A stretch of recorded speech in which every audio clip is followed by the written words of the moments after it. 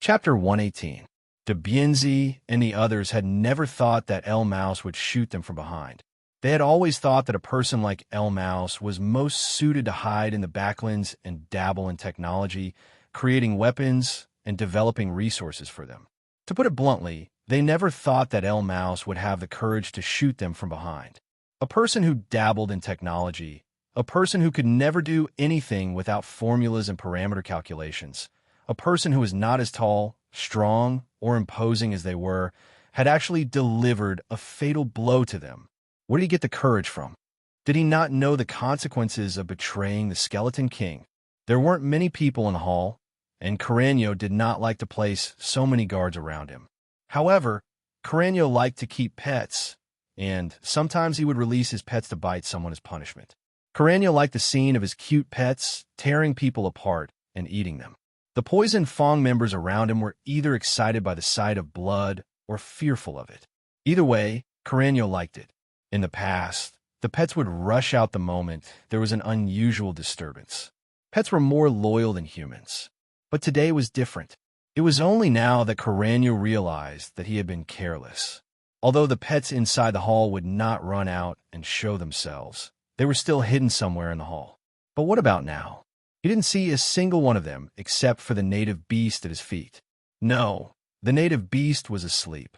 How could it fall asleep after making such a huge commotion? Perhaps something was very wrong when the spider under his palm ran away. But Carreño had been listening to Sillin enthusiastically at the time. He had even started making long-term plans in his mind to realize his ambition. In the end, he was still careless. To be able to become the leader of Poison Fong, Carreño was a capable person. Moreover, he had never trusted anyone, even subordinates who had followed him for dozens of years. Carreño would at most regret the loss of a helper if they died. He would not mourn or remember them. The first thing that came to Carreño's mind when it came to Emu's betrayal was not why, but to avoid Emu's attack range, as if he had planned it beforehand. He would always understand his subordinates, and after understanding them, he would be on guard. No matter what, Carreño would always be on guard against those around him. Therefore, even if Carreño were to step down from his high position, he would never enter anyone's optimal attack point. This was also one of the reasons why he was able to avoid being hit in vital areas. Carreño had activated his protective shield while he was swiftly retreating to a place closer to the head seat. Then, he raised a metal wall to separate the head seat area from the area below the hall. El Mouse knew that he would not get a second chance if he did not end Carreño just now. Given Carreño's wariness, he must have arranged many escape routes. Right now, Carreño should have retreated from the hall and gathered the people outside to prepare to attack the hall. That was why El Mouse did not chase after him. Instead, he pressed a few buttons on the device on his arm before the people outside rushed in. A beam of light shot out from the center of the hemispherical protective shield and swiftly spread to the surroundings, forming a hemispherical shield that enveloped the people inside the hall. That was not enough. 3 more hemispherical shields flew out one after another, and El Mouse used his dagger to cut out a few small pieces from the red-black energy ores in a practiced manner. He installed them into the ores and reinforced them a second, a third, and a fourth time. This series of actions was completed in an extremely short period of time. By the time the people outside realized that something was wrong and rushed in, for layers of protective shields had already been raised. The red-black energy shield enveloped the hall tightly.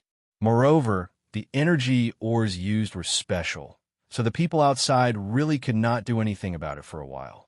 Carreño had probably already begun to gather people to arrange the follow-up matters.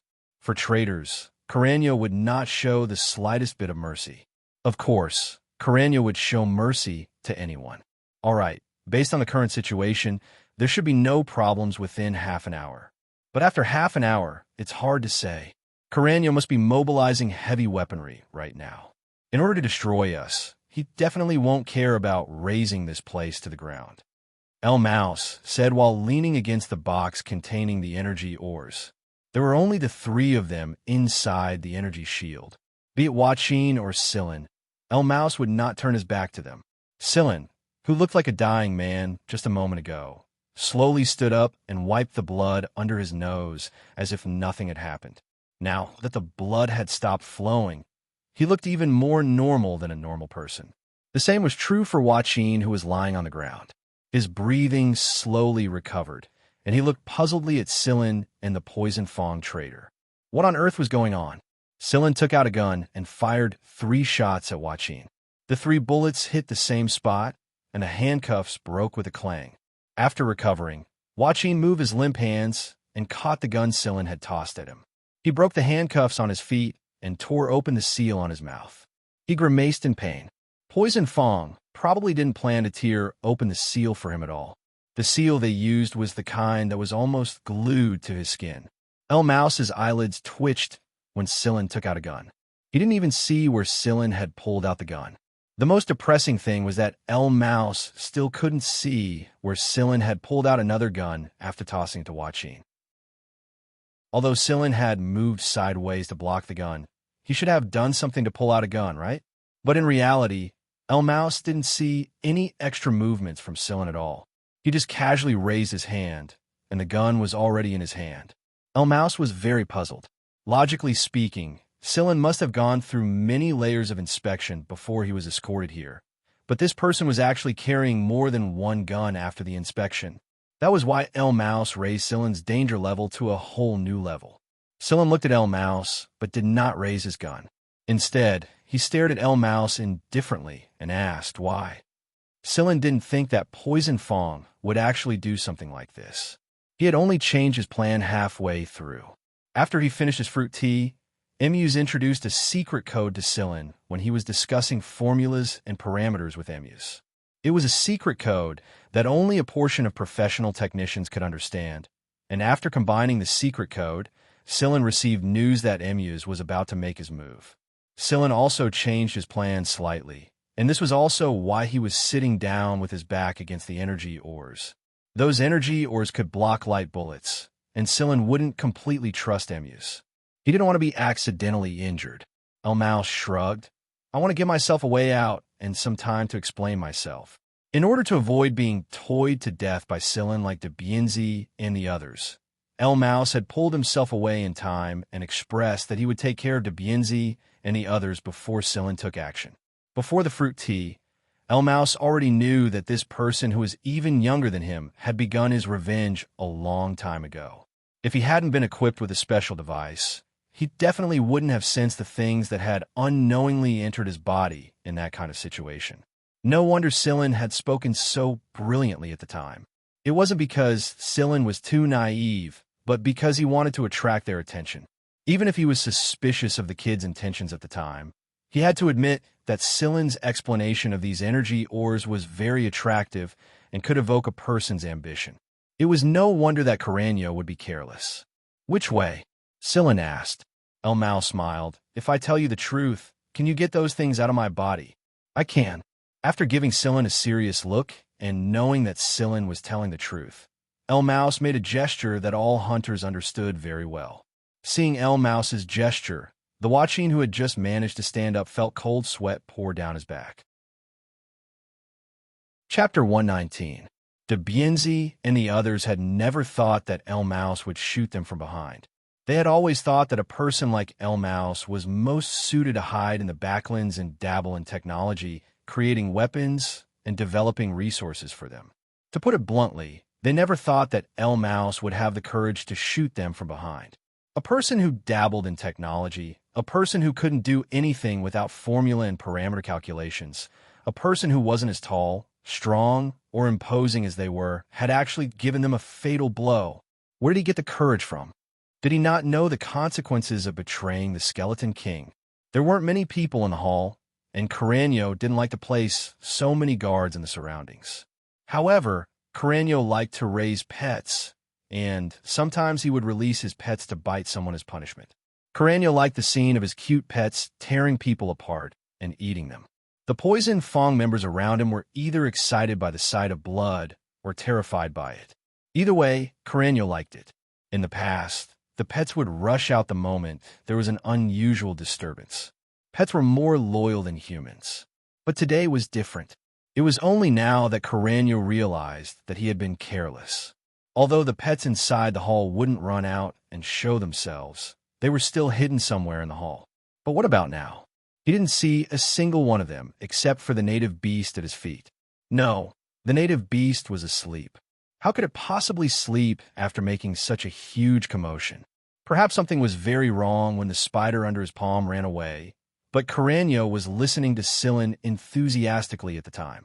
He had even started to make long-term plans in his mind to realize his ambition. In the end, it was still a carelessness. To be able to become the leader of Poison Fong, Carreño was a capable person. Moreover, he never trusted anyone, even subordinates who had followed him for dozens of years. At most, Carreño would regret the loss of a helper if he saw them die. He wouldn't mourn or remember them. The first thing that came to Carreño's mind when it came to Emu's betrayal was not why, but to avoid Emu's attack range as if he had planned it beforehand. He would understand his subordinates, and after understanding them, he would be on guard against them. No matter what, Carreño would always be on guard against those around him. Therefore, even if Carreño were to step down from his high position, he would never enter anyone's optimal attack point. This was also one of the reasons why he was able to avoid being hit in vital areas. Carreño had activated his protective shield while he was swiftly retreating to a place closer to the head seat. Then, he raised a metal wall to separate the head seat area from the area below the hall. El Mouse knew that he wouldn't get a second chance if he didn't end Carreño just now. Given Carreño's wariness, he must have arranged many escape routes. Right now, Carreño should have retreated from the hall and gathered the people outside to prepare to attack the hall. That was why El Mouse didn't chase after him. Instead, he pressed a few buttons on the device on his arm before the people outside rushed in. A beam of light shot out from the center of the hemispherical protective shield and swiftly spread to the surroundings, forming a hemispherical shield that enveloped the people inside the hall. Not satisfied with just this bit of protection, Emus threw out another 3 semi-spheres in quick succession.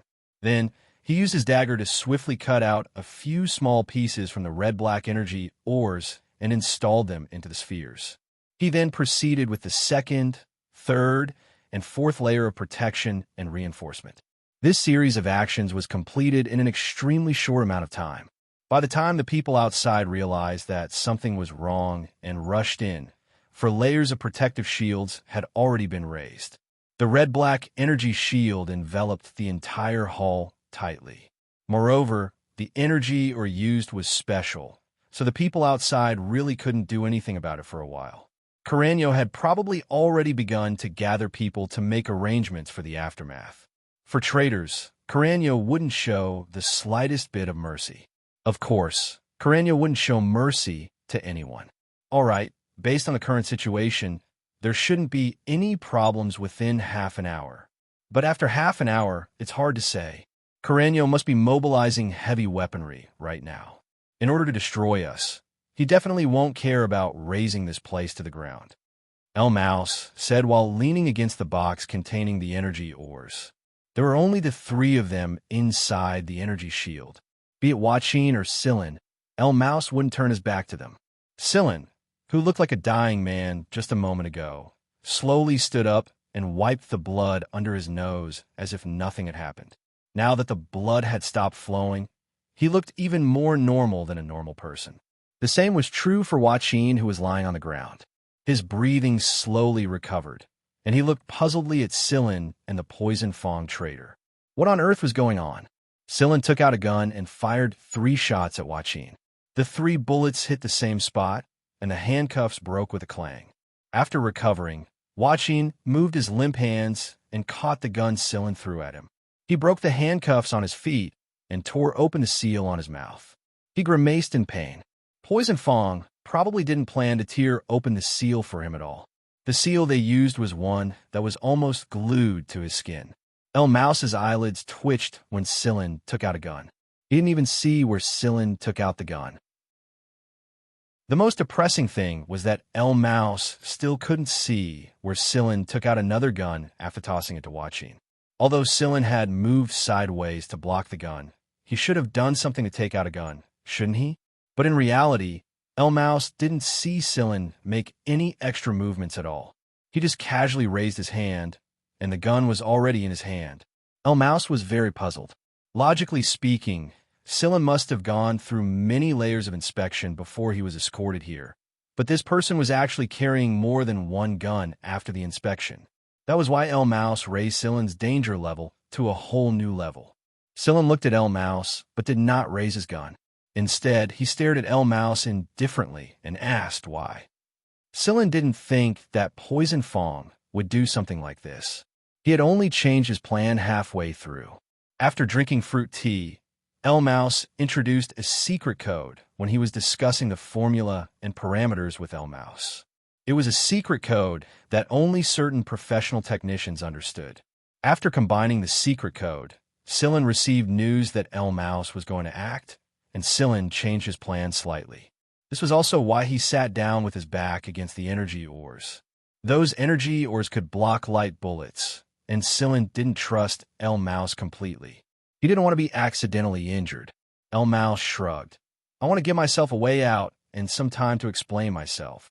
In order to avoid being toyed to death by Sillin like De Bienzi and the others, Mouse had pulled himself away in time and expressed that he would take care of De Bienzi and the others before Sillin took action.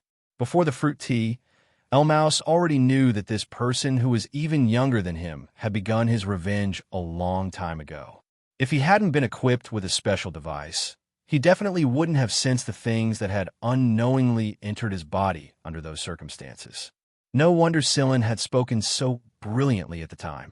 It wasn't because Sillin was too naive, it was because he wanted to attract their attention.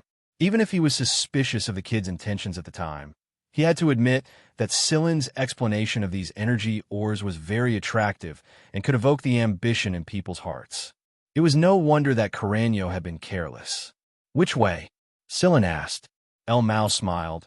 If I tell you the truth, can you get those things out of my body? I can. After giving Sillin a serious look, Mouse knew that Sillin was telling the truth. He made a gesture that all hunters understood very well. Seeing Mouse's gesture, the Wuxian who had just managed to stand up felt cold sweat pour down his back. Chapter 120. Two Poison Fong members leaned against a fighter jet and talked to each other with guns in their hands. Another two fighter jets landed. The people inside walked out and joined the discussion. That son of a bitch throwing bombs everywhere still hasn't been found.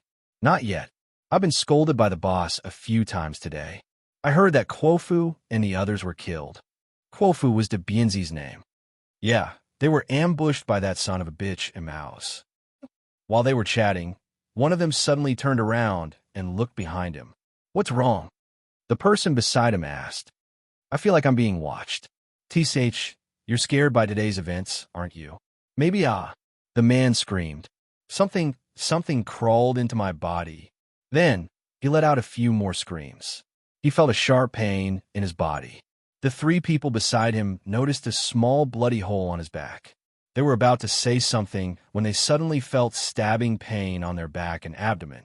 When they looked closely, they found that they were all the same bloody holes. Fuck, what is it? It hurts like hell. The people nearby heard the noise and came over. Then, more and more people screamed in pain. Their arms, thighs, shoulders, necks, anything that was exposed had been crawled. Some of them had been greatly stimulated by De Bienzi and the others. Now that something like this was happening, they thought that the worms were about to crawl out of their bodies. They were so scared that they almost fell into despair. He was not afraid of death, but he did not want to see himself end up like De Bienzi and the others. He picked up a gun and pointed it at his own head. Bang! Blood sprayed all over the ground. Some people picked up a knife and stabbed at the bloody hole. They stabbed themselves until they were bloody, but they still could not find the thing that crawled into their bodies. Some people pulled the trigger and sprayed the surroundings under the stimulation of intense pain. They did not know where this so-called enemy was, but the sound of gunfire always made them feel a little safer. They did not have the time to care if other people were within their shooting range.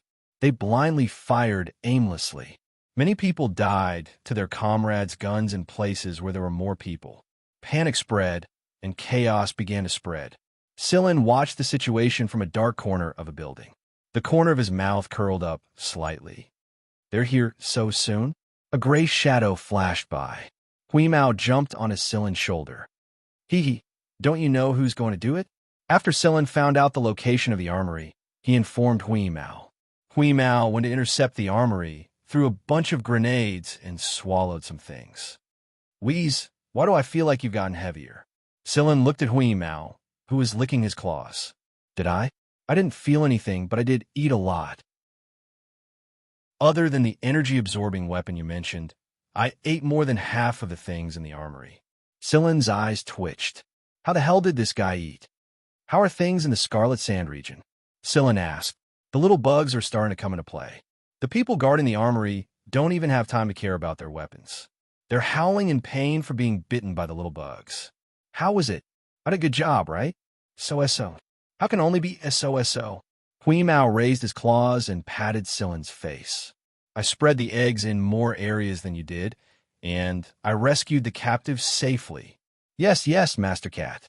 You've worked hard. Did you leave any messages on the aircraft that Akai and the others were on? Hui Mao's claws paused as he patted Silen's face.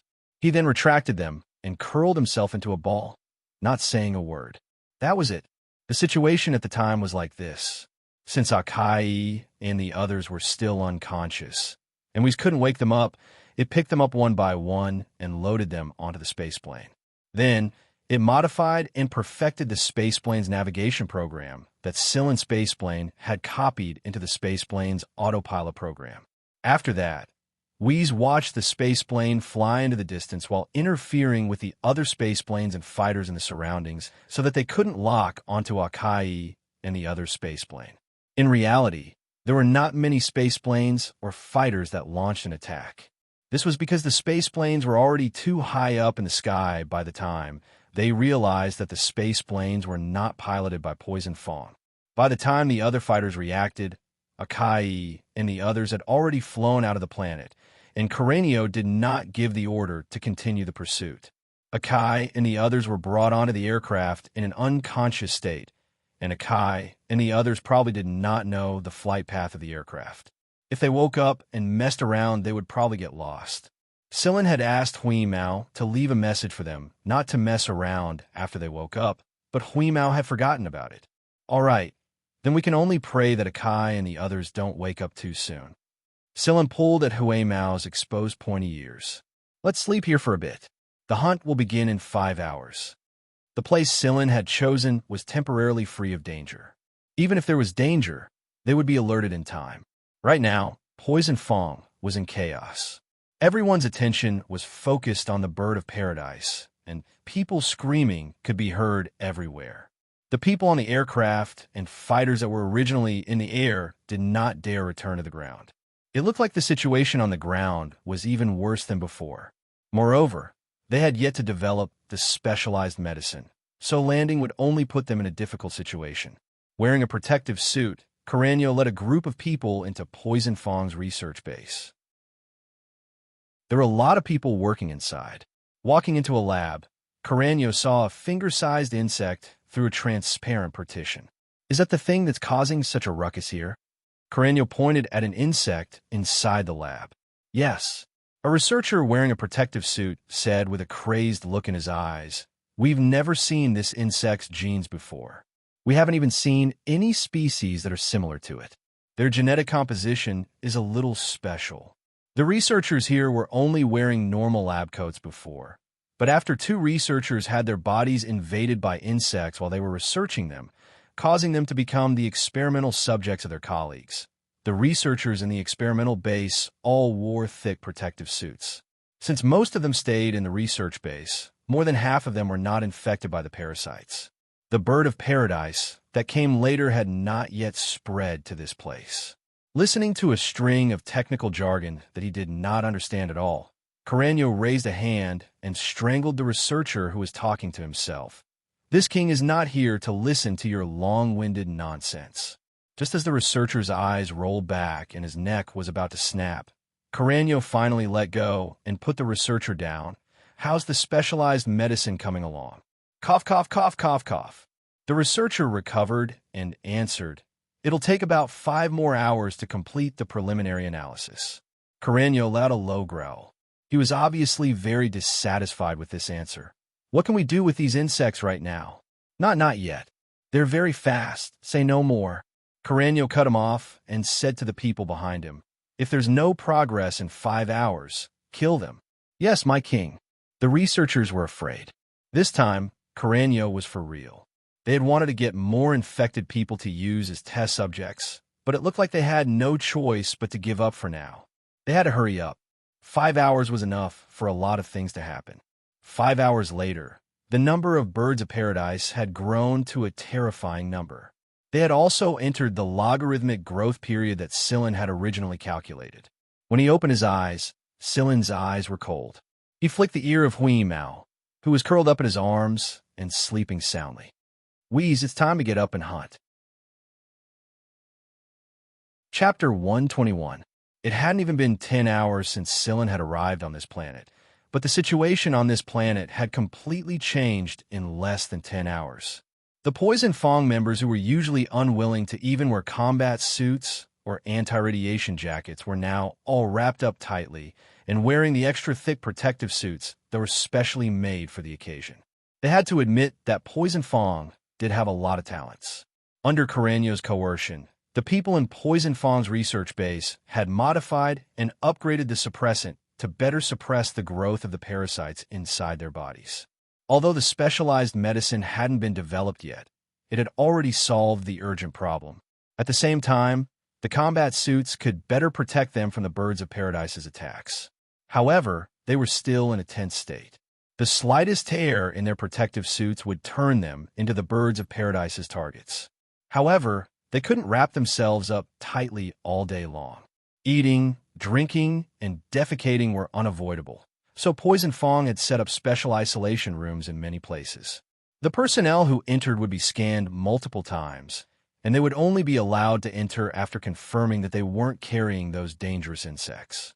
A few hours later, the number of birds of paradise had reached a terrifying number. Although Poison Fong didn't do a precise count, someone had done a rough calculation, and the conclusion they came up with made them feel endless panic. They had tried a series of measures such as burning, freezing, and using drugs, but the results weren't very good. These insects were too fast, and their resistance was also very high. The people in the research base even suspected that these insects had decent intelligence. If that was true, then this war between humans and insects would probably be very difficult. These insects were too good at seizing opportunities. Right now, Carreño hated Sillin and a mouse to the core. He was certain that either a mouse or Sillin was the cause of all of this. No matter who it was, Carreño would definitely make them regret being born into this world. When Carreño learned that the weapons in the armory had disappeared, his gloomy mood turned into a storm. He raised his hand and killed a couple of people who came to report the situation to vent his anger. The internal conflicts within Poison Fong began to grow. Some people wanted to betray Poison Fong like a mouse, but Carreño ruthlessly suppressed them.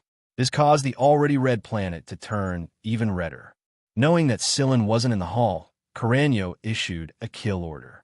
Whoever killed Sillin would be the next Skeleton King. The moment he said this, Poison Fong's men became excited and suppressed much of the panic brought about by the insects. They all began searching for traces of Sillin. Inside a warehouse, 3 Poison Fong members were chatting with their guns. They had just finished their patrol and finally had the chance to sit down and rest. Those jumping bugs are driving me crazy. This protective suit is so fucking awkward. I feel like I've suddenly crossed a ton. I feel like an idiot. Another person complained. I'd rather wear this. It's much better than being bitten to death by those jumping bugs. As he spoke, 3 cold lights suddenly shot towards the 3 of them, but it didn't cause them any direct harm. The 3 of them immediately became alert. Who is it? One of them raised his gun and looked around warily. It's over. What are you talking about? Hurry up and find him. No, our protective suits are torn. There was no killing intent, no unusual movements. It was just 3 cold lights that appeared out of nowhere. Before the 3 of them could react, they had already cut through their protective suits. The trio stared blankly at the tiny wound on their shoulders, cold sweat dripping down their backs. The birds of paradise who had been spying on them from the shadows grew restless. The three screams caused the atmosphere in the originally quiet warehouse to become strangely eerie. Hearing the screams, the people around them hurriedly surrounded them. Whoosh! A shadow flashed past them so fast that it was difficult to capture it. Not to mention that they were wearing thick protective suits and their movements were much slower. It was even more impossible for them to capture the shadow that flashed past them. This person raised his gun and pointed it at the surroundings. After looking around, he didn't find anything out of the ordinary. However, the people who had rushed over with him took a few steps back at the same time when they saw him. Because they were all wearing masks, he couldn't see their expressions clearly. However, this person knew that the others definitely didn't look good. What on earth happened? Before he could finish his sentence, an intense pain came from his back. He knew what this meant. Despair, fear. No wonder everyone retreated. No, I refuse to accept this. Why are you retreating? Why am I the one who got my protective suit cut? Why am I the one who became a sacrifice for those worms? If I'm going to hell, I'm going to drag you down with me. This person pulled the trigger, and the others around him also opened fire. Bang, bang, bang. The sound of gunshots rang out incessantly. The thick protective suits that ordinary bullets couldn't penetrate were riddled with holes under the various laser bullets. The birds of paradise, who took advantage of the situation, seemed to be very excited. Mixed with screams and curses, blood, and smoke, it was like hell. On the other side, at the plaza where Poison Fong used to execute criminals, the people who had been dead for many days were tied to crosses. Right now, at the center of these crosses, Carreño had his men erect special crosses again. They were fire-resistant, super low-temperature resistant, and corrosion-resistant. Unlike in the past, they didn't tie up the criminals this time. Instead, they tied up the native beasts of the planet. As if they knew the danger they were about to face, these beasts struggled and howled with all their might. The metal chains clanked against each other as they struggled. Dressed in protective suit, Carreño sat on a high chair and watched the activity below with his head propped on his hand. These dead people didn't have parasites inside their bodies, and the dead couldn't provide them with good nutrition either. Therefore, they weren't the targets of those jumping worms. That was why Carreño thought of a solution. Although it was a little stupid, it was still a good way to boost the morale of the troops at this stage. The repeated waves of panic had caused Poison Fong's men to become a little nervous. As their leader, Skeleton King naturally had to show his worth as a leader. After the 10 native beasts were tied up, the people on the cross swiftly retreated to the stands. Then, under their expectant gazes, the jumping worms swarmed towards the native beasts tied to the crosses one after another. There were worms of all stages of growth, big and small. Since Poison Fong's men were wearing thick protective suits, they couldn't bite through the protective suits in one go. Instead, they might be caught. The birds of paradise possessed a certain level of intelligence, so they would only attack people with holes in their protective suits. However, it wasn't easy to encounter people with holes in their protective suits for the past few hours. The birds of paradise's reproduction rate was so fast that many worms couldn't obtain enough nutrition. Now that Carreño had released the native beasts, he had undoubtedly given them more food to eat. The native beasts let out tearing wails. Carreño was very satisfied as he watched the worms burrowing into the native beasts' bodies one after another. He was quite impressed by his own foresight. After discovering this scene, he had set up multiple layers of protection around the breeding ground. Originally, it was only to preserve the meat rations, but now it seemed that the meat rations were quite useful. Seeing that the situation was about right, Carreño pressed the button beside him. A transparent barrier suddenly appeared from the ground around the cross field and trapped it inside. Chapter 122. The insects inside the transparent barrier began to grow restless. Some of the insects that had already burrowed into the native beasts' bodies rushed out in an attempt to break through the barrier. Some of the Poison Fong members saw it clearly. Perhaps it was because the insects happened to be in an area where the bones were densely packed they bit through the native beast bones. They opened their mouths wide and let out sharp cries that could be heard even through the transparent barrier. The white bones that had been bitten through the uprooted flesh were very eye-catching. The Poison Fang members who saw this scene unconsciously shuddered. No wonder those who had been bitten had screamed so miserably, and no wonder those who had committed suicide without hesitation the moment they were bitten. Enduring this kind of pain was indeed worse than death. Carreño pressed another button, and several jets appeared inside the transparent barrier. Crimson tongues of flame spat out of the jets, and the transparent barrier was instantly filled with flames. Someone beside him moved closer to Carreño and reported the situation over at the warehouse. Carreño waved his hand and motioned for them to leave it be for now. At the same time, he turned on the communicator and said something. Then, he returned to his previous posture and looked down at the situation below from above. The transparent barrier might have isolated the inside from the outside, but in reality, there were ventilation holes in all four directions. These ventilation holes only allowed air to flow, but not the insects inside to escape. Smelling the faint, burnt smell in the air and listening to the sharp cries of the insects inside, the Poison Fang members laughed arrogantly. It was also the most carefree laughter they had heard in the past few hours. However, they did not know that this would be the last time they would laugh like this in their lives. At the same time, Sillin and Hui Mao were hiding somewhere close to Poison Fang's research base. In order to cut off Poison Fang's hope, they had to destroy this research base. Sillin knew what kind of place Poison Fang's research base was. It reminded Sillin of the underground laboratory in the slum town. It was so cold and merciless and filled with twisted and crazy people. Hui Mao was crouching on the ground like a cat with his ears pressed down. His eyes were staring blankly at the research base not far away from him. The defense measures of the base were very good. It only needed to listen to know that it would not be easy to break in. Otherwise, the defense system outside would directly blast them into pieces. Just as he was about to ask Sillin what he should do, he turned around and saw Sillin take out something the size of a lunchbox. Hui Mao was furious. "Sillin, you glutton. Now is not the time to eat a boxed meal." Sillin, in this world, the one who was least qualified to say such words was this stupid cat. Still eating boxed lunches? Who would be so stupid as to squat in such a place and eat a boxed lunch? Only a gluttonous cat like you would think of that. Sillin pinched Hui Mao's ear. "Good boy, go dig a hole. Drop this thing right under the base and retreat quickly. Pay attention to concealment and shielding. You understand? There's no need to ask questions about such simple things." Hui Mao picked up the small box with its mouth and dug its front limbs like a drill bit. After predicting the possible underground scanning range, Hui Mao dug to the depth Sillin mentioned and moved towards the base. After confirming the location, it put the small box down and quickly returned along the original path. Before the gray cat could even boast about its achievement, Sillin had already grabbed it and started running madly. Before he ran, he didn't forget to throw a few quail eggs.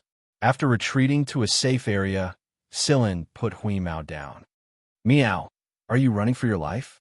Their scanning system has just switched to life signal scanning. Any life signal outside the base will be mercilessly killed by the defense system. It should be the skeleton boss's order. Usually, because there would be guards and patrols around the base, life signal scanning wouldn't be activated. But just now it was activated. Good alertness, but we retreated quickly. They probably didn't notice, right? Hui Mao looked towards the base. The few quail eggs that Sillin had tossed down earlier had been completely annihilated by the defense system. The bugs that were hiding in the dark had also been killed. No, we retreated quickly. If we were a second slower, we wouldn't have survived. That's good. But what is that box? Hui Mao asked. It's specially prepared for this kind of laboratory. Hui Mao flicked its ears and continued to stare at the situation. It wanted to see what the specially prepared thing Sillin mentioned was. 5 seconds later, the alarm of the entire base rang. Life signal scanning is off. Sillin threw a few quail eggs in that direction. From the moment he remotely controlled the switch on the box, the base's scanning system had discovered this thing underground. However, Sillin had added some interference devices on the outer shell of the box, so that the scanning system's analysis of the level of danger would take a lot longer. By the time the analysis was completed, there wouldn't be many chances left for the people in the experimental base to escape. Hearing Sillin's words, Hui Mao was about to ask why when he saw the base's gate open. A group of people rushed out, and the entire base began to sink. The screams did not stop, each louder than the one before. There were all kinds of screams of unwillingness, despair, sorrow, and fear. Those who escaped had to face the birds of paradise that had broken out of their shells.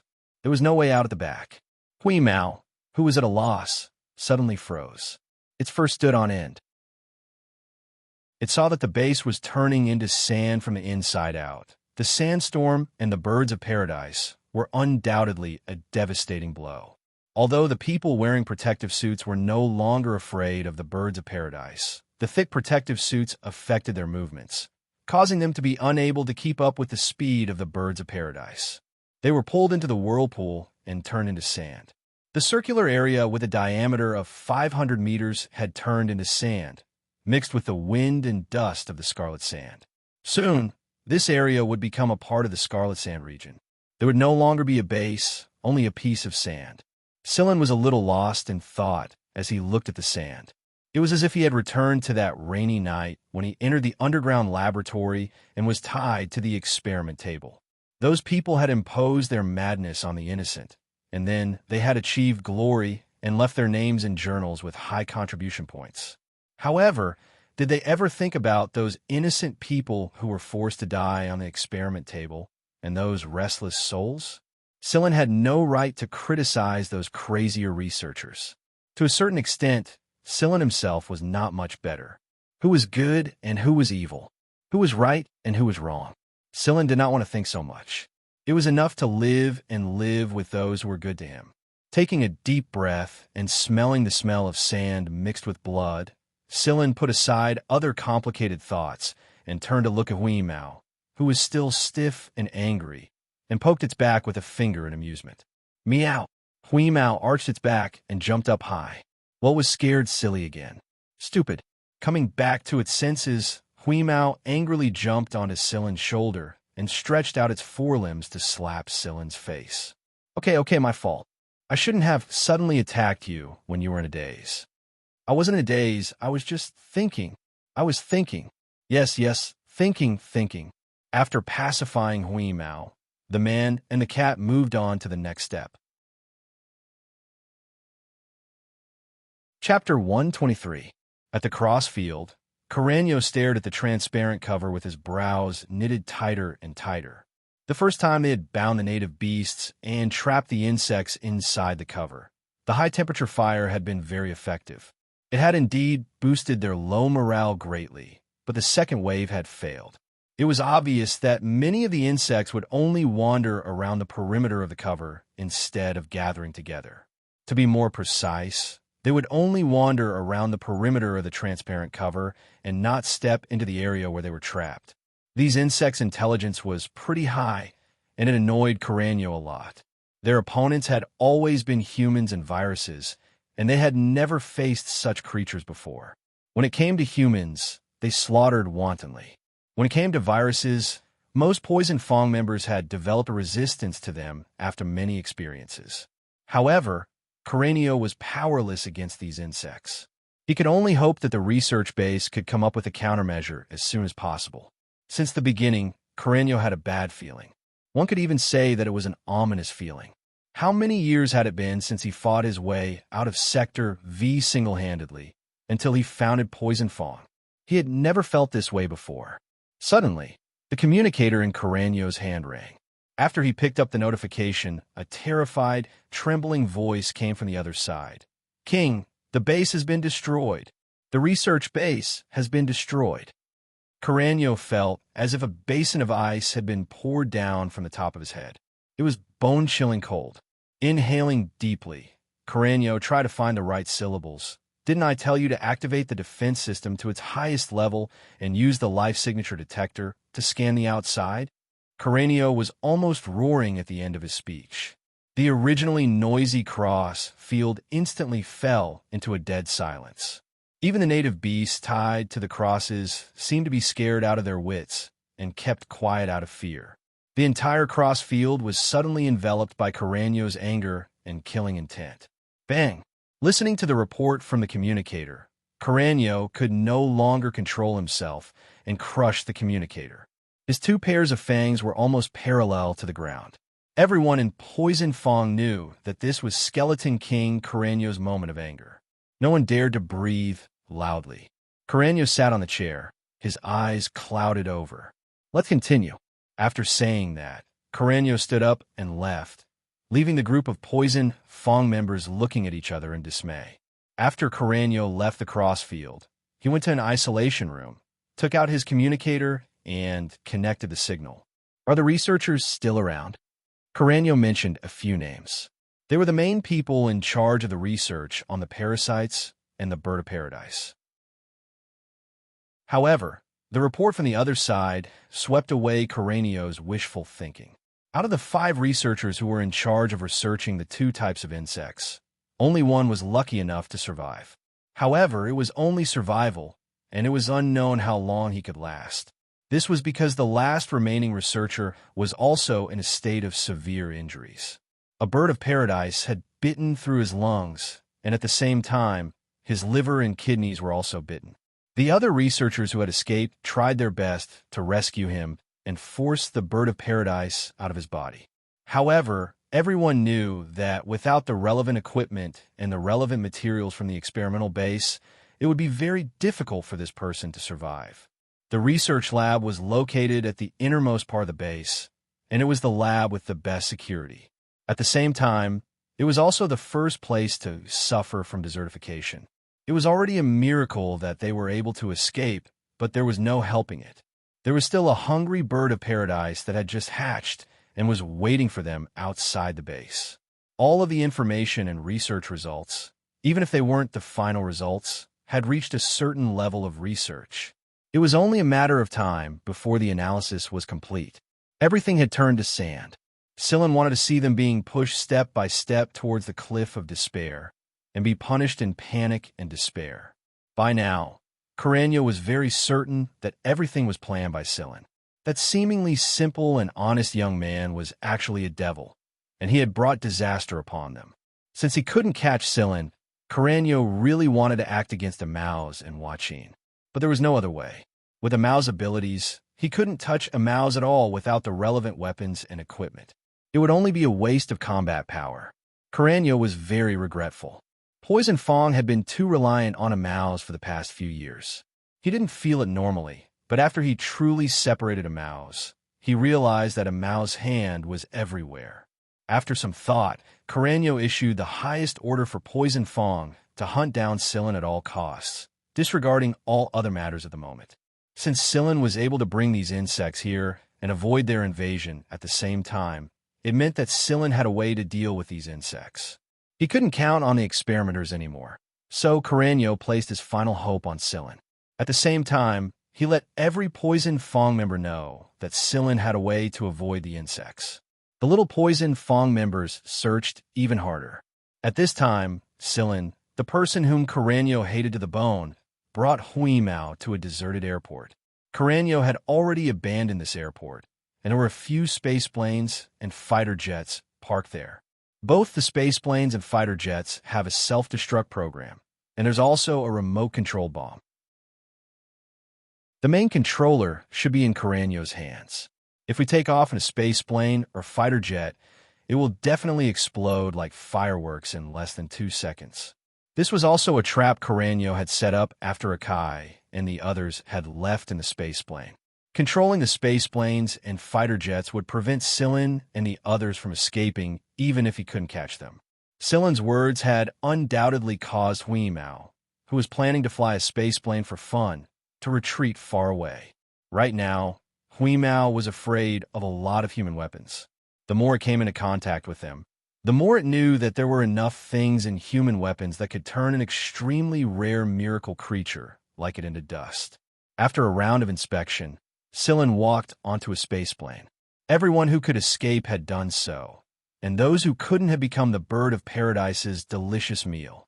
A person who was half lying at the entrance of the passage, unable to avoid the bird of paradise's poisonous fangs in time, had already been bitten beyond recognition.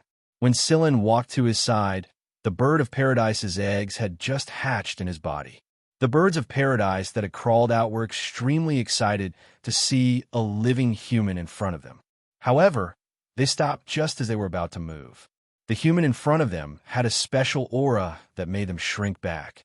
At the same time, it was as familiar as their mother's. No matter which one it was, it dispelled their desire to attack. As for Huimao, the birds of paradise didn't dare to attack him at all. This abnormal life form was too dangerous. The baby birds of paradise obediently crawled out and went to find other life forms. "All right, let's go," Sillin said to Huimao. "What did you do?" "Nothing much. I just took the energy blocks inside." Realization dawned on Huimao. "I see. Is there anything valuable left? When we leave this place, we can sell them for a good price to pay off our debts." Sillin smiled and patted the cat's head. "No, let's go. Let's go to the next space plane." "All right. It's mine if I get it first. Let's go find our own. Be careful. Don't touch the other power devices. If you accidentally start the space plane, I'll have to erect another cross here." I know. I don't need you to tell me about machinery." Huimao flicked his ears and went to look for the energy blocks inside other space planes and fighters. Poor Carreño. He had originally set up a trap, but he didn't expect that Sillin and Huimao would squeeze out the last bit of value from him. Sillin looked at the sky. According to the original plan, the hunt was about to begin. He tore off the skull emblem on the chest of the man who had been bitten by the birds of paradise and walked out of the space plane. Chapter 124. After the Skeleton King issued Carreño's highest kill order, the Poison Fang members began to move one after another. Coupled with Carreño's declaration that Sillin had a way to deal with those insects, the Poison Fang members searched tirelessly like they had seen their last hope. However, they couldn't even find Sillin's shadow. It was as if he had vanished without a trace, but there was one thing that proved that Sillin was still active in this area. "King, their emblems have all been taken away." A person reported to Carreño. The emblems on the chests of the dead Poison Fang members in every area had been taken away. Carreño did not say a word. He knew that this was Sillin's act of revenge. He had taken away the emblems made from the bones of every Poison Fang member and used them as a memorial to the Vanguard Division's 6 members who had died in the previous battle. On the other side, a search party consisting of a dozen or so people had their protective suits cut open one after another, but they still couldn't see the person who did it. They had accidentally hurt a few of their companions when they used their life signal detection, but they did not regret it. At the very least, it gave them peace of mind. Sillin did not take action himself. Instead, he set up some traps and moved around outside of their detection range. While the dozen or so people were searching, one of them touched something, and some throwing knives suddenly shot out of the ground. These throwing knives were made of special metal, and even if they couldn't completely cut open the protective suit in one go, they could still make a shallow cut. This was enough to make these Poison Fang members tremble in fear. Sillin's goal wasn't to cut open their protective suits in one go, but to increase their mental pressure. Throwing knives, guns outside of their detection range, burning smoke grenades, and all kinds of other mischievous tricks made these Poison Fang members want to commit suicide. There was a limit to how tense a person could be. Once this limit was exceeded, they would either become a lunatic or mentally ill. If the protective suit could survive the first time, what about the second, third, or even 7th time? Poison Fang knew that there would always be a cut, but what they didn't know was when it would happen. These people walked to a corner with tense nerves, and with a click, they stepped on something. Then, a large area of flames suddenly appeared on the ground. The ground was originally covered with a layer of medicine, so it was not a threat. There were also some small balls on the ground that were very similar to the color of the ground. These small balls contained another kind of chemical. When a small ball was stepped on, the chemical inside would be released. When the chemical came into contact with the chemical on the ground, it would cause a violent burning reaction when it came into contact with oxygen. Then the poison fangs would dodge in panic, and as they dodged, they would step on even more of the little balls. In the end, it would cause a large area of high-temperature flames to surround them. The flames surrounded them, burning their protective suits. Although the suits could withstand the high temperature for a while, they couldn't stay for long. They quickly ran away, but the road was covered with chemicals. Although the original road did not have those balls, the substances inside the balls were still on the soles of their feet. As they ran, they would carry the substances inside the balls to other places that were covered with chemicals. In other words, wherever they ran on this road that was covered with chemicals, there would be a fire. Finally, he was out of the range of the flames, but a blood-curdling scream rang out. Following, there was a second person, then a third. It turned out that those people's protective suits already had shallow cuts. The protective suits with shallow cuts could no longer withstand the high temperature of the flames, and a hole was torn open. The birds of paradise took the opportunity to burrow in. After torturing the poison fangs to the brink of insanity, they were finally attacked by the birds of paradise.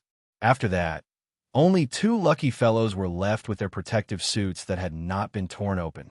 However, before they could catch their breath, a figure flashed by, and 2 holes were slashed on their backs. After being burned by the flames, the detector also malfunctioned, so it failed to send out an alarm in time. The last 2 people in this group had also fallen. 5 minutes later, Xianxia slowly walked out of the building. He cut open the protective suits on the chests of the poison fangs that had been bitten beyond recognition and took away the emblem. Carreño listened to one report after another that made his veins pop. He was so angry that he smashed a chair a few times. Through the transparent cover of the mask, 2 pairs of fangs could be seen parallel to the ground. Bring this king's pets over. Take care to protect them. Yes. Upon receiving the Skeleton King's order, the few people beside him ran out to carry it out as though they were fleeing.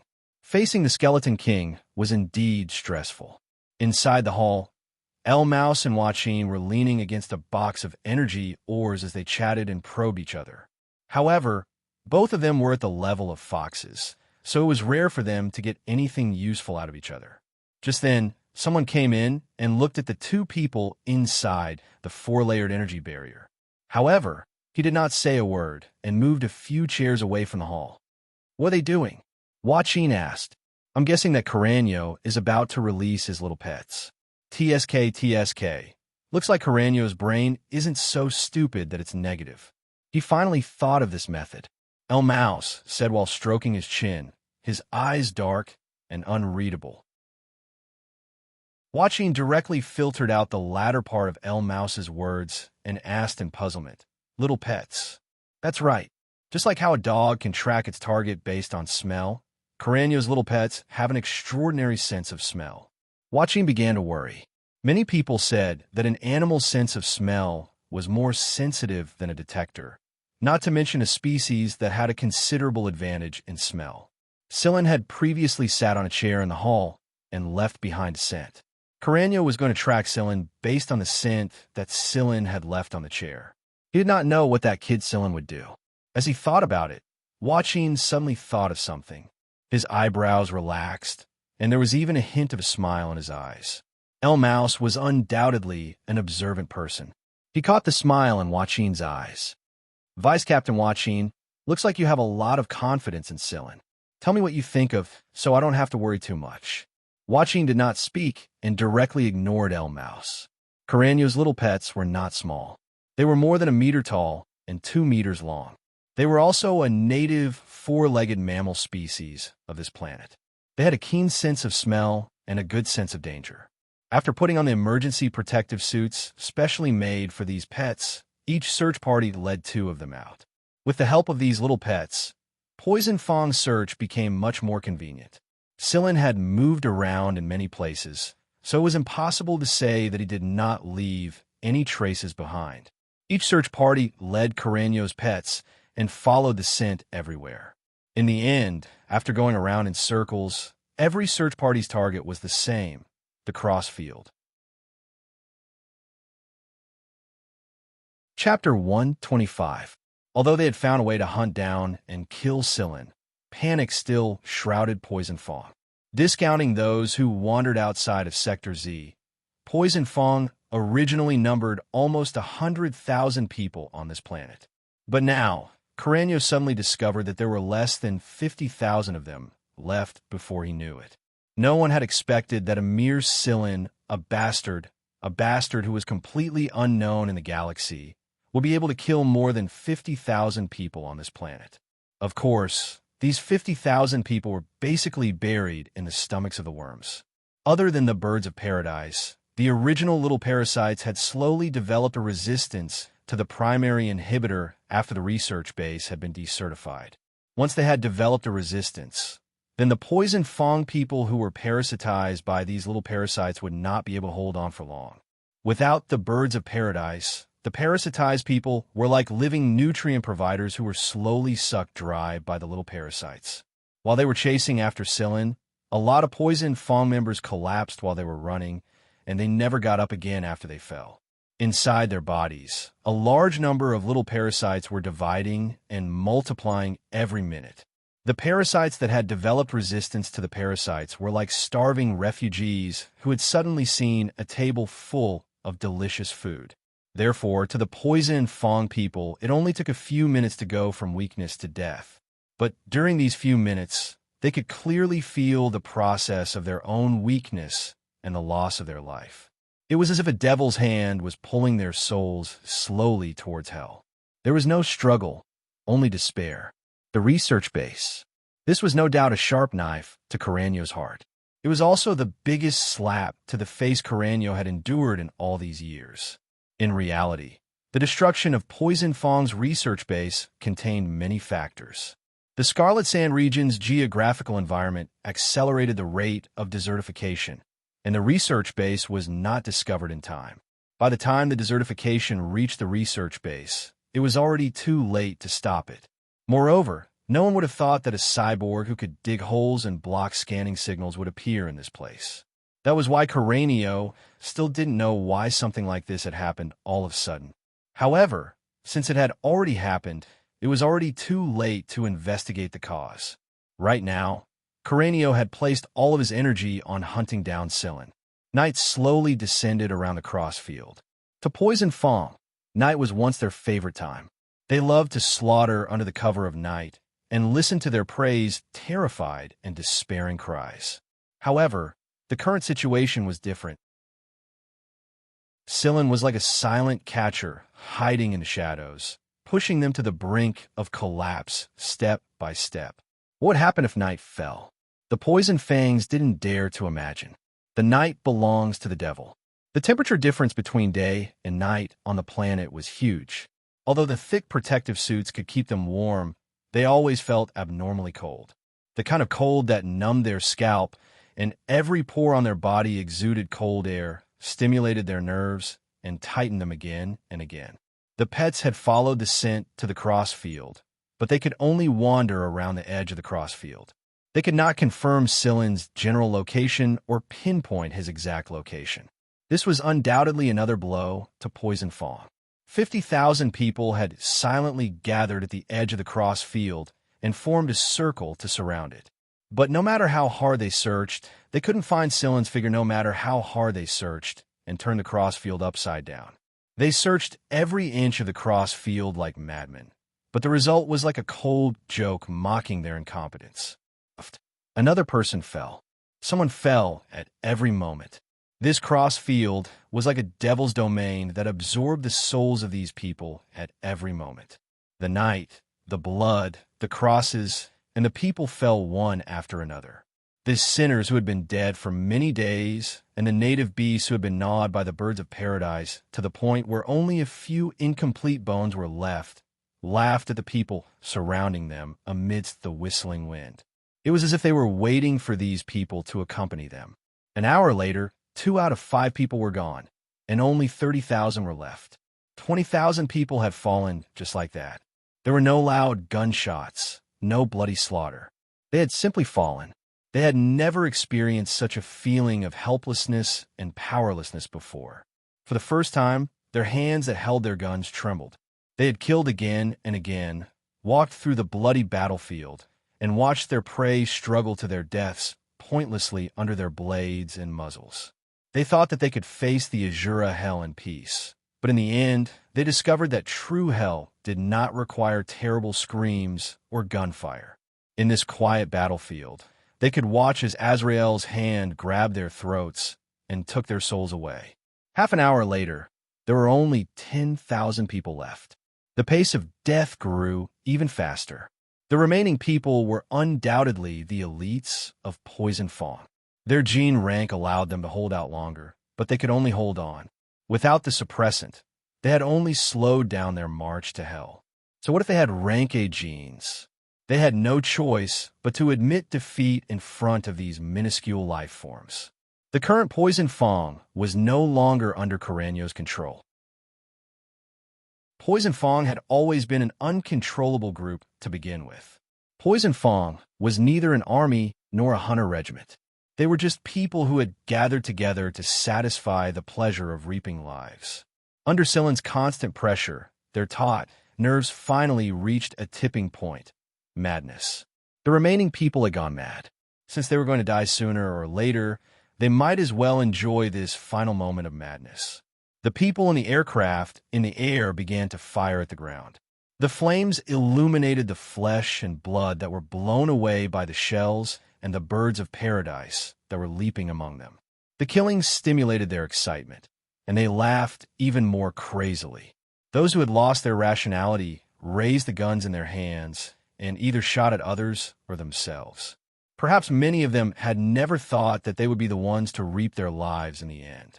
Correño sat quietly at a high place and watched the chaotic battle between the aircrafts and aircrafts below. He was so quiet that he looked like an outsider. Around him lay people who had been torn to shreds. The current Correño was not wearing a protective suit, but no birds of paradise could approach him. The current Correño was the real Correño, the skeleton king that not even the birds of paradise dared to approach. Poison Fang knew that Silen could make those insects avoid him, but they didn't know that their king could do the same. Correño knew that Silen was also watching the scene quietly from a certain place. Who was more despicable? Who was more cruel? Those who knew Poison Fang said that they were a bunch of lunatics, but Correño felt that Silen was even colder, crazier, and more like a devil than Poison Fang.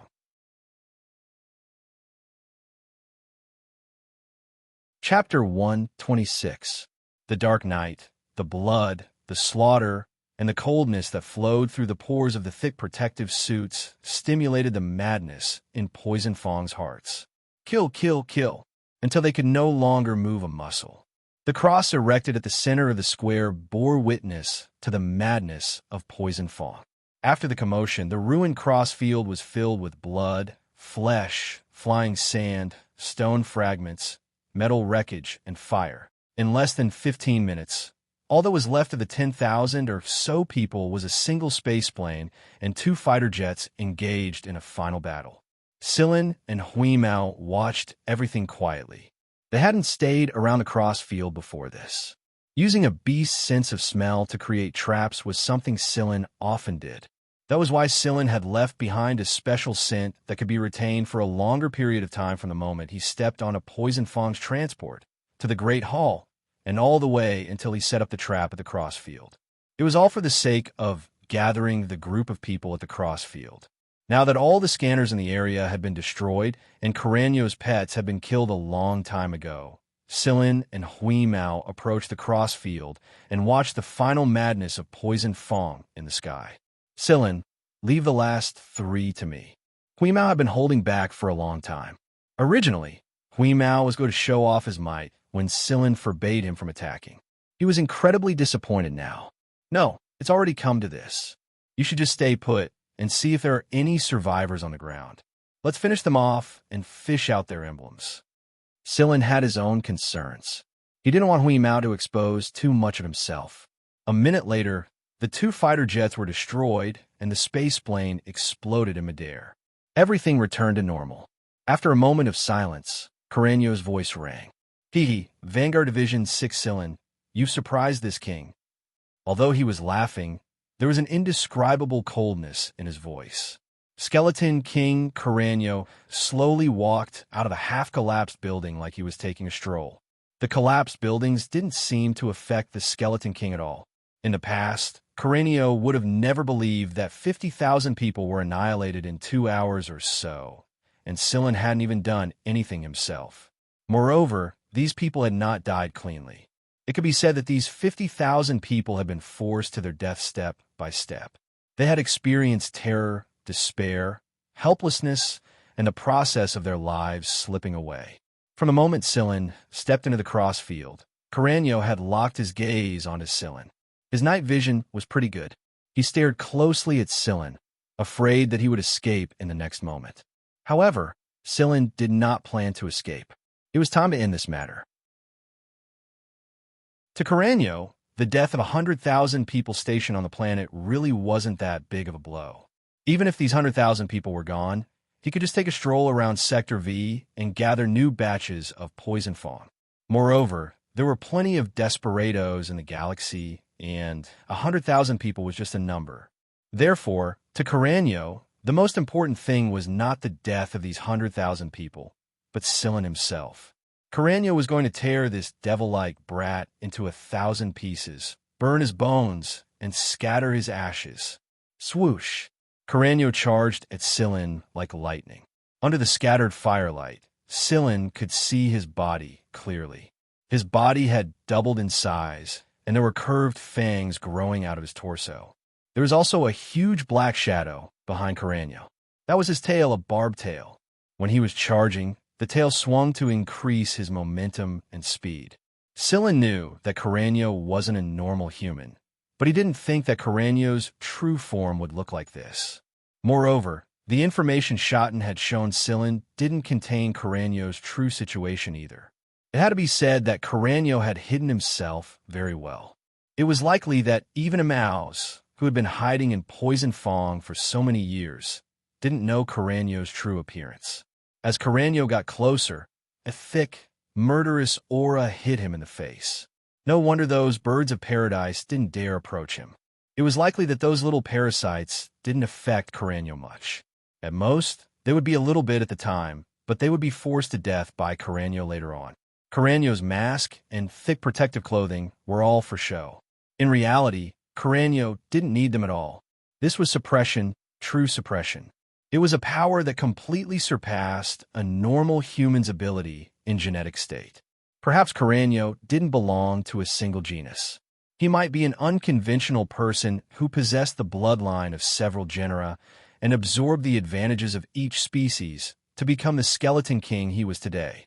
Sillin thought that his physical constitution was pretty good, especially when he was in a solidified state.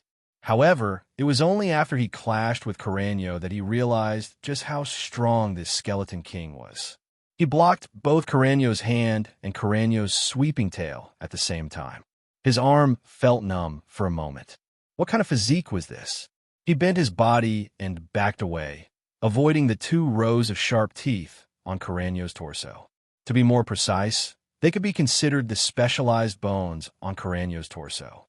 He looked huge, but his movements were nimble and his attack speed was very fast. Coupled with his physical advantage of having 2 hands, 2 legs, a tail, and the 2 rows of specialized bones on his torso, Sillin really couldn't do anything to him for now. Even the current Sillin wouldn't be able to get the upper hand in a head-on clash. Carreño was rich in combat experience, and he knew the weaknesses of humans. His attacks were swift and fierce, and every one of his attacks carried the determination to kill. As the king of Poison Fong, Carreño's presence was overwhelming. A normal person wouldn't have the courage to resist just standing in front of Carreño, much less fight him. Sillin retreated step by step while blocking Carreño's attacks. Carreño was so strong that Sillin had no choice but to retreat every time he blocked an attack to neutralize the impact. At the same time, he had to deal with the rain of fists, claws, and annoying tail. Sillin parried the claws with long, sharp nails and dodged to the side. Then, he leapt into the air and kicked Carreño's sweeping tail. Using the force of the tail, he jumped backwards. While he was in the air, two guns appeared in Silen's hands. Bang, bang, bang. The bullets flew at Carranio from the front and two sides. Carranio, who was chasing after him, did not dodge. His tail flattened and covered Carranio's body like a cloak. When the bullets collided with his tail, the sound of metal clanging could be heard. The bullets that hit Carranio's tail would at most leave a mark or break the surface layer of skin. It would recover in no time. Silen narrowed his eyes. When he landed on the ground, he exerted strength in his legs and continued to retreat. This time, it wasn't bullets but flying knives. They weren't much slower than bullets, and they attacked from three directions at the same time. Carranio used the same method and widened his flattened tail to cover his body. The flying knives made cracking sounds when they hit his tail. However, the cracking sound was followed by the sound of corrosion. Chapter 127. Silen would never fight head-on like an idiot and ask for abuse when he knew he was weaker than his opponent. The flying dagger was specially made by Silen before he arrived. The dagger was not thin, and the brittle outer shell was wrapped in a strong corrosive liquid. In order to seal the corrosive liquid inside the dagger, Silen even used some expensive inert materials to prevent the corrosive liquid from corroding the outer shell of the dagger.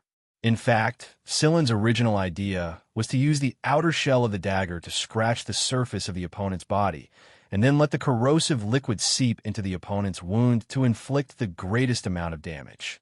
However, even if the dagger could not scratch the opponent's skin, the corrosive liquid that splashed out from the broken dagger would still be useful. Now, it was indeed the case. The liquid splashed on Carranio's flattened tail, and the pain from the corrosion made Carranio very angry. This kid is playing tricks again. Carranio let out a long roar, as though he was venting all the anger in his chest.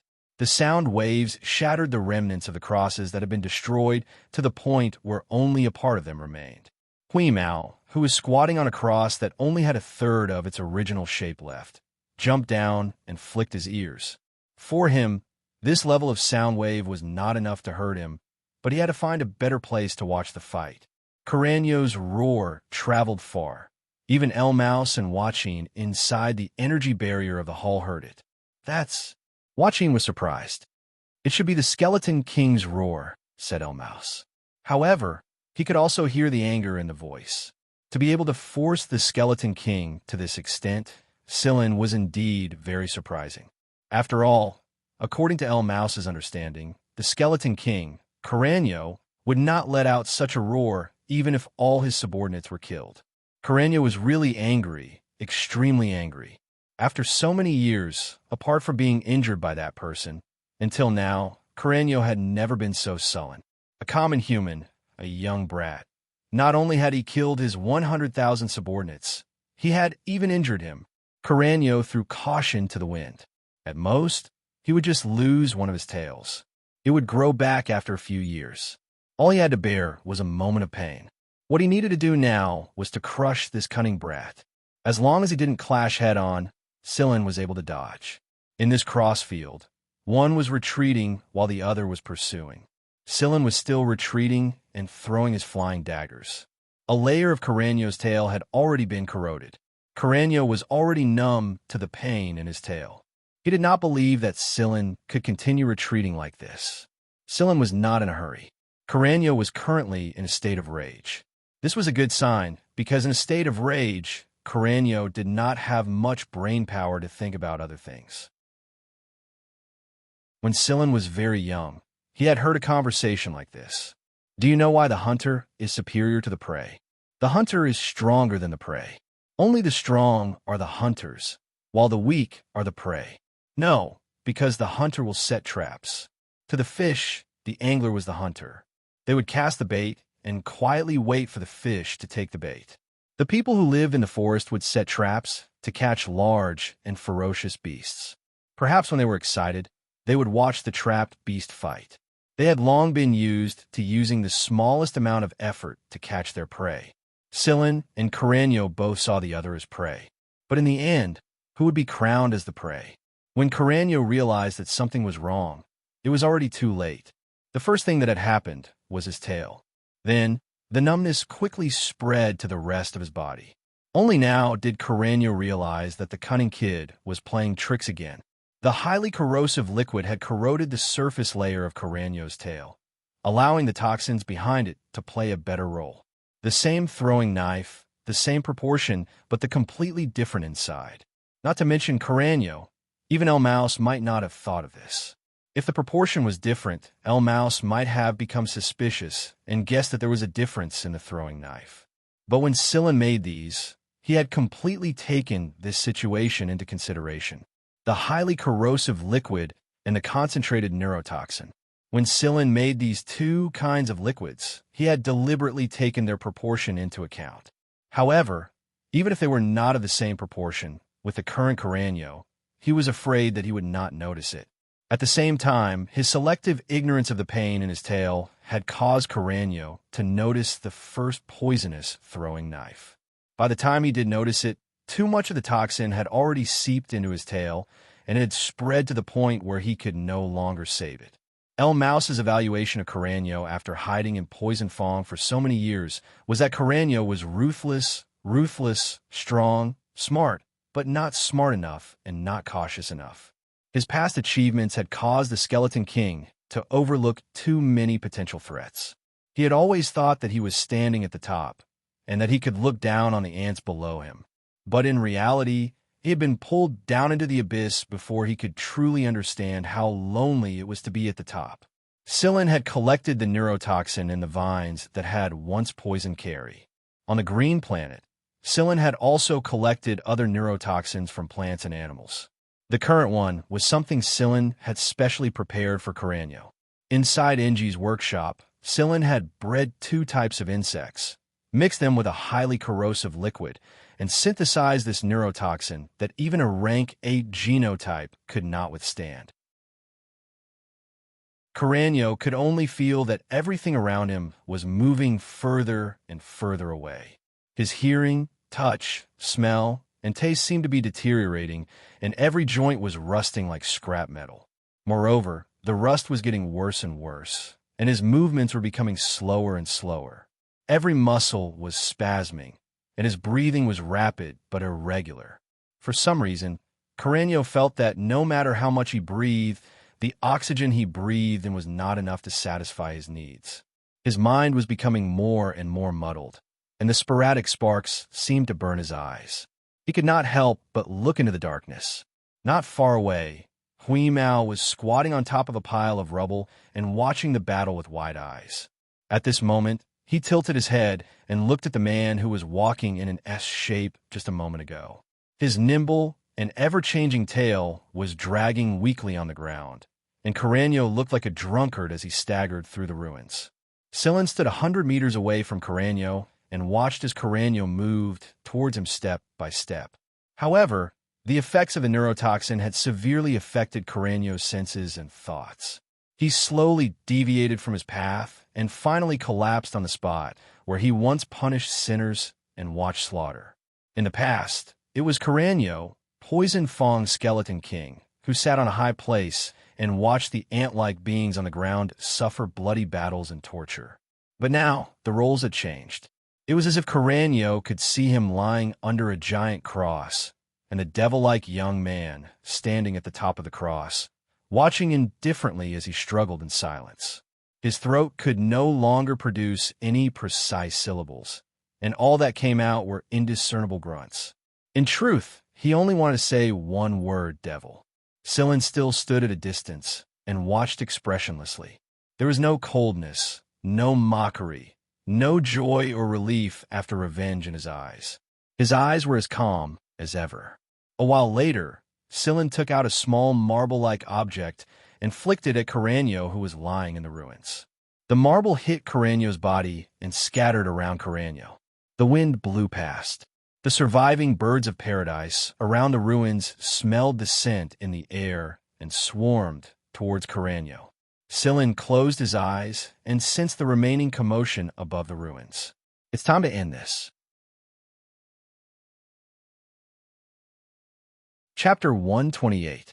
When the first ray of light shone upon the ruins, the dust in the air had already settled down.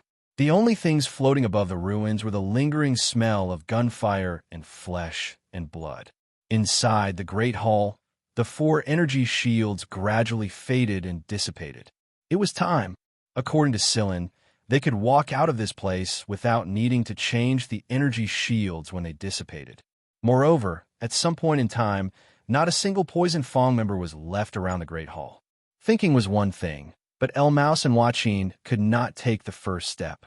Both of them were veterans. After the energy shields had dissipated, the lingering aura in the air became even more obvious. It was as if it was telling them the faint experience of fear and despair hidden in the darkness.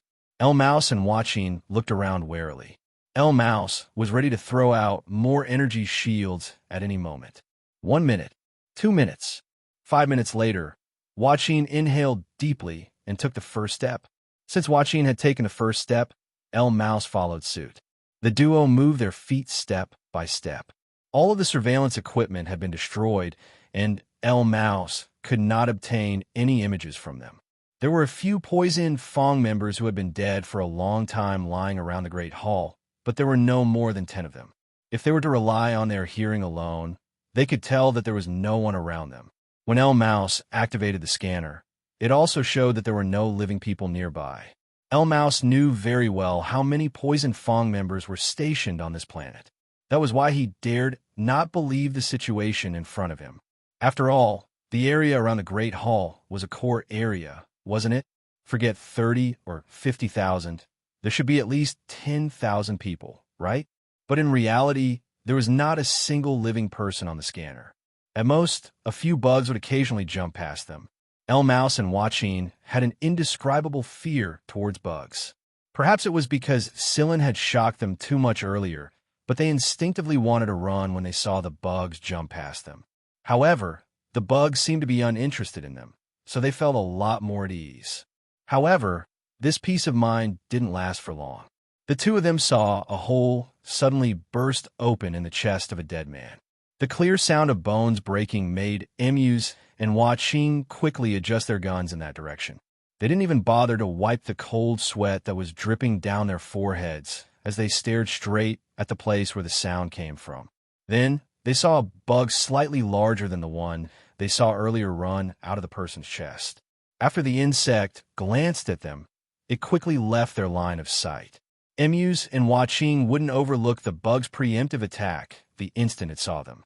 However, the bug stopped its attack in the end, glanced at them, and then left. Fear. It was not the instant destruction, but the torturous approach to death step by step. They knew what was in front of them, but they could not avoid it. It was at this moment that El Mouse and Huaqin seemed to recall some of the things that had happened before. Fear. It was not the instant annihilation, but the torturous death that approached step by step.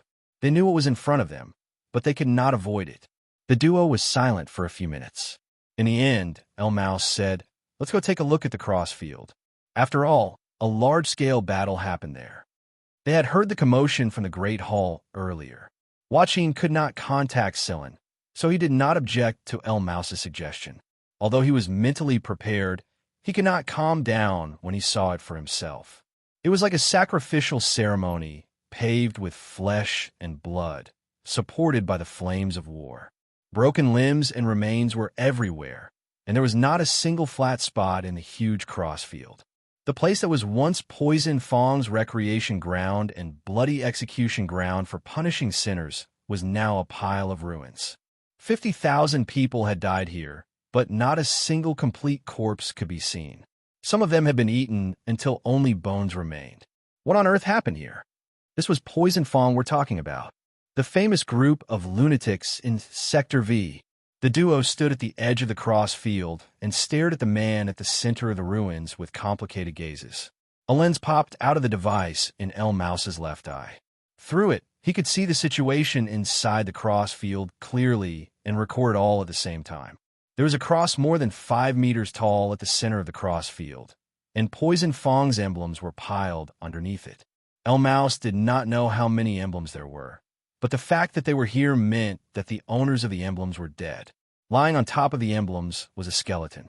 It did not look like the skeleton of a normal human, and there were 2 rows of specialized bones at the torso. On top of the cross, Scylan was sitting casually. He was holding a book in his hand and reading slowly. A gray cat was squatting on his shoulder. Its eyes were narrowed, and it looked very comfortable. Scylan's voice was neither fast nor slow, but it was very comfortable. It was like a cool breeze that swept through the ruins, calming the restless heart inexplicably in this land surrounded by red sand. Emus didn't know what language it was, but the translation device translated it right away. It was standard Sector X's sector language. The dying criminal listens to the honest cries in his heart nestled in the universe in this ridiculously beautiful starry sky wind, and rain ushered in the air a bird from heaven passing by the human realm. Scylan ignored the arrival of emus and Wuxia and continued to read on his own. The light that slowly rose from his back caused the man, the cat, the pile of symbols, and the cross to form a long shadow in front of him. There was a saying in the League of Stars that 50 years made a generation. It had been almost 50 years since the glory of the previous generation. Was the new generation about to rise? El Mao smiled. Poison Fang's infiltration mission was over, and if there were no accidents after he returned to the military, his peak was about to arrive. In that case, how many people would become the leaders of this new era? No matter what, El Mouse was glad that his peak was in this era. Even if he could not become a leader, he could at least witness the glory of this era. Vanguard Division 6 Scylan. Compared to the 6th Division's commander Schotten, and compared to the other B squadron commanders of Vanguard, El Mouse believed that Scylan was more than qualified to enter the Hunt ranking. The Hunt ranking was a ranking the military made specifically for hunters. Only the higher-ups of the military knew the names on the Hunt ranking. Anyone who was listed on the Hunt ranking would receive special treatment from the military, even more so than Skeleton King and Carreño. Right now, El Mouse did not know what kind of treatment this was, but perhaps he would know very soon. At this time, Scylan had finished reading the poem in the book. He closed the book, but did not jump down from the cross. "You're here." Chapter 129. El Mouse and Wuxia walked over. It was still the same brown-haired, honest-looking young man that Wuxia was familiar with. He still wore the same smile, but his attitude towards Scylan was completely different. Facing Scylan like this, El Mouse and Wuxia felt a chill rise in their hearts at the same time. More than 20 hours had passed, and 100,000 people had been wiped out. However, the person who caused all of this still wore his usual expression and was leisurely reading a poem on a morning like this. It was as if the ruins and corpses beneath his feet were nothing more than an insignificant background. Wuxia swallowed and asked carefully, "Scylan, those people from Poison Fang, they're probably dead." "Dead, they're all dead?" Wuxia opened his mouth, but didn't know what to say. Should he rejoice that the 6th Division had produced such a talent? Lieutenant Akai and the others have left on a spaceship, but I don't know the specifics. The captain will send a starship over. I don't know when it will arrive, but I believe it won't be too long. Scylan said, "Is that Carreño?" El Mouse pointed at the skeleton on top of the pile of emblems and asked. "Yes." Scylan nodded. Both El Mouse and Wuxia stared at the skeleton in great surprise. El Mouse clicked his tongue in wonder. So Carreño's true face has never been revealed. Although only Carreño's skeleton was left, it was obvious that Carreño was different from before. Can I collect some data?" El Mouse asked Scylan. Right now, El Mouse was obviously more wary of Scylan than anything else. Moreover, Carreño was Scylan's prey. If he wanted to study someone else's prey, he should at least inform the hunter first, right? "That's fine. Name a price." Name him a price? El Mouse only reacted after a long time. He smiled and said, "Of course, you can name the price. After all, the prey is yours." The inert materials Scylan used to design Carreño's flying knife were very expensive, and the composition of corrosive fluids and neurotoxins also required some costs. Therefore, before making these things, Scylan made a list. He couldn't lose money, right? Yes, there was also the cost of labor. Scylan decisively raised a finger. 10 million. 10 million. Wuxia almost shouted. Carreño's head might be priceless, But El Mouse only needed to collect information about this skeleton. 10 million for this? El Mouse stared at Silen's eyes for a while and knew that this kid was not joking. Sure, but I don't have that much money right now. That's fine. Silen took out the Vanguard's special receipt and began to write it skillfully. After he was done, he handed it to El Mouse. See if there are any other questions. If there are no questions, please sign here. El Mouse looked at the receipt in his hand. The corner of his eyes twitched, and he sighed in his heart. He really did not know where Vanguard Division 6 found such a monster. After El Mouse signed the receipt, he squatted down to look at some data about the skeleton. After seeing the data, El Mouse felt a lot more balanced. According to the data, it was indeed worth 10 million. It would have been better if the skin and flesh were still there. Unfortunately, there was only a skeleton left. It was hard to imagine that the arrogant and tyrannical Skeleton King would end up in such a state.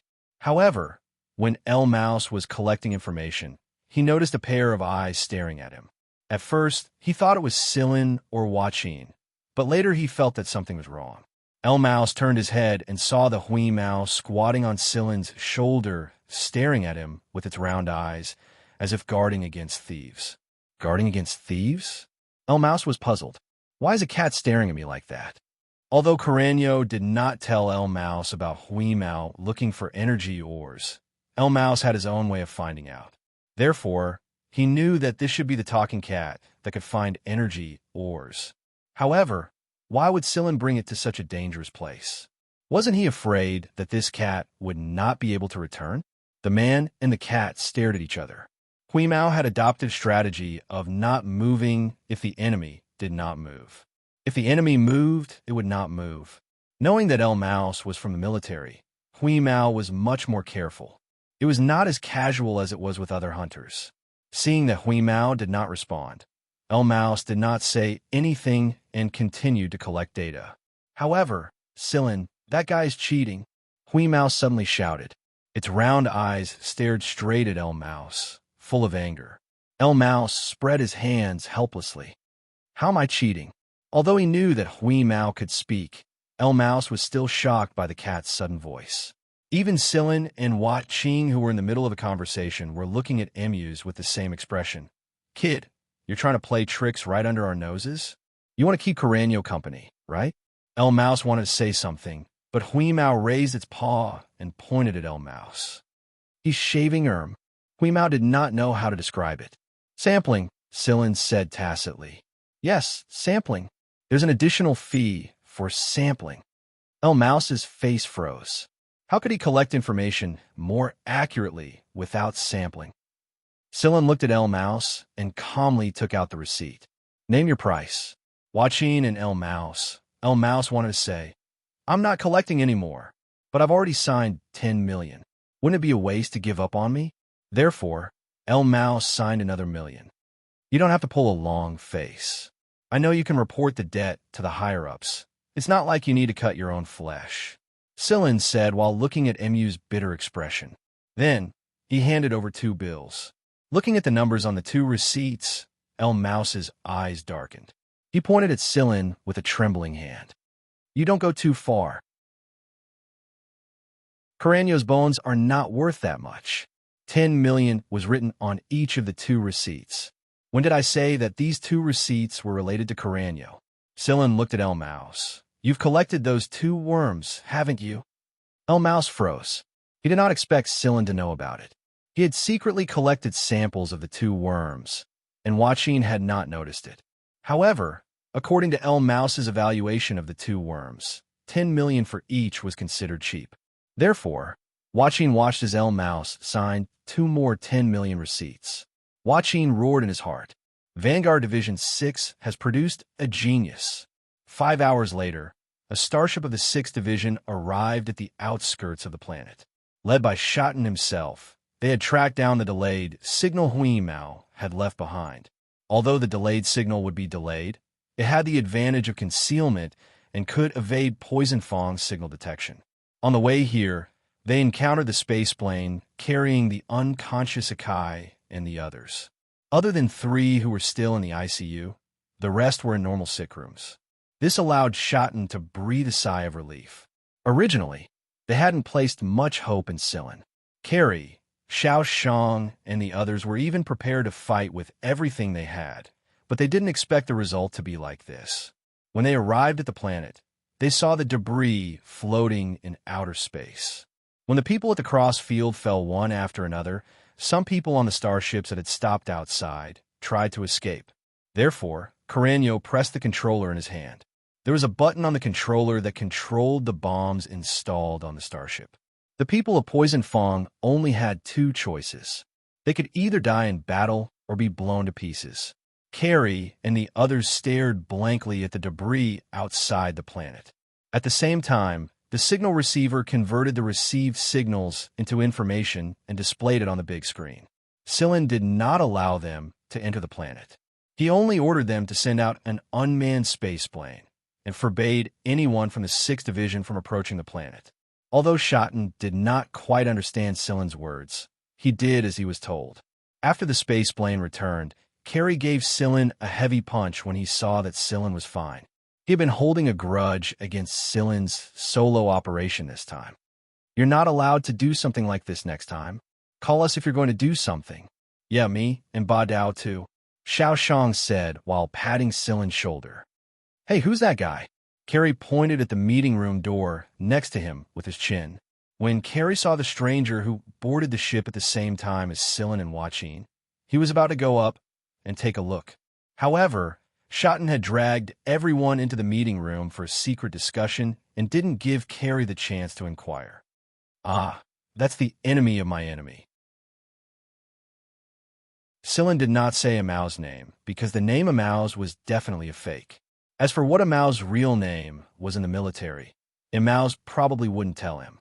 The people of the 6th Division did not know what method Sillin had used to completely wipe out Poison Fong, but one thing was for sure. They were starting to feel a sense of fear towards Sillin.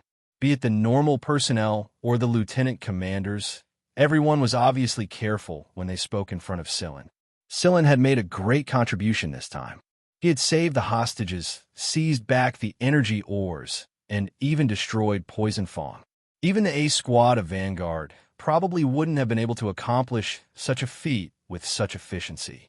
At the same time, Sillin also told Akai, Wuxia, and the others that without Hui Mao, he could only destroy Poison Fong, but not the hostages. Therefore, it was all thanks to Hui Mao that Akai, Wuxia, and the others were able to survive. As a result, Hui Mao's status rose once more. Every time Wuxia and Akai saw Hui Mao, they would smile kindly. This also led to Hui Mao being pampered to the heavens, and his status in the 6th Division was even higher than that of a lieutenant commander. Shotten did not ask too much about Sillin's actions on the planet. When Sillin said that the planet would be listed as a forbidden zone for the next 100 years, Shotten agreed without hesitation. He ordered the people of the 6th Division to not step foot on the planet for the next 100 years, and also informed Bart and Sonba Leruo not to enter. Wuxia and Amao's did not object to the planet being listed as a forbidden zone in the slightest. They knew that the reason the insects did not attack them must be because of Sillin.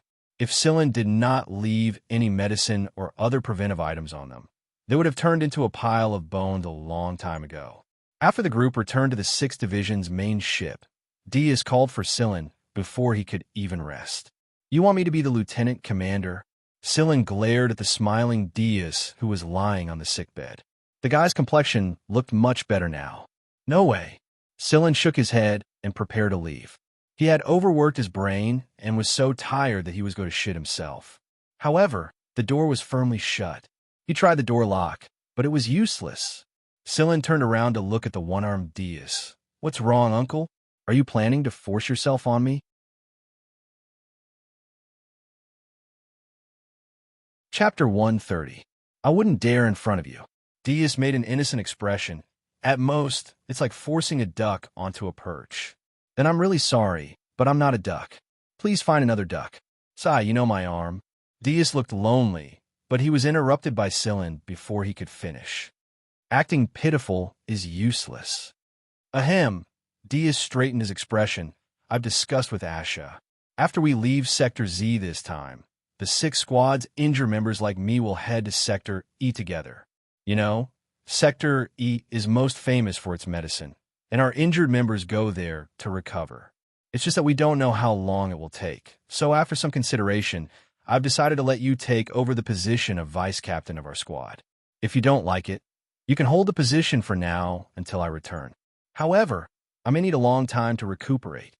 Diaz was injured like this because he was protecting Xianxia, but it was a blessing in disguise.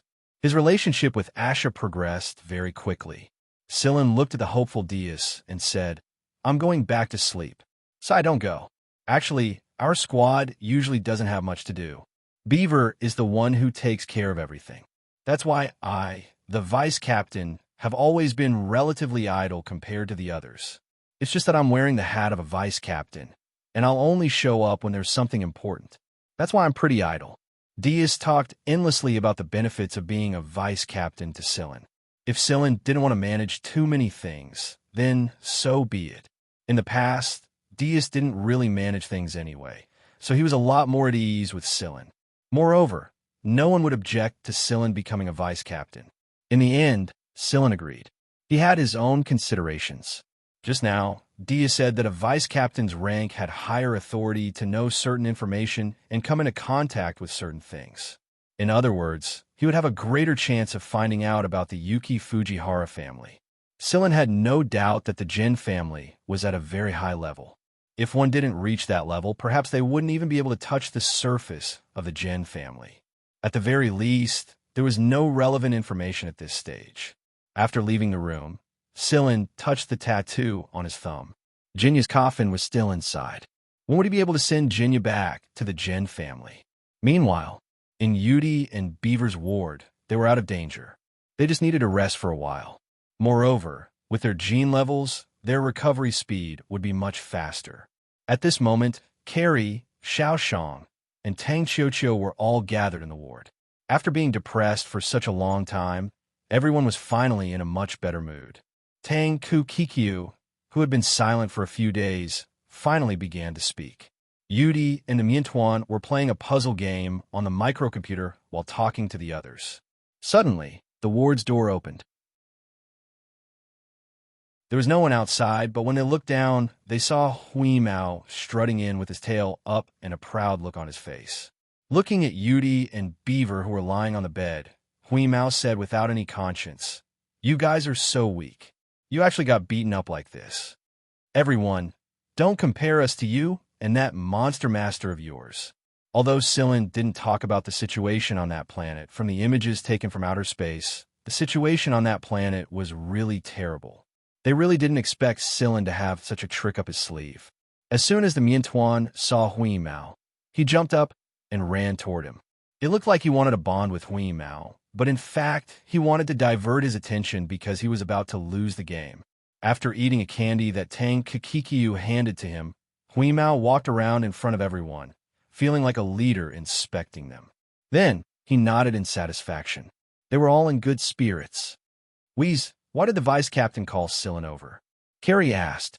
Hui Mao jumped onto a high shelf and looked down at everyone. He said proudly, "Diaz is leaving for treatment, and Sillin is taking over as vice captain." Don't worry.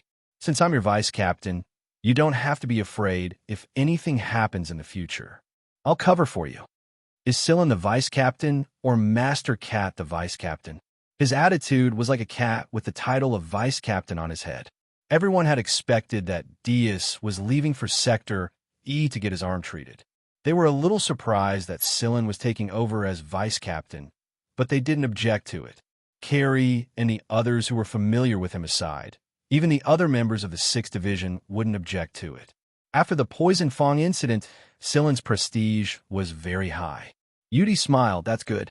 Master Cat will take care of them from now on." His words were sincere. Everyone knew what Hui Mao was capable of. He had saved Carrie, Akai, and the others before, so they might need Hui Mao's help when the time came. The next day, during the 6th Division's main ship conference room, attended by Bart and Somba Leruo, Shotten announced that Sillin would be taking over Diaz as the vice captain of the 6th Division and the person in charge of the original 6th Division team. The Asha team had also appointed a new person in charge, Xianxia. She would take over Asha's position as vice captain. As for Asha, she was accompanying Diaz to Sector E to get his arm repaired. After the meeting was over, Bart purposely patted Silen's shoulder twice heavily. Good boy. Not bad. We'll be waiting for you at the A Squadron. Sombalero did not object to Bart's words. It was obvious that he approved of Silen's decision. Based on Silen's performance this time, he absolutely had the strength to enter the A Squadron. However, they did not recommend Silen to the A Squadron immediately. Instead, they decided to wait and see for a while. Moreover, the 6th Division had gone to great lengths to find a talent like this. It would not be good to poach him away just like that. If Silen was fine while he was still the vice captain, then Bart and Sombalero were prepared to promote Silen to the A Squadron straight away. Receiving the approval of two famous A Squadron figures, Bart and Sombalero, Silen's status in the 6th Division had imperceptibly risen yet again. The weapons they developed based on the energy ores were officially put to use as well. This undoubtedly boosted the 6th Division's confidence. After a period of recuperation and reorganization, the 6th Division embarked on their return journey. They had completed their mission this time, collected enough information on the planets, found special energy ores, and destroyed Poison Fong's secret base in Sector Z. These achievements were enough for them to stand out in the Vanguard squad. Moreover, they had only used half of the originally scheduled 5 years. Bart also told them that the A Squadron was prepared to allocate a huge sum of money to the 6th Division as a reward for the 6th Division's achievements this time. This way, the 6th Division would have more funds to develop themselves. At the outskirts of Sector Z, there was a very wide rock belt. More than 20 starships were parked there, and Navigator and Heaven's Birth's B Squadrons were among them. The reason they were parked here was because there was only one passage in this rock belt, and only one fleet could enter at a time. Otherwise, problems would easily arise if more than one fleet entered at a time. So, looking at the current situation, there was a problem. At first, there were a few hunter regiments arguing, and no one was willing to give way to the other. All of them were saying the same thing. Why should I let you go first? But not long after, a B Squadron from Heaven's Birth and a B Squadron from Navigator arrived almost at the same time. Therefore, the rest of the hunter regiments shut up and happily watched the 2 B Squadrons of the 4 great powers squabble.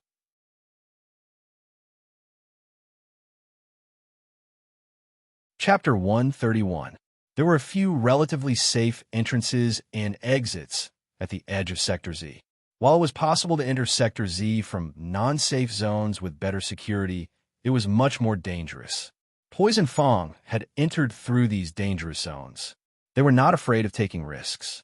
Bart, Sombalero, and the others had also entered through non-safe zones. Unlike Poison Fong, they had higher technology and the ability to withstand risks. However, under normal circumstances, the B Squadrons under the other hunter regiments and the 4 great hunter regiments basically entered through the safe passageway. There was a section of rock belt at the entrance of every relatively safe zone, and there was only one official passageway in each rock belt.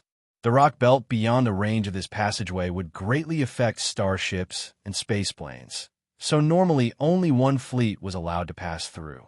In reality, the League of Stars could have opened this passageway wider, but it was limited to this size for ease of management. There was a planet at the periphery of Sector Z. It was where the League of Stars' army was stationed, and they could supervise the area around the rock belt. Who would have thought that today would be such a coincidence that all these hunter regiments had chosen this entrance, and all of them had come at this time? The League of Stars garrison on the planet was happy to see the conflict between the hunter regiments around the rock belt. It would be best if these hunter regiments could fight each other to the death, and the garrison could find them accordingly. When many hunter regiments ran into each other, they liked to show their insignia. Therefore, the hunter regiment's insignia flashed above the giant starships around the rock belt, as if they were afraid that others wouldn't know where they came from. After Navigator and Heaven's Birth starships had arrived, the other hunter regiments were obviously weaker. The 2 insignia alone were enough to scare away some hunter regiments. As expected of the Great Four, Even their B squadrons were enough to intimidate others. Navigator and Heaven's Birth's B squadron starships blocked the passageway, and neither would give way to the other. They couldn't put down their pride in front of this many hunter regiments, and if they allowed the other to enter first, then it wouldn't take long before rumors spread throughout the entire galaxy. If that happened, not only would they lose their position in the hunter regiment, they would also lose face as a whole. The two B squadrons each blocked half of the passage. If they tried to force their way through, they would definitely crash into those rock belts. On the planet where the garrison was located, the people in the surveillance room looked at the image displayed on the screen and laughed gloatingly.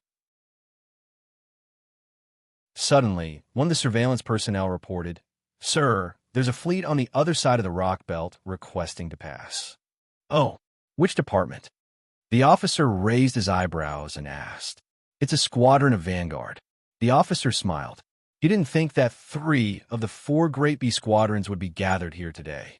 The officer then said, "Send them a message. Tell them that the exit here has been blocked by Navigator and Heaven's Birth, so there's no way to get through." All right. The monitoring personnel were also looking forward to the result of the 3-way collision.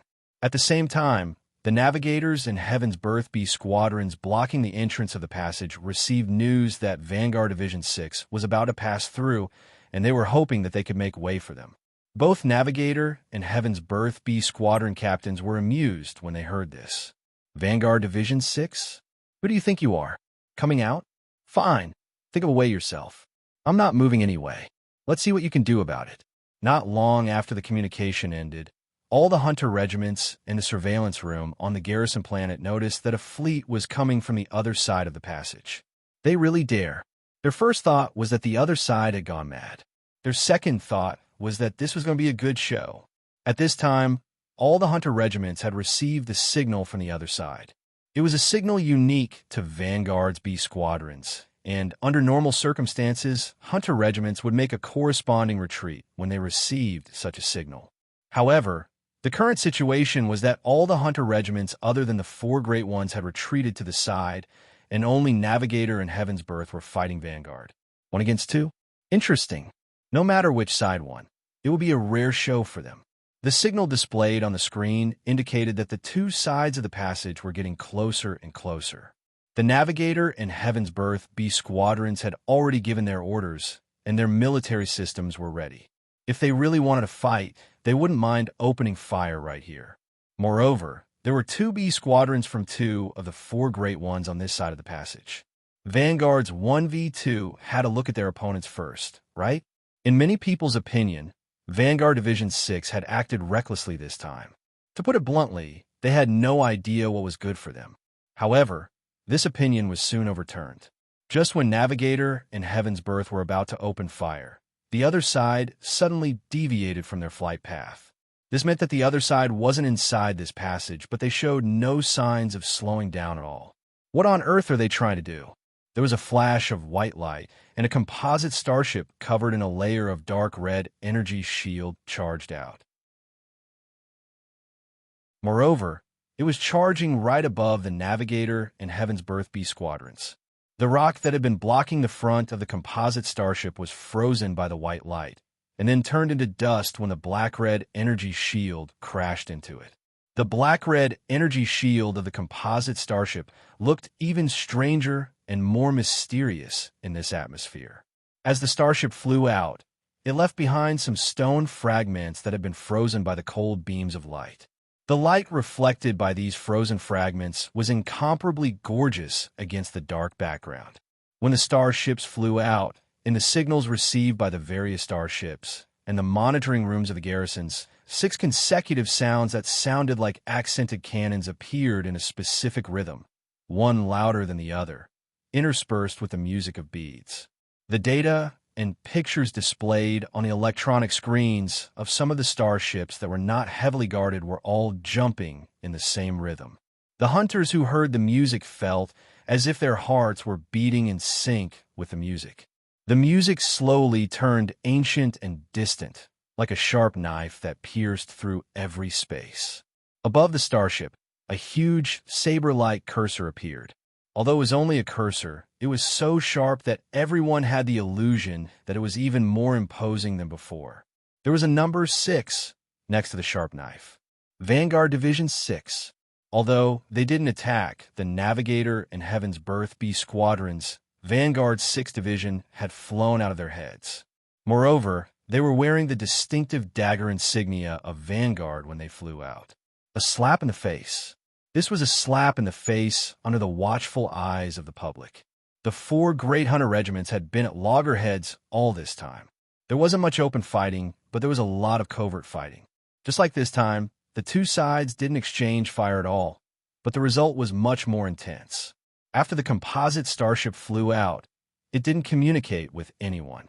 There was only the fading sound of music and the weakening signal as the starship flew further and further away.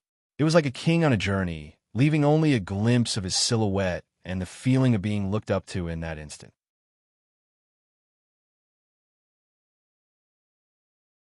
Chapter 132.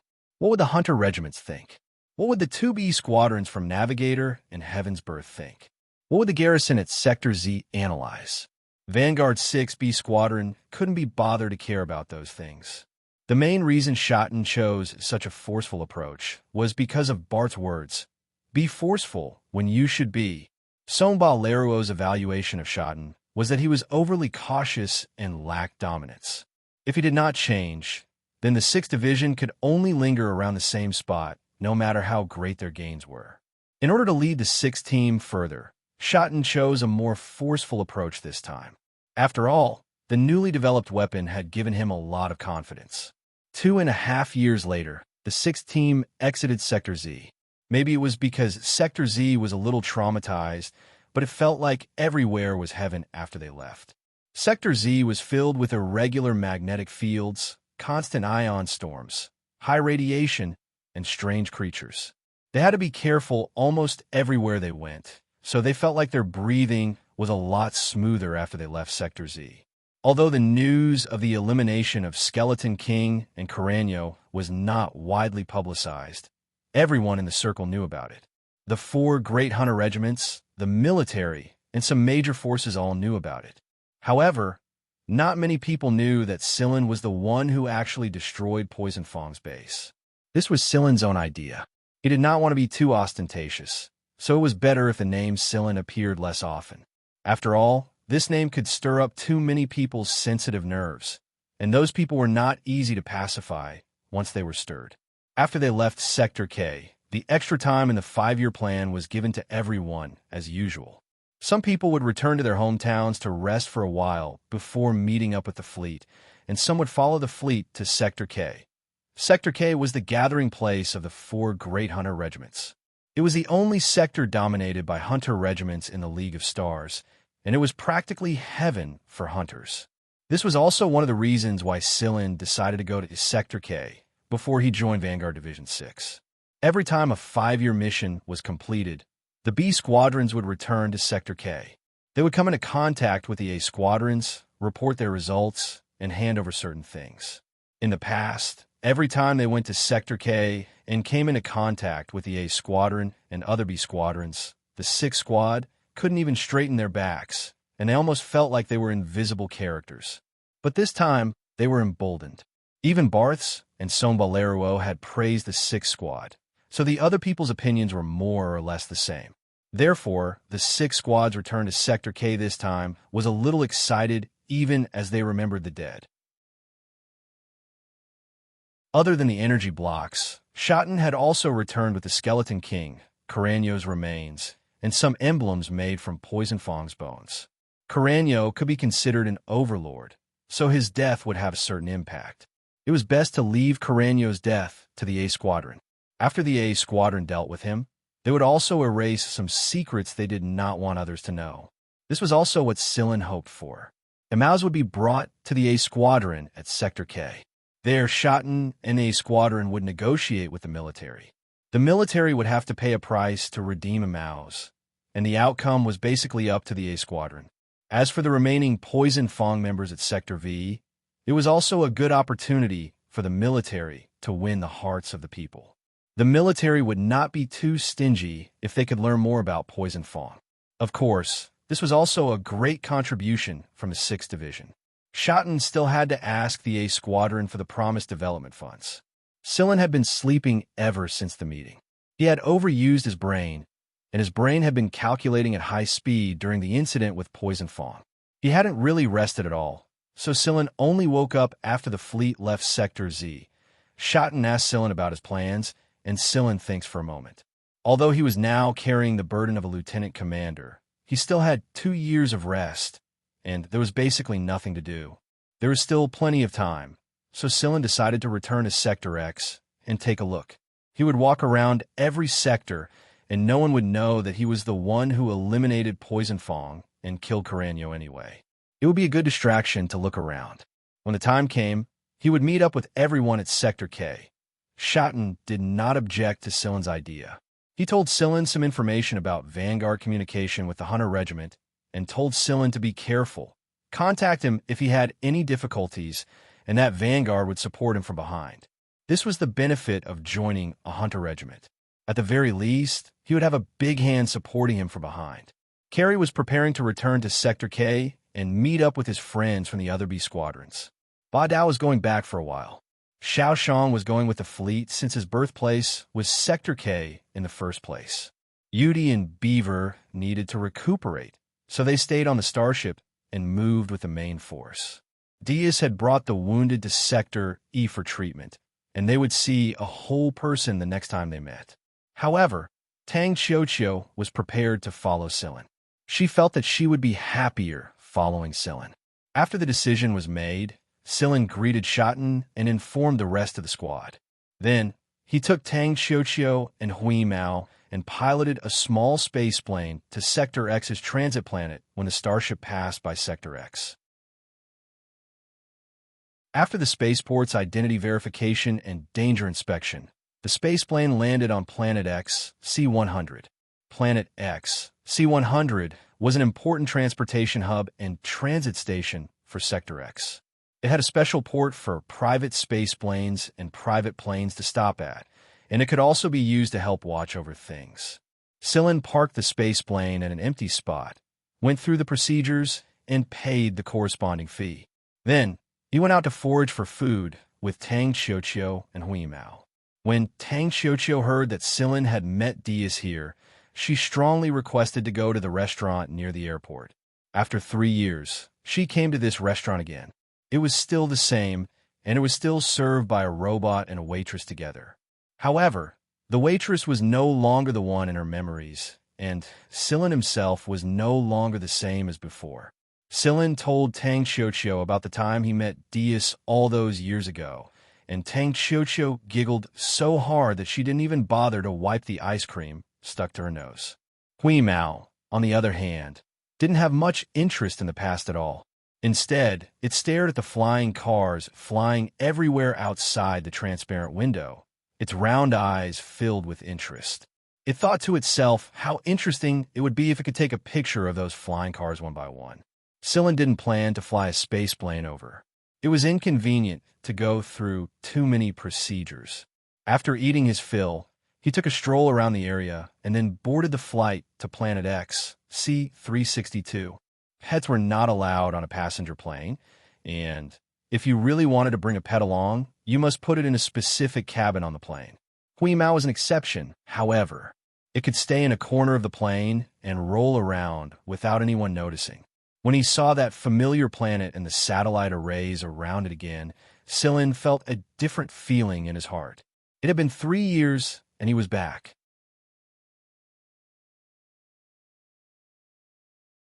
Chapter 133. Planet X, C-362, Planet Brown Earth. It was still the same as it was 3 years ago. Nothing had changed, but after seeing the prosperity of the 10 trade zones, even the most upscale district of Planet Brown Earth paled in comparison. Luxuriously dressed, pretentious upscale people could be seen everywhere on the streets, walking with arrogant eyes, as usual.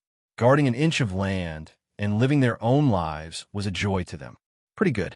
At least most of them were self-satisfied and happy with what they had. Old Devon had opened a small shop in the city. and had also hired people from the slums to help. He was living a good life now. Having a son in his old age, old Devon always had a smile on his face. At least when Sillin saw him, old Devon was always smiling happily. Tang Xianxia held a large cup of ice cream in one hand and a lollipop in the other. She ate happily, occasionally looking around curiously. Hui Mao was clamoring to take a flying car. He had originally planned to take a train, but at Hui Mao's request, Sillin took a flying car instead. He hailed a taxi, gave the destination, and the flying car rose into the air and flew away. Sillin did not allow Hui Mao to talk nonsense outside, so Hui Mao expressed all of his emotions through his round eyes. He stared unblinkingly at the flying cars in front and behind the taxi, and could not help but move his claws. There was no other way. His claws itched, and he wanted to pat them. Sillin looked at the scenery outside the taxi window. This planet was still the same.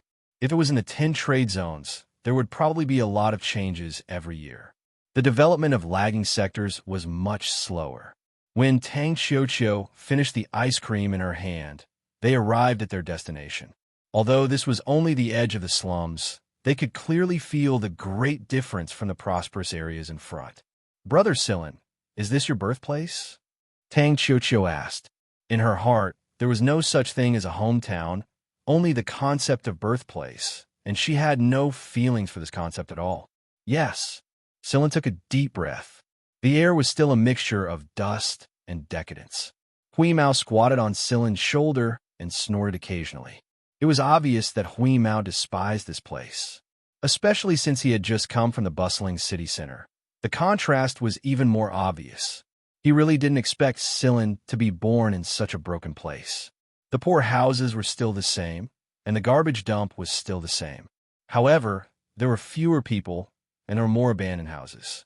Walking along the familiar street, he came to the door of a bar. This was the bar that old David had given to Sillin. It was also the small shop that Sillin had worked in for many years. Before he left, he had sublet it to Chung, who used to live in the same slum. Sillin had checked the original savings card. For the past 3 years, Carrie would have an extra sum of money every year, and it was always on time. Although this amount of money was nothing to Sillin, it was enough to show Cheng's character. Sillin was very satisfied. Cheng's brother, Chung, used to live in the slums as well. However, Chung was ruthless and risked his life to work in a high-radiation area. Unexpectedly, his genotype evolved from rank F to rank E, and he officially stepped into the city. However, Cheng didn't have the guts. He was satisfied as long as he could live peacefully. That was why when Sillin rented the bar to Cheng, he was very happy. Now, it seemed that Cheng had been living well for the past 3 years. Sillin was no longer the same as he was 3 years ago. No one could recognize him. The shop's business wasn't good, but it was passable. Sillin didn't stay at the bar for long. Instead, he went to Jinya's house. The AI robots had been taking care of the house, so it wasn't very dirty. The Fuji tree hadn't grown at all, and it looked exactly the same as it did 3 years ago. After looking around, Sillin contacted an intermediary and bought the abandoned houses. He sent the blueprints to them and asked them to build according to the blueprints. At the same time, Sillin transferred all the money to them and even paid a little more. The intermediary was very happy and promised that they would do a good job. Sillin used another identity to go through the relevant procedures. After obtaining the ownership of the houses, he left the rest of the matters to the intermediary. They would supervise the completion.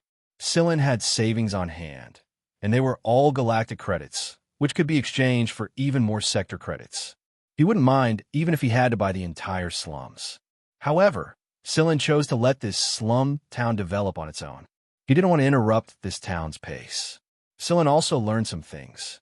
The reason why there were fewer people here was mainly because of the chain reaction brought about by a newly developed planet, Planet X, C369, not far from Planet X, C362. Planet X, C369, was originally a planet that was much poorer than Planet Brown Saturn. It was much more backward, and this planet's habitability was only grade B. In other words, if one wanted to migrate to Planet X, C369, they would need more facilities to support it. These facilities would cost a lot of money, and this was also the reason why no one had paid attention to this planet for so many years.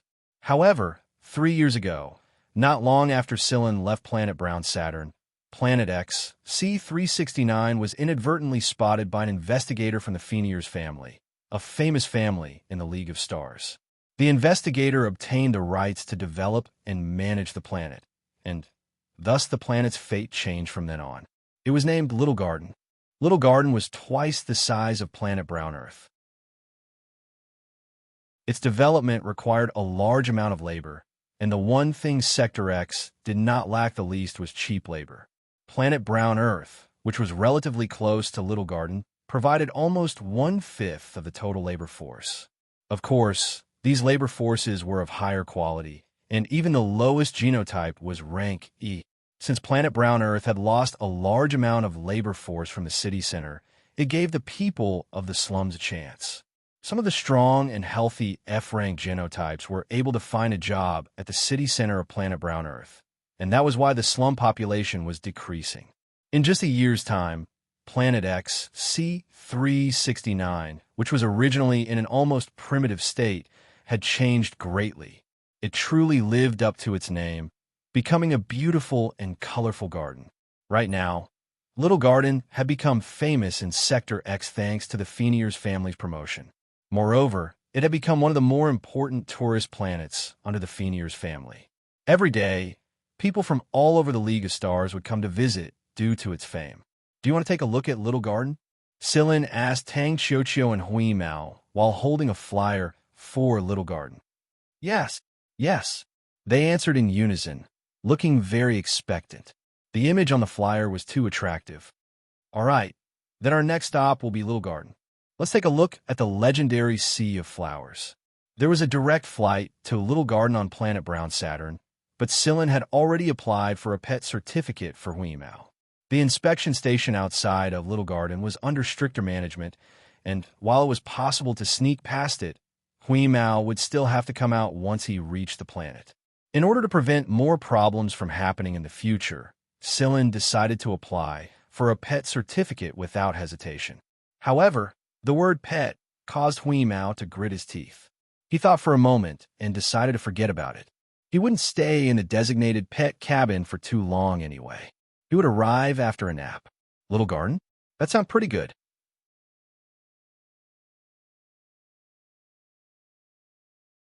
Chapter 134. Everyone knew that Little Garden wasn't small at all. It was twice the size of planet Brown Earth, but there was an endless stream of people coming and going on this planet every day. The entire Little Garden planet was practically filled with people. The Phoenix family's businesses were relatively strict in all aspects. The direct passenger plane stopped at the spaceport outside of Little Garden. Similar to Seven Lights University, the passengers had their identities checked at the spaceport before boarding a specialized carrier plane to enter the planet. Before they even entered the spaceport, the passengers on the passenger plane began to get excited. The colorful and dreamy planet could be seen from the cabin windows and display screens. It was truly fascinating. After the checks were done, Cylon led Tang Kukikiu into the specialized carrier plane. As for Hui Mao, it continued to squat in the pet cabin of the carrier plane. The moment they landed and stepped out of the carrier plane, the fragrance of flowers assaulted their nostrils. It was rich but not cloying, but the moment they walked out of the port, the fragrance changed. It became simple, elegant, fresh, and pleasant. The moment they stepped out of the carrier plane, the fragrance of flowers changed almost every few steps they took. There were all kinds of scents, and flower beds of all sizes and shapes could be seen everywhere. There were even some vine-like flowers hanging in the air. That was so suffocating. Hui Mao shook its fur, raised its butt, and stretched its back before jumping on Cylon's shoulder. Its cat head twisted and turned continuously as it looked at the surrounding scenery in astonishment. On this planet, be it the buildings or the means of transportation, they were all in the shape of flowers or carved with flower patterns. They inherited the diversity of flowers and filled this planet with the dreamy colors of a fairy tale. Cylon was going to rent a means of transportation, a flower car. This was an indispensable tool for the tourists who came here. It looked like a small carriage, except it was in the shape of a flower. There were tables and chairs inside, and the tourists could sit on it to eat, drink, chat, and admire the flowers. The speed, route, and so on could all be adjusted. It was very convenient. When they arrived at the flower car rental point, Silin looked at the display screen and asked Tang Kakikyu, "Which one do you want?" There were all kinds of flower cars on the screen, and it was dazzling. Tang Xiaoqiu pursed her lips and looked at them for a long time. In the end, she chose the Lily of the Valley car. The flower car was like Lily of the Valley, white and bell-shaped. It was very cute. Since there were only 2 people and a cat, Silin chose a small flower car. After paying, a card popped up next to the machine. It was the proof of rental and the key to the flower car. At the same time, a 2-meter-tall Lily of the Valley car automatically drove out of the station. After scanning the card on the door of the flower car opened, and the fragrance of Lily of the Valley wafted out. After entering the float and setting up the control panel, 3 sofa chairs and a small round table popped out. The chairs were soft and looked like they were sitting on the petals of a lily of the valley. Silin had set up a short route. First, he had to go to a few nearby shops to buy some food and other necessities. Tang Kakikyu bought ice cream and candy, Hui Mao's codfish burger, and fish biscuits of various flavors, and Silin also bought some food to fill their stomachs. One had to admit that the service at the place managed by the Feniers family was pretty good. The quality of the food was also very good, and it wasn't too expensive. Silin even bought a palm-sized, flower-shaped camera for Tang Kakikyu to play with. The 2 people and the cat took a photo as a memento. The Lily of the Valley car floated on the passage. Silin had set the speed and route. Right now, all they had to do was sit in the car and eat, chat, and admire the scenery outside. 80% of Little Garden was a scenic area, which was enough for the tourists to see. There were intersecting floating passages in the scenic area. After the parade route was set, the float car would drive on these passages and bring the tourists to enjoy the scenery. Although they had felt that there were flowers everywhere before, it was only after entering the scenic area that they deeply felt like they had entered a sea of flowers. As far as the eye could see, there was an endless sea of flowers. Above the sea of flowers, there were some butterfly bees flying around. Butterfly bees looked a lot like butterflies. They had large, colorful wings, but lived like bees. They would collect nectar, but they wouldn't harm the garden like butterfly larvae. The manager of Little Garden had even specially built some beehives for them.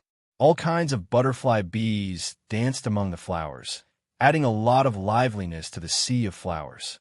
The colorful world, the overwhelming scenery, and the refreshing fragrance of flowers all caused one to stop and linger in their tracks. The scenery at every stop was different. Even though the previous stop was already eye-catching enough, they didn't expect to see something else at the next stop. It was hard to comment. There was a monitor in the float car that would display the information of the area it passed, the types of flowers, the names of the scenic area, and so on, so that the tourists could better understand it. Rainbow Bridge. Big Brother Silin, let's go through Rainbow Bridge. Okay. Silin adjusted the route, and the float car drove toward Rainbow Bridge. Tourists who came here would adjust their route to pass through Rainbow Bridge. Rainbow Bridge was an arched passage surrounded by flowers of 7 colors. From a distance, it looked like a rainbow.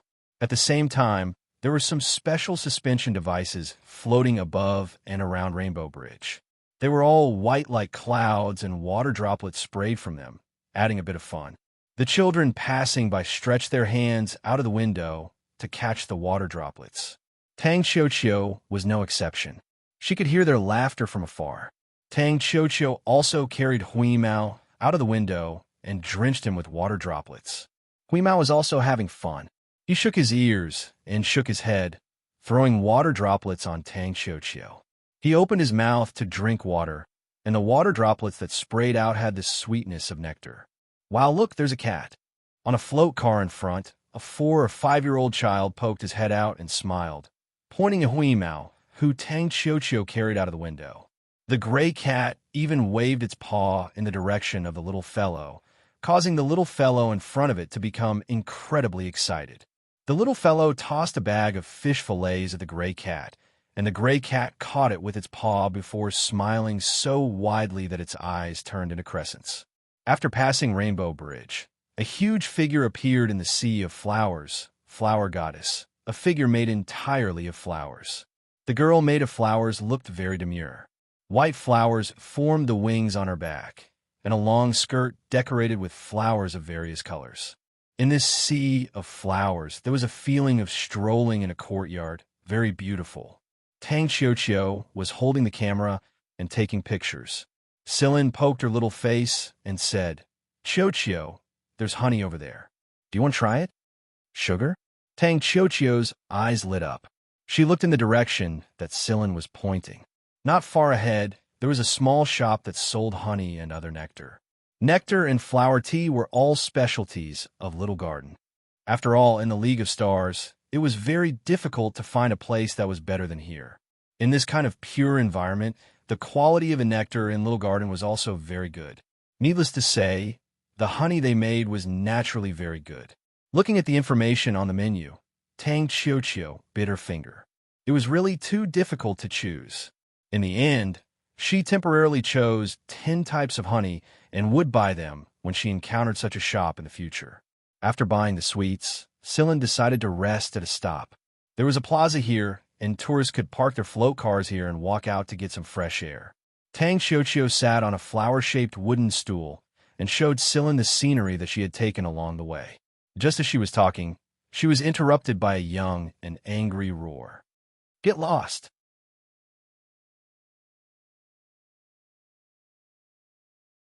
Chapter 135. This roar attracted the attention of all the tourists around them. They saw a flying car with a unique design hovering in the air. Below the flying car were a few bodyguard-like figures, as well as an old man dressed meticulously like an official surrounding a boy around 10 years old. The old man had a helpless look on his face, but he didn't look annoyed. Instead, his eyes were filled with love. Scylla knew that people who could use a flying car in a place like this were definitely not ordinary tourists. After all, the management of this planet was rather strict. It seemed that this group of people had quite a background. Even if they weren't from the Feniers family, they were at least closely related to the Feniers family. The one who yelled "Get lost" just now was that young master. Just by looking at his attire, one could tell that he was definitely the young master of some family. Moreover, the way that little guy looked at the people around him with disdain and arrogance in his eyes made Sillin think that he was pride. The little guy's face was filled with anger at the moment. One of the bodyguards moved a step to the side and was glared at by the little guy. The bodyguard had no choice but to retract his foot and stand still like a statue. This was clearly the temper of a young master. It did look a little unreasonable. You just told him to get lost just now, but you got glared at right after you moved a step.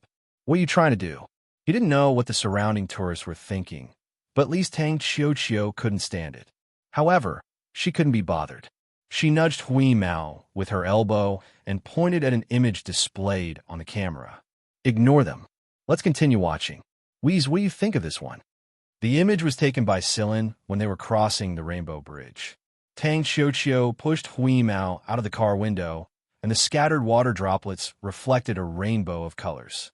Hui Mao moved closer to the other side, and his entire head blocked the image. Obviously, he liked this image very much. "You're blocking me. Move to the side a little." Tang Xiaoqiu scratched the fur on Hui Mao's head with a smile. In fact, after the young master shouted just now, the surrounding people unconsciously became silent or only whispered to each other. Therefore, Tang Kukikiu's voice, which was not suppressed at all, seemed a little abrupt. At the same time, it was obvious that Tang Kukikiu had completely ignored everyone else and was talking to Hui Mao. The young master glared at Tang Xiaoqiu, but both Tang Xiaoqiu and Hui Mao were staring at the camera and completely ignored his gaze. The young master was so angry that his face turned red. He had never met someone who ignored him like this. This was simply unforgivable. "Bastard." Although it was only 2 words, These two words were sonorous and powerful. It was even more imposing than the previous scram.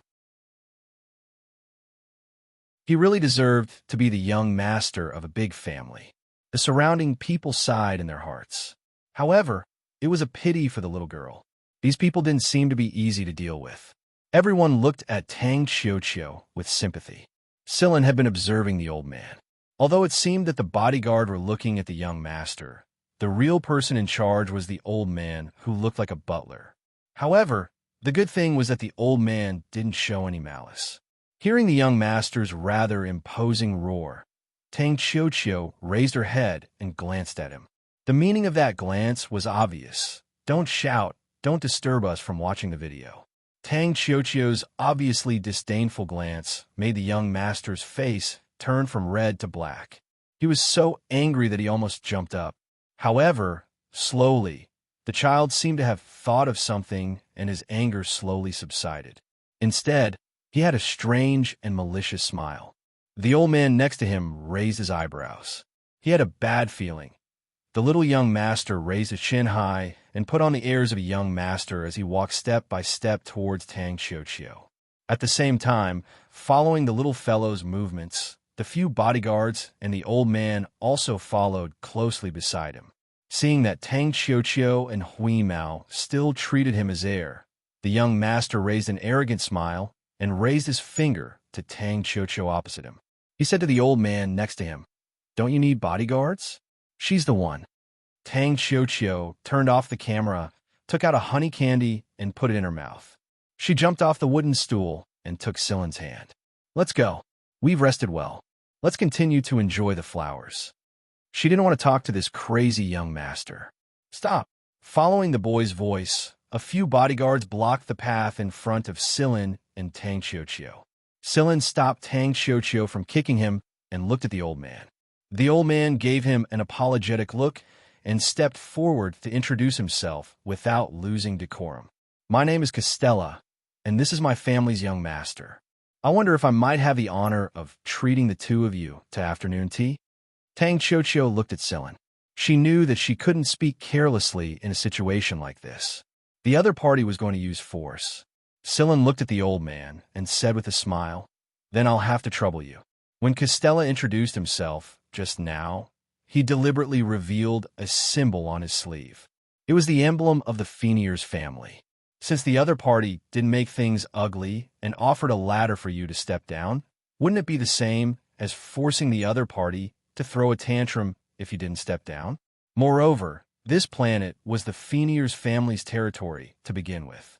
Even if they wanted to make trouble, they wouldn't go so far as to offend the local bully.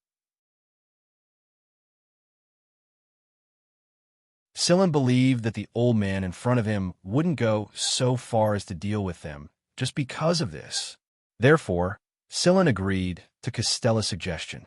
The little boy looked at Tang Xiaoqiu smugly and beckoned for the flying car, which had stopped in the air, to descend. This flying car was very big, about the same size as a large flower car. However, the interior was much more luxurious. Sillin and Tang Xiaoqiu went inside and sat down. Hui Mao jumped into Tang Xiaoqiu's arms and allowed Tang Xiaoqiu to tickle it. The bodyguards took their seats at the back and front. There were only 4 people in the middle. Sillin and Tang Xiaoqiu sat opposite the young master and Costella. Tang Xiaoqiu didn't give the person opposite her a friendly look. She merely looked at Hui Mao in her arms and scratched its chin.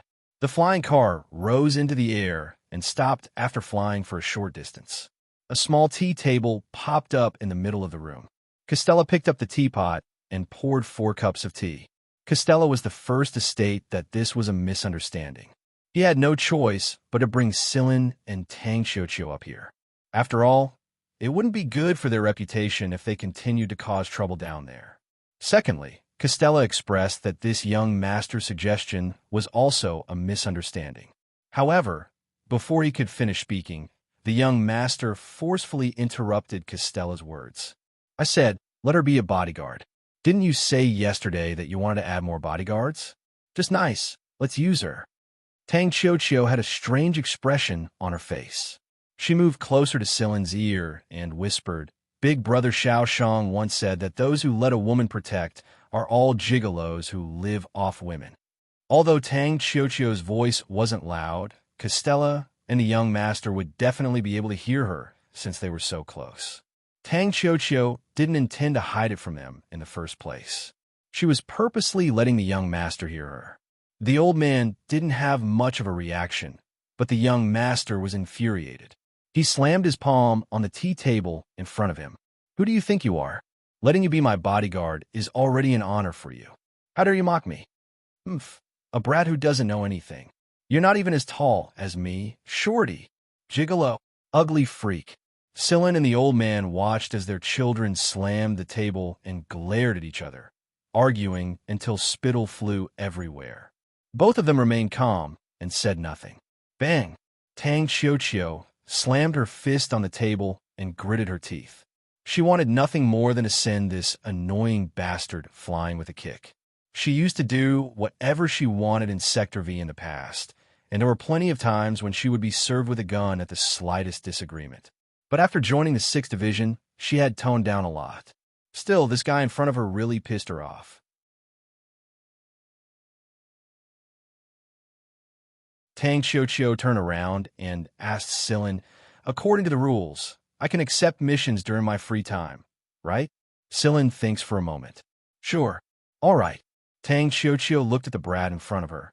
"If the pay is good and it's within my free time, then I'll accept the mission to protect you, gigolo." The young master looked at Tang Xiuqiu disdainfully. "How much pay can someone like you be worth? You overestimate yourself. I might as well hire someone from the Big Four." The Big Four referred to the 4 great hunter regiments. Tang Xiuqiu paused for a moment. She seemed to be hesitating about something. Sillin took a sip of tea and said, "Go. I'll be at the back if anything happens." The corner of Tang Xiuqiu's lips curled when she heard Sillin's words. She fished out the item hanging around her neck and slapped it on the table. "I am Tang Xiuqiu, a member of the 6th Division of the Vanguard of the Big Four hunter regiments. Gigolo young master, may I know the price of the Big Four's hunter rewards?"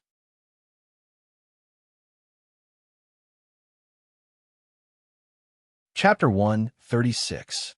Looking at the dagger-shaped emblem with a 6 on it that Tang Kukikiu had slapped on the table, even Costella was a little stunned, much less this young master.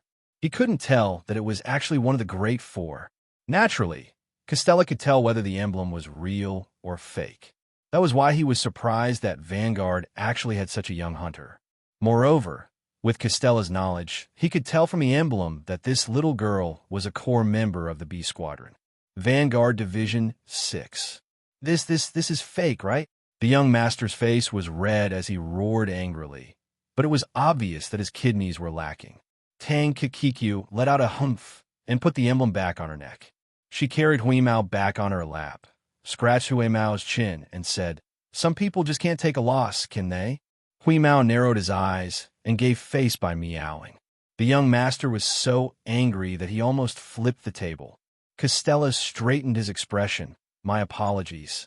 So you're Vanguard hunters. I hope you won't blame me for my slight neglect just now." Actually, with Costella's identity, there was no need for him to be so polite to the hunters of 2B squadrons, even if they were members of one of the Great Four, Vanguard. However, the main reason Costella was acting this way was because of the 6 on Tang Kukikiu's emblem. Vanguard Division 6. He had recently received many secret reports regarding this B squadron, and according to his understanding, this B squadron had a strong momentum to rise. "Since you're hunters of Vanguard, then I need to reintroduce myself. This is my young master, Fenir's Tobo, and I'm his servant. Welcome to Fenir's Little Garden." Since Costella said that he would reintroduce himself, it meant that it was time for Sillin to introduce himself. Sir Sillin put down his teacup and took out his own emblem. "Vice Commander of Vanguard Division 6, Sillin. Sorry for the interruption." Costella's eyelids twitched. Vice Commander. This young man in front of him was actually the Vice Commander of Vanguard Division 6. Now, Costella really had to admit that he was blind. Such a young vice captain and such a young member were truly astonishing. The flying car left the scenic area and landed at a manor. This was the Fenier's family's private lodging area. Tang Xiaoqiu and Hui Mao were sitting in a reception room. The servants brought out all kinds of pastries. Tang Xiaoqiu and Hui Mao ate happily, completely ignoring Tobo, who had a cold expression on his face. Sillin and Costello went to another meeting hall. Costello told Sillin about the mission this time, and at the same time explained the relevant issues. The Fenier's family's young master, Tobo, was bored at home, and he just so happened to hear that a group of people from the family were heading to Sector XS Little Garden for supervision work. Therefore, he asked his parents to agree to accompany them to Little Garden to relax. Since the young master was going on a journey, it was only natural that the security work had to be done well.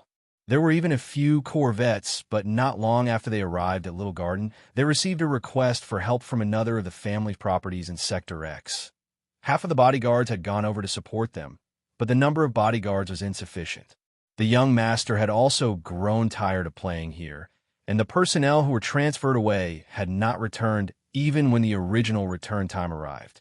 For the sake of Tobo's safety, Costello did not act according to Tobo's wishes. If they were to leave and return now, the accompanying bodyguards would be insufficient, and it would be easy for something to happen. As for the reason why Tobo was angry earlier, it was because he did not have the patience to stay here any longer. In a fit of pique, he took the float out to relax. In the end, he was still annoyed by the bodyguards around him, and that was why he started yelling at the resting plaza. "Do you think that there's something fishy going on here?" Sillin asked. Indeed, Costello did not try to hide it either. You know that many children of big families have experienced being held hostage or kidnapped, let alone a big family like the Fenier's family. Those who have the guts to act are all strong, and they are not easy to deal with. Not to mention that they are hiding in the dark. Of course, Sillin, who had once worked with the heir of the Duance family, Aflon, understood the twists and turns in this matter. Otherwise, Aflon would not have asked Sillin to pretend to be his son back then.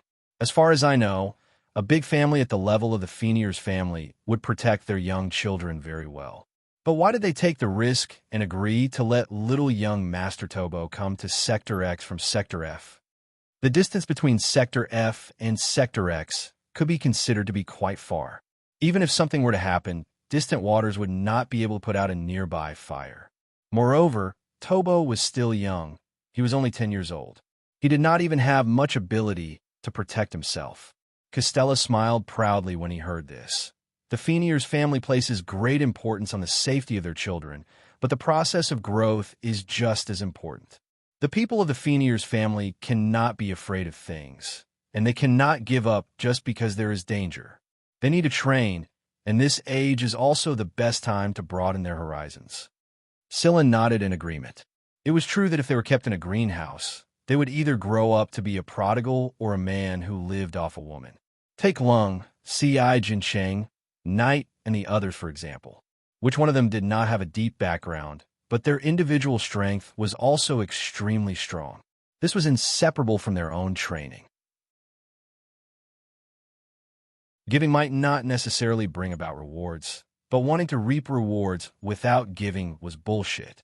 How long does the mission last? Sillin asked. If those bodyguards still don't return after 3 days, we will immediately leave and return to Sector F. The mission will end when we arrive safely at Sector F. All right, but I must make something clear first. Tang Xiaoqiu is the only one who has accepted this mission. As for me, I have no choice. My own child needs to grow up, so I have to keep an eye on her. The reason Sillin did not interfere with Tang Xiaoqiu's actions was because he wanted to give Tang Xiaoqiu some experience. As a hunter, she would accept free missions sooner or later. Since Sillin did not participate in this mission directly, Costello only had to pay Tang Xiaoqiu for the mission reward. The base reward was 1 million, and another 1 million would be paid after the mission was successful. Originally, Costello had only prepared a base reward of 500,000. But when he saw Tang Xiaoqiu blow up a butterfly be outside the manor with a raise of her hand after receiving a gun, he raised the price without hesitation. Costello sighed, as expected of someone from the vanguard. This girl's gun sense was just too good. She did not need to take time to aim. She fired the gun at the first moment she felt it. She did not even need to look at the result to know that she had hit the target. Food and lodging were included during the mission. For Tang Xiaoqiu, who had accepted a free mission for the first time, this was indeed a huge sum of money. Tang Xiaoqiu felt as if the road ahead was filled with honey. Although she was excited, she still had to read the agreement seriously. Diaz had said that she could not be careless with the agreement. If someone were to take advantage of a loophole, then she would not be able to do anything about it, even if she cried when the time came. After she felt that there were no mistakes, she signed the agreement and officially began the mission. Tang Xiaoqiu signed the mission agreement, while Silin signed a different agreement. He had to abide by some of the rules of not participating in the mission. At night, Silin lay on the bed while Hui Mao lay next to him. Because of the mission, Tang Xiaoqiu slept in the room next to Tobo's bedroom. Silin, why did this coconut silk family or whatever let Xiaoqiu be that young master's bodyguard? Wouldn't it be better to hire someone more capable? Hui Mao wagged his tail from time to time. A big family like the Fenier's family usually wouldn't hire a hunter as their bodyguard. They trust the people they nurture more, so that old Fox Costella must have some reason that he didn't tell us. Still, no matter what, this is a pretty good growth experience for Xiaoqiu, said Silin. That's true. Besides, Xiaoqiu can get 2 million for this mission. She said she'll treat me to a fish feast when the time comes. Go to sleep, foodie. You can even taste a fish feast in your dreams. Hui Mao snorted twice, curled his body into a ball, and hugged his head as he slept. In the middle of the night, Silin opened his palm, and a few flying insects flew out. Silin looked at the direction they were flying in, and with a wave of his hand, he put them away again.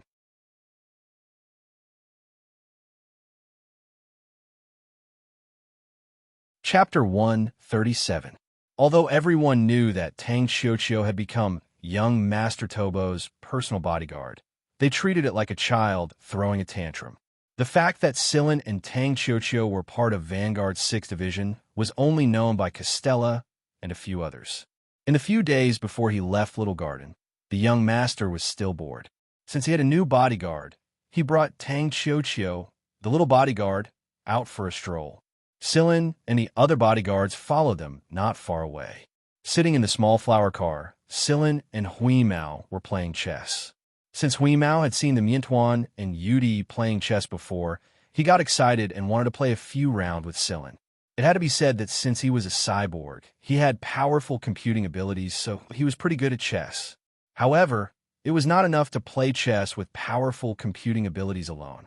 In comparison, Silin's mind was more flexible than Hui Mao's, so Hui Mao was always in a passive state.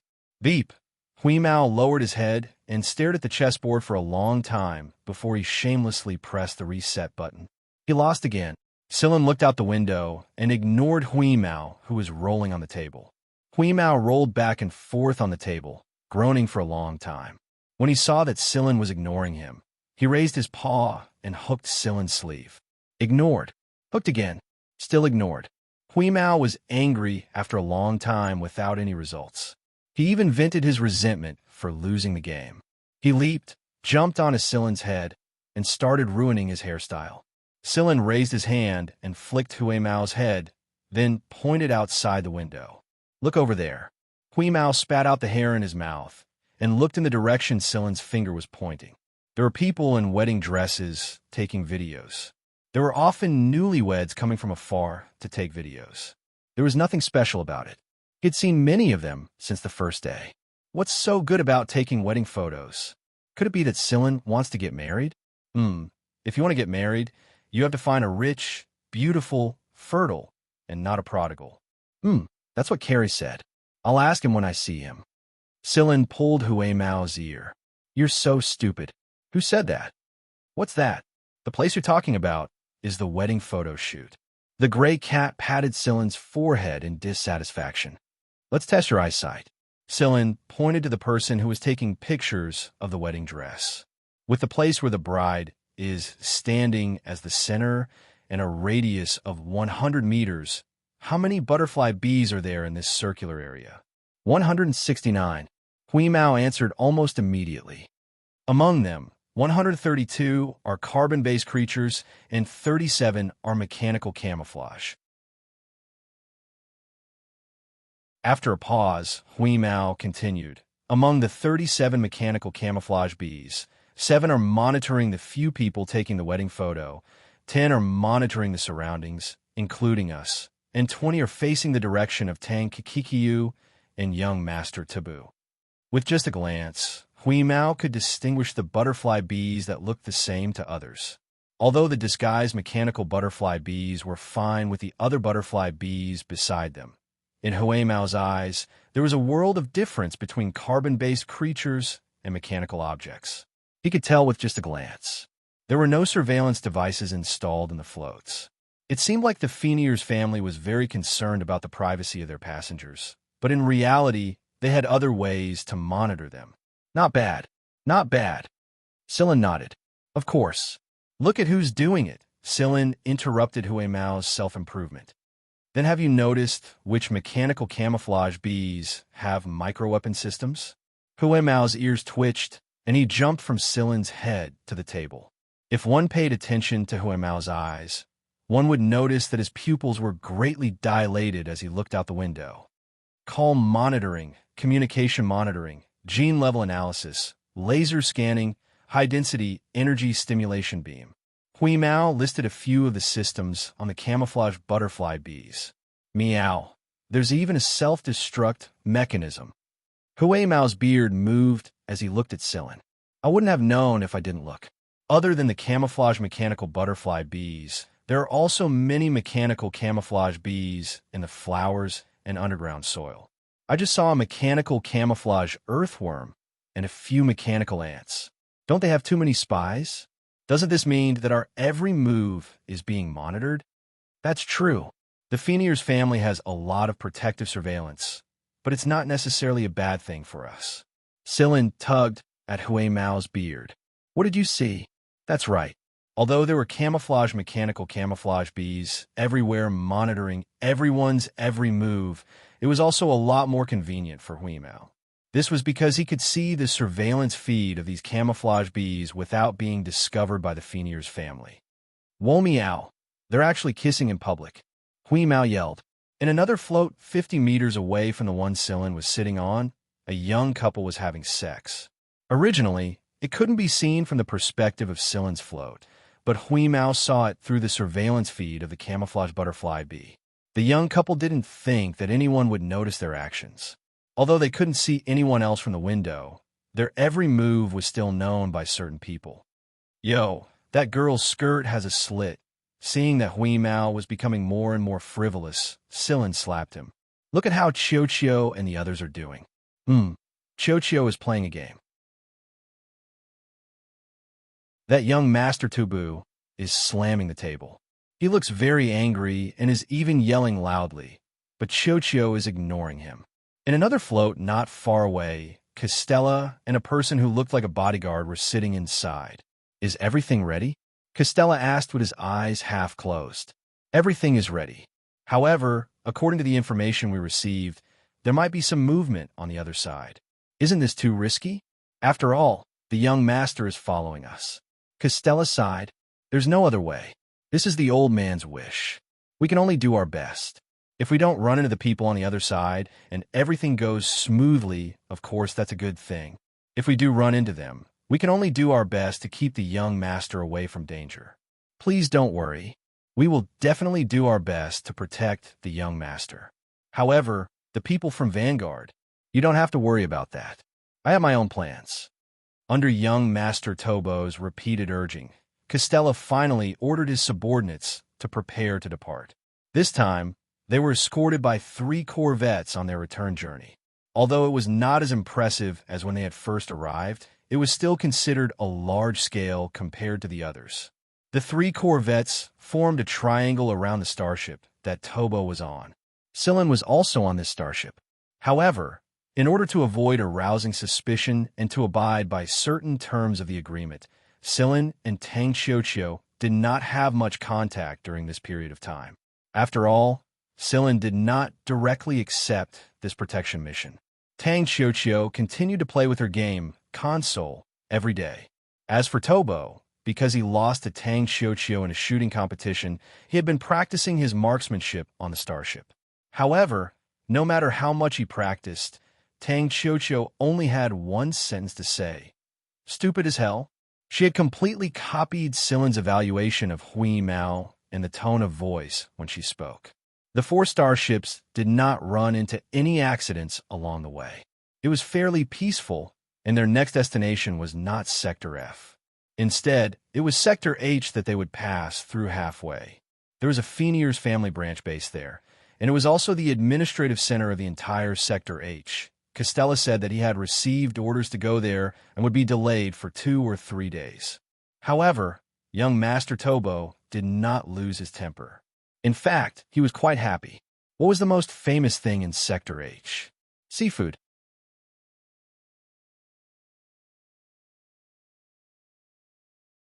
Chapter 138. There weren't many habitable planets in Sector H, but most of the planets in this region were special. Almost all of the habitable planets had more than 50% seawater, and some of the planets with rank B habitability had seawater covering almost 100% of their surface area. That was why Sector H was also called the Blue Sector. When Silen was strolling around Seven Lights Business District, he had seen a lot of marine products brought over from Sector H. He had to admit that Sector H's marine products were better than the other sectors. Therefore, there were many business groups or great families who would obtain the development and management rights of certain planet after they had set their eyes on it. They would use it to breed marine products, and so on. The Phoenier's family was one of them. Silen flipped through the planet introductions on the electronic star map and saw a couple of familiar planets. For example, the one called Planet Aquamarine. That planet was Seven Lights' internship planet. However, Planet Aquamarine was a little far from the planet they were going to, so they probably wouldn't run into anyone from Seven Lights. The planet they were going to this time was Sector H's planet Xianxia. This planet was the central management planet of the Phoenier's family's business in the entire Sector H. Xianxia, Sapphire? Silen had read Sector H's sector language before he came here, so he understood a little about it. Xianxia meant sapphire in Sector H's sector language. The name alone was enough to tell how important this planet was. Unlike the other foreign starships, the 4 starships did not need to undergo safety checks at the spaceport. After they stopped at the spaceport and docked with the space station, a specialized spaceplane would escort Tobo and the others into the planet. At the same time, there were many escort spaceplanes and fighters that came out of the spaceport accompanying them. At the same time, their landing spot was different from the other foreign spaceplanes. They landed at a special landing spot, and there were already people waiting around a landing spot on the ground. Silen was a little speechless as he looked at the formation around the spaceplanes. They needed to hire bodyguards for this kind of formation, but if they really needed bodyguards, then the ones who would be taking action would be their internal personnel. Otherwise, with the Phoenier's family's personality, how would outsiders even have the chance to approach them? Tobo, my dear little nephew, it's a pleasure to see you again. A dignified, middle-aged man walked over with a kind smile and picked Tobo up. However, his beloved nephew didn't have a good expression on his face. He pushed away the stubbled mouth and said, "Second uncle, you haven't shaved yet." Kirk smiled and tossed Tobo into the air twice before putting him down. Tobo was obviously used to this kind of greeting, so he just kept silent with a long face. After putting Tobo down, Kirk nodded at Costello. "You've worked hard." Costello, on the other hand, was well-mannered. He bowed and said, "This is what I should do." The person Tobo called second uncle was called Phoenier's Kirk. He was the #1 administrator of Planet Xianxia and the CEO of the Phoenier's family in Sector H. Silen had searched for some information regarding the Phoenier's family at Sector H before he came here. Phoenier's Kirk appeared quite frequently in some business magazines with high contribution points.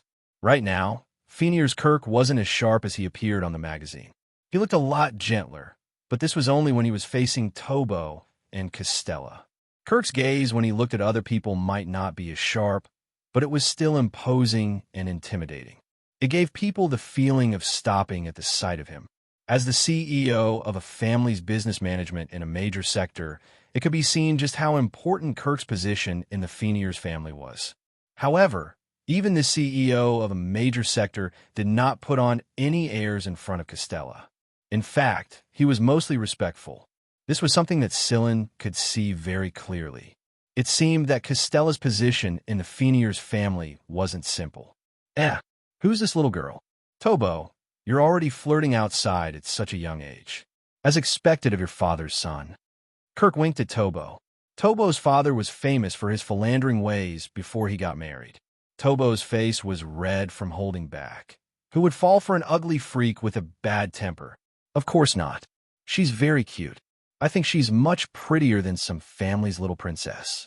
She also has my favorite blue eyes. As for her bad temper, that was even more out of the question. Who would have a worse temper than a young master like you? However, Kirk did not say this out loud. If he did, Tobo would definitely explode on the spot. However, when Kirk looked at Tang Kikikyu playfully, this CEO of a major sector couldn't help but feel a chill in his heart. When Kirk looked over, Tang Kikikyu also looked at him. However, what surprised Kirk was that Tang Xiaoqiu's gaze was too emotionless. It didn't look like something a girl of her age should have at all. Normally, a girl of her age would be shy, angry, and awkward after hearing Kirk's teasing, wouldn't she? Although Kirk did not feel any killing intent from Tang Xiaoqiu, he felt that if the environment was different and the scene was different, this little girl might just pull out a gun and shoot him with an expressionless face. A sense of uneasiness that shouldn't appear on a little girl of her age caused Kirk's eyes to flash for a moment. He straightened his body and swept his surroundings once. Kirk's gaze paused on Scylla for a moment before he withdrew his gaze. During this process, Kirk and Costella had exchanged a brief look with each other. They didn't need to say much to know what the other wanted to express with just a look, and it also meant that the two were very familiar with each other. Scylla's first feeling was that Kirk wasn't their target, and that he wasn't the one who was going to attack Tobo. His second feeling was that the person who was going to attack Tobo was definitely on this planet. Then, as the Fenier's family's headquarters in Sector H, who was the person who would choose to attack here? But Huimao wasn't in the mood to pay attention to these things. After he exited the space plane, he kept taking deep breaths. There was the smell of the sea in the air, and there was also the smell of fish within it. This was truly a heavenly place. Kirk brought Tobo and the others to his private residence. It was also a large manor, and although it wasn't as colorful as the manor in Little Garden, it was still a refreshing sight to behold. There were all kinds of colors ranging from light blue to dark blue, and there were even conches embedded in some places. When the wind blew, they would let out soft humming sounds of different tones. There were also wind chimes made from all kinds of shells that tinkled crisply and added a hint of liveliness to the atmosphere. Due to the unique layout, the entire manor was filled with the smell of the sea. After walking into the manor, Scylla discovered that there were guests visiting the manor since a long time ago. 2 children, a boy and a girl, who looked to be around 8 or 9 years old, skipped over and said, "Tobo, you're finally here. We've been waiting for you for a few days." It looked like these 2 children were old acquaintances of Tobo, and Tobo's face that had been sullen all this time finally smiled. "Why are you guys here?"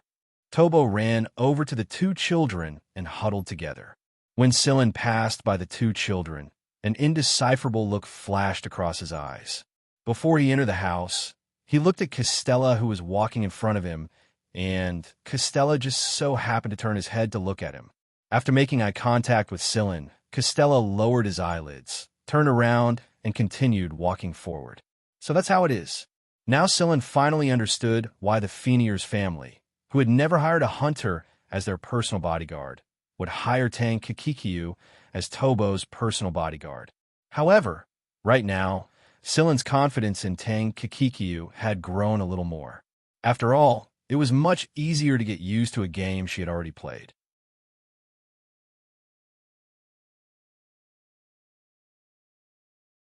Chapter 139. The manor was located next to the sea, and one could see the sea view when they opened the windows. However, for those who came to Sector H, They prefer to be close to the sea and not watch from afar. The people who had arrived before Sillin and the others were the Fenier's family's partners in Sector H, the Binger family. Although the Binger family's influence in the entire GL could not be compared to the Fenier's family, their influence in Sector H could not be underestimated. The Binger family originated from Sector H, and long before the Fenier's family had expanded their influence in Sector H, the Binger family was already a big shot in Sector H. The two families had worked together for hundreds of years, and their relationship could be said to be close. It was worth mentioning that Kirk's wife was from the Binger family. The two children were the children of Kirk's wife's brother. In other words, they were Kirk's nephew and niece. Moreover, the two children were about the same age as Tobo, and they often played together, so their relationship was much better. The boy was called Binger Rost, and he was a year younger than Tobo. The girl was called Binger Emma, and she was the same age as Rost. They were twin siblings, and the whose little princess Kirk mentioned earlier was none other than Binger Emma. Right now, the three children were playing at the beach and building a sandcastle. Emma had even picked up a lot of beautiful little seashells to decorate it. Due to the manor, the coastal areas around it had been heavily guarded and heavily guarded. Moreover, there were bodyguards following and protecting them on the beach, so there was usually no danger. The bodyguards on the beach opened up a sunshade pavilion for them, but the three little fellows did not appreciate the gesture. They put away the sunshade pavilion and threw it far away. If they were tired or thirsty, they could just call out, and their bodyguard would immediately bring them towels and juice. Not far away from the three little fellows, Tang Kikikyu opened up a sunshade pavilion and placed a deck chair on it. Then, she pulled out the sunshade pavilion's tray and placed a glass of iced fruit juice on it. She played games and drank juice at the same time, enjoying the peace and quiet. Emma and Ross glanced at Tang Kikikyu a couple of times and asked Tobo who that was. Tobo was too lazy to say much and simply said that it was his bodyguard and that there was no need to pay attention to him. After hearing Tobo's evaluation, Emma and Rost felt disdain and disgust towards Tang Kikikyu. With their status, there were many people trying to please them every day. Their mother once said that those who tried to curry favor with them only cared about their family's wealth. They didn't really treat them well, so they naturally classified Tang Kikikyu as one of them. After all, with Tang Kikikyu's age, she didn't look like a regular bodyguard. She was more like a freeloader. As for Tang Kikikyu, as long as her eyes were not filled with killing intent, she could just ignore them. Not far away, Sillin set up a sunshade pavilion and lay on a chair to read an ebook. Huimao had gone to the sea to look for food. There was nothing good in the coastal waters, so it had gone to the depths of the sea. Sillin was not worried about it. He believed in the ability of that foodie. Vice Captain Sillin. A voice rang out from the side. Sillin turned his head to look. It was the person in charge of Tobo's security. His name was Steele, and he should be under Costella's command. Although Steele was the main person in charge of Tobo's security, he wasn't a serious person. He wasn't like the other bodyguards who always had a stiff face. Hearing Steele's words, Sillin said, "What's the matter, Mr. Steele?" Steele spread out a chair and sat next to Sillin. "Why don't you take on this security job? With your status as the vice captain of Vanguard Division 6, the pay is very high." "I'm not interested. I might as well watch over my own children and play with them." Steele glanced at Tang Xianxia, who was playing a game, and smiled. Tang Xianxia is indeed the most special child of her age that I've ever seen. Steele had witnessed Tang Xianxia's marksmanship before, and Costella had also said that not everyone could possess that kind of gun sense. Even some experienced assassins might not necessarily be able to achieve that level of accuracy. Moreover, Costella had also told him that even though Tang Xianxia was only 10 years old, the number of people who had fallen to the muzzle of her gun was definitely not small. She was also a child around the age of 10. Looking at Tang Xianxia and then looking at the three brats who were piling up sand, the difference was really fucking huge. Sillin did not comment on Steele's words. He glanced at Emma and Rost, who were decorating the sandcastle, and said, "I'm afraid your security job this time will be very difficult." "Oh." A sharp glint flashed across Steele's eyes. "Vice Captain Sillin, what did you guess?" Guess? Do you guys always guess when you're doing security? Sillin put away his e-book and rested his head on his arm. He squinted at the sea in the distance. It was indeed blue. What do you mean? Steele's gaze bore into Sillin as if he wanted to confirm if this young vice captain had really noticed something. You want to know? Name a price. Steele's face twitched. Name a price? As expected of a hunter, seizing every opportunity to make a fortune. Seeing that Steele was silent, Sillin did not say anything either. He closed his eyes and enjoyed the sea breeze, looking so comfortable that he was about to fall asleep. Finally, Steele could not hold it in any longer. Did you notice something unusual? Your security job is pretty good, and you've chosen the right targets to monitor. However, I believe that you still haven't noticed something important, replied Sillin lazily with his eyes still closed. When Costella had lowered his eyelids back then, it was obvious that the other party would most likely use Emma and Ross to carry out the operation. However, Sillin was certain that Costella would never have thought of the other party's method. Steele and Sillin pondered. They had been keeping a close eye on the Binger family members who had come over this time. According to Costella's orders, Emma and Rost were the main focus. After all, Tobo was staying with them. Therefore, Steele had also been secretly monitoring the Binger family's bodyguards who were following Emma and Rost. If any of them made any strange movements, he would kill Wuxia. However, there had been no movements from the security team until now. Although Steele did not doubt Costella's judgment, they had indeed not received any strange movements from either party. Now that he heard Sillin say this, Steele's heart could no longer remain calm. After thinking for 2 seconds, he said, "The price is directly proportional to the importance of the content that Vice Captain Sillin has mentioned." Sillin opened his eyes and raised a finger. 10 million galactic credits. Steele, could he beat up this guy in front of him? It doesn't matter. Take your time to think about it, but I won't wait until the deadline. Seeing that Sillin was about to fall asleep again, Steele gritted his teeth and said fine. As soon as Steele said fine, Sillin took out a receipt from his pocket. It was obvious that he had prepared it beforehand. Sign it. Looking at the sparkling numbers, Steele roared in his heart. Hunters and whatnot really deserved a beating. After putting the receipt away, Sillin did not waste any time. He took out the e-book in his hand and flipped through it before passing it to Steele. Steele took it. He was a little confused at first, but after all, he had been by Costella's side for so many years. His mind had expanded quite a bit. The more he looked at Steele, the worse his expression became. I'll borrow the e-book for a while. He turned around and left after saying that. Sillin waved his hand. Take it. The rent will be extra. 10,000 per hour. Steele staggered and squeezed out a word through his clenched teeth. Fine. However, due to the urgency of the situation, Steele had to rush to report to Costella. Therefore, he did not hesitate in accepting Sillin's request. After Steele left, Huimao ran over from the other side of the sea. He shook off the water on his body and smacked his lips, looking very satisfied with his meal. Sillin, there's a situation in the sea.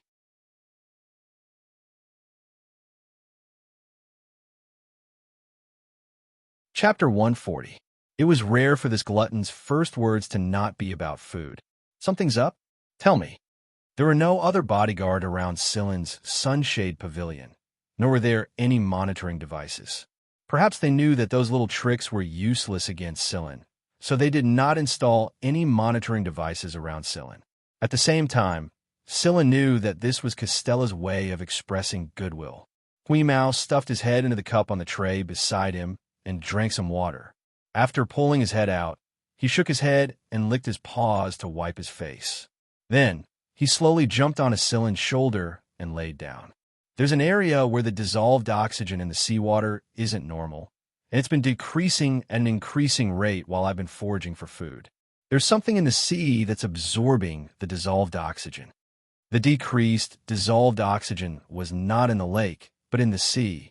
It wasn't in the coastal area, but in the distant sea, and it was a large-scale change. There was no way the Fenier's family would not be aware of such a change, but there was still no movement. This meant that someone had tampered with it. The monitoring device's program or data set up in the sea had been tampered with, and the Fenier's family had not noticed this change. Only someone from the Fenier's family would be able to do this. Hui Mao continued, I've looked at those devices. The temperature, pressure, ion concentration, and so on are all normal. The only abnormality is the dissolved oxygen. If they changed too many items, the chances of being discovered would be higher. As long as they can fool the key items, they'll have achieved their goal. Hui Mao clenched his paws and continued speaking mysteriously to Sillin. I went to the depths of the sea and found a few big guys. They're still sleeping, but it looks like they're about to wake up. Big guys. Sillin sighed softly. Anything that could be called a big guy by Hui Mao would never disappoint. Somewhere in the manor, inside Kirk's private study, Costella and Kirk were sitting in front of a desk and having a conversation. Next to them was a light screen that displayed the location of the Binger family's visitors. Every single location was monitored in detail, but up until now, the report from their subordinates had left the duo dissatisfied. It's too quiet. Kirk frowned. Yeah, it doesn't seem like their style. They aren't people who can endure. They shouldn't have waited until now. Costella placed both of his hands on his knees, his fingers moving rhythmically. In other words, they made a move, but we didn't notice it. Kirk did not object to Costella's opinion. That's why I feel uneasy. Why don't we call Tobo back to the manor? If something really happens and we can't react in time, Tobo will be in danger. Originally, he thought that letting Tobo go out to play would cause some commotion, but he didn't expect that there would be no results until now. All right then. As he spoke, Costella's communicator rang. This communicator would only be used by internal personnel in emergency situations. Costella and Kirk's hearts skipped a beat. They exchanged glances. Could there be movement? Connecting the call, the image of Steele appeared. Steele looked very anxious. What is it? Asked Costella. There's an important discovery. Let's talk in the study. After Steele entered the study, he handed the e-book to Costella. This is what Sillin showed me. He said that the other party has already made a move. What was shown in Sillin's e-book was a type of amphibious parasite. This type of parasite was a type of external fertilization. The female and male parasite would expel mature sex cells from their bodies. When the sperm and egg cells combined outside their bodies, a new life form would form and search for a nearby host. This kind of combination could happen in the air, on the ground, or even in the water. In other words, if Emma and Rost each carried a type of this parasite's sex cells, and these two people had injected some kind of medicine to prevent the parasite from forming a new life form in their bodies, then the one who would suffer the most would be Tobo. Being in close proximity for a long period of time was no doubt a great opportunity. Of course, the parasite on Emma and Ross' bodies would definitely not be the one that Sillin showed them. The living environment of this parasite in the e-book was different from the climate and air humidity here. The reason why Sillin showed this to Steele was to remind them where they should think about it. Otherwise, it would be too late by the time they realized it. Regarding parasite research, there was a period of peak 50 years ago, but it gradually cooled off after that. Nowadays, the most popular research was still on biochemical exotic beasts, viruses, and related medicines. Therefore, people nowadays wouldn't think about it from this angle. After all, it would be impossible to make good use of a parasite without a certain level of skill. However, Costella and Kirk did not expect the other party to possess such technology. They had miscalculated. While Costella and Kirk were reading the information in the e-book, Steele took out the bill written by Sillin and told them about Sillin's request. If it's just money, we'll give it to him if he wants it. Costella retracted his gaze from the e-book and said in a low voice, Yes. Steele paused for a moment and said in shame, We lost track of the gray cat following Sillin after it left the coastal waters. Costella was not too surprised by this. After all, there was no way a pet that stayed by the side of a lieutenant commander would be ordinary. He waved his hands and said, It's not your fault. You go out first and wait outside. All right. Steele bowed and left the study. After Steele left, Costella inhaled deeply and let out a long sigh. Kirk, do you know how the big thorn in Sector V Poison Fong was eliminated? Kirk shook his head. I don't know. His main attention was still on Sector H, so he did not know much about the 13 backwater sectors. Therefore, he received the information relatively late. One of Poison Fong's strongholds, 100,000 people, was completely eliminated. The reason was parasites. Kirk could not help but inhale when he heard this. He suddenly felt a little cold. Poison Fong's people were infamous, but they were actually completely eliminated by parasites. The ones who eliminated Poison Fong were Vanguard's people. Since this matter was handled by Vanguard's A Squadron, not many people know the truth. It was common knowledge that information handled by the A Squadrons of the 4 Great Hunter Regiments would be seriously distorted, and the truth would be blurred. This was also the capability of the 4 Great Hunter Regiments. The one who eliminated Poison Fong was Vanguard Division 6, the squad Sillin was in. Kirk understood now. He had thought that Costella's attitude towards Sillin was a little strange. So this was the reason. I know what to do now, Kirk said. Costella nodded. I have a feeling that the parasites are about to reach the peak of their era after 50 years. Just as Kirk was about to give his subordinates an order, Costella's communicator rang. Looking at the display, Costella made a gesture to Kirk, and Kirk immediately put down the work in his hands. Costella had given Sillin his communicator number on this planet. If there was nothing important, or if the situation was not urgent, Sillin would not call Costella's number directly. Just like how he had sent the news through Steel just now. Although the parasite would affect Tobo, it was not life-threatening for the time being. But now, since Sillin had called Costella's number directly, it meant that the situation was serious. Costella had no choice but to treat it with caution. The communication was connected, and Sillin's image popped up. I have a message. But Sillin did not continue to say what it was specifically. Name a price. This time, Costella did not need Sillin to mention it.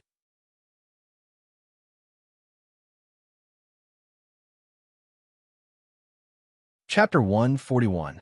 This little old man was straightforward. Seeing how straightforward Costella was, Sillin cut to the chase as well. 20 million galactic credits. Sure, bill or savings card. Costella said this almost without hesitation. There's no rush. I'll give you the bill. I believe that the Phoeniers family won't go back on their word when it comes to this. I'll tell you the information first. Sillin straightened his expression. There's a region in the ocean with abnormal dissolved oxygen. That was all Sillin said, but he had already conveyed what he wanted to convey. He believed that with Costella and Kirk's intellect, they would be able to foresee and infer what might happen in certain threats. Since Sillin said that there was a region with abnormal dissolved oxygen in the ocean, and the Phoeniers family's monitoring device in the ocean did not detect this information, it meant that someone had made a move long ago. Moreover, Costella and Kirk were well aware of the disaster that could be caused by a large-scale, abnormal dissolved oxygen in the ocean. Therefore, after hearing Sillin's words, Kirk and Costella immediately got to work. The 3 little fellows who were happily catching crabs on the beach were escorted back to the manor by the surrounding bodyguards. Before they left the beach, Sillin stopped Tang Xianxia and told her a few things. He also reminded Tang Xianxia to be careful. After that, Sillin and Hui Mao returned to the manor, where Costella had arranged a guest room for Sillin. Sillin passed the bill to Steele and asked him to pass it to Costella. This time, Steele did not look surprised. Instead, his attitude towards Sillin was a little more cautious than before, and his words were not as casual as before. After entering the room, Sillin placed his finger on Hui Mao's forehead. Hui Mao then transmitted all the information he had gathered in the ocean to Sillin. It was very strange. Sillin was clearly not a cyborg, but he could receive the information formed from the special signals sent by the cyborg Hui Mao. Feeling the information transmitted from his finger, Sillin also analyzed the situation here at the same time. He also saw the big guys in the deep sea that Hui Mao mentioned. If those big guys rushed to the coast at the same time, even if they had weapons, they would probably cause serious damage. What's more, there was an underwater base near the coast. If they were hit by those guys, the underwater base would be destroyed. However, Sillin was curious as to how those people could ensure that the big guys at the bottom of the sea would wake up and make them come over at the same time. While Sillin was analyzing the problem, Kirk welcomed a guest from the Binger family. Binger Warsaw, Emma and Ross' half-sister. Although she was a young lady, she played an important role in the Binger family's business. She also had the power to make decisions on some big issues. This also showed that this young lady wasn't simple. She had long hair that resembled the ocean, a dignified Rayleigh temperament, and a light blue dress that hung to the ground. However, as she walked, it outlined the silhouette of her long legs that were covered by the dress. She walked calmly towards Kirk and Costella. Unlike Emma and Rost, Warsaw's mother was a native of Sector H's ancient race, the New Europeans. Some people said that the New Europeans were the descendants of the mermaids. They possessed the appearance of humans and could walk and run on land. They could also transform into mermaids and swim in the sea. And Warsaw was undoubtedly more outstanding than her predecessors. The New Europeans didn't like to show their legs. This was because most people's first reaction when they saw the New Europeans was to look at their legs. This was because the New Europeans would transform their long legs into tails when they transformed. The New Europeans didn't like other people's gazes. Therefore, it had become a habit over time. They would wear long skirts or robes that covered the lower half of their bodies tightly. As for Binger Warsaw, the people of Sector H called her the Binger family's mermaid princess. This not only showed Warsaw's outstanding appearance and temperament, but also her background. What a surprise! I didn't expect the beautiful mermaid princess to come.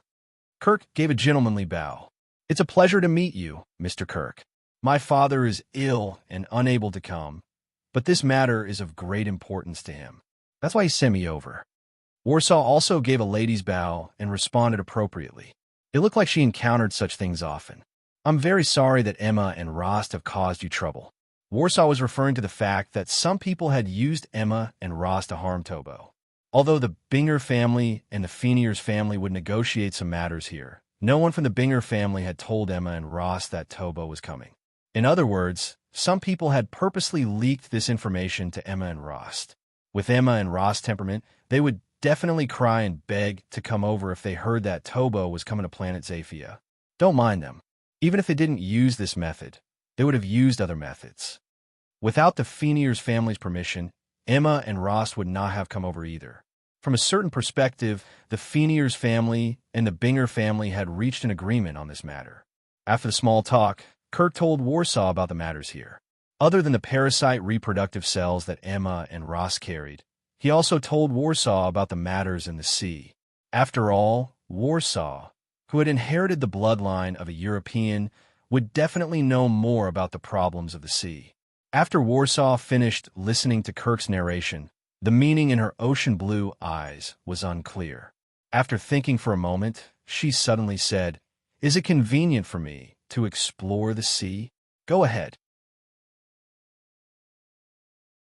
Kirk did not have any objections to Warsaw's request. He only hoped that Warsaw could discover more things and understand more.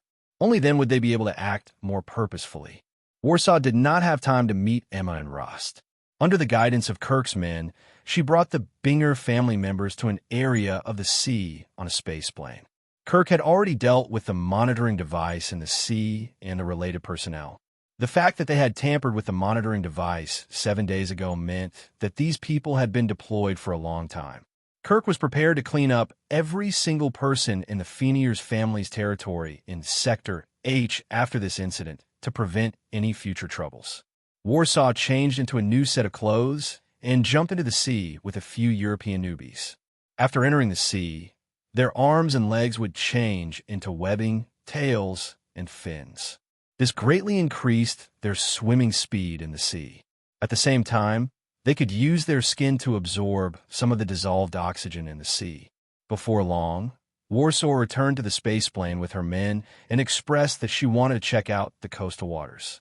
Although Kirk did not understand Warsaw's actions, he still agreed to it. Some people were not optimistic about this. Although Warsaw and the others were European newbies, the Feniers family's defense system was also densely spread around the coastal waters. How could there possibly be any abnormalities? When a spaceplane arrived at the coastal waters, Warsaw jumped into the sea with her men, just like before. Not long after, Warsaw returned with a pale face and told Kirk that they were in big trouble.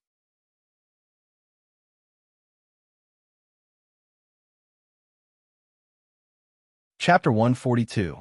What's going on? On the other side of the communicator, Kirk looked a little nervous. Anything that could be classified as big trouble by Warsaw was definitely difficult to deal with. Mr. Kirk, I've discovered some echo conches in the coastal area. Please send your men to evacuate them. The situation is urgent. Please act immediately. Warsaw's voice was trembling slightly, and this made Kirk even more worried. What kind of echo conch could cause this famous mermaid princess to react like this?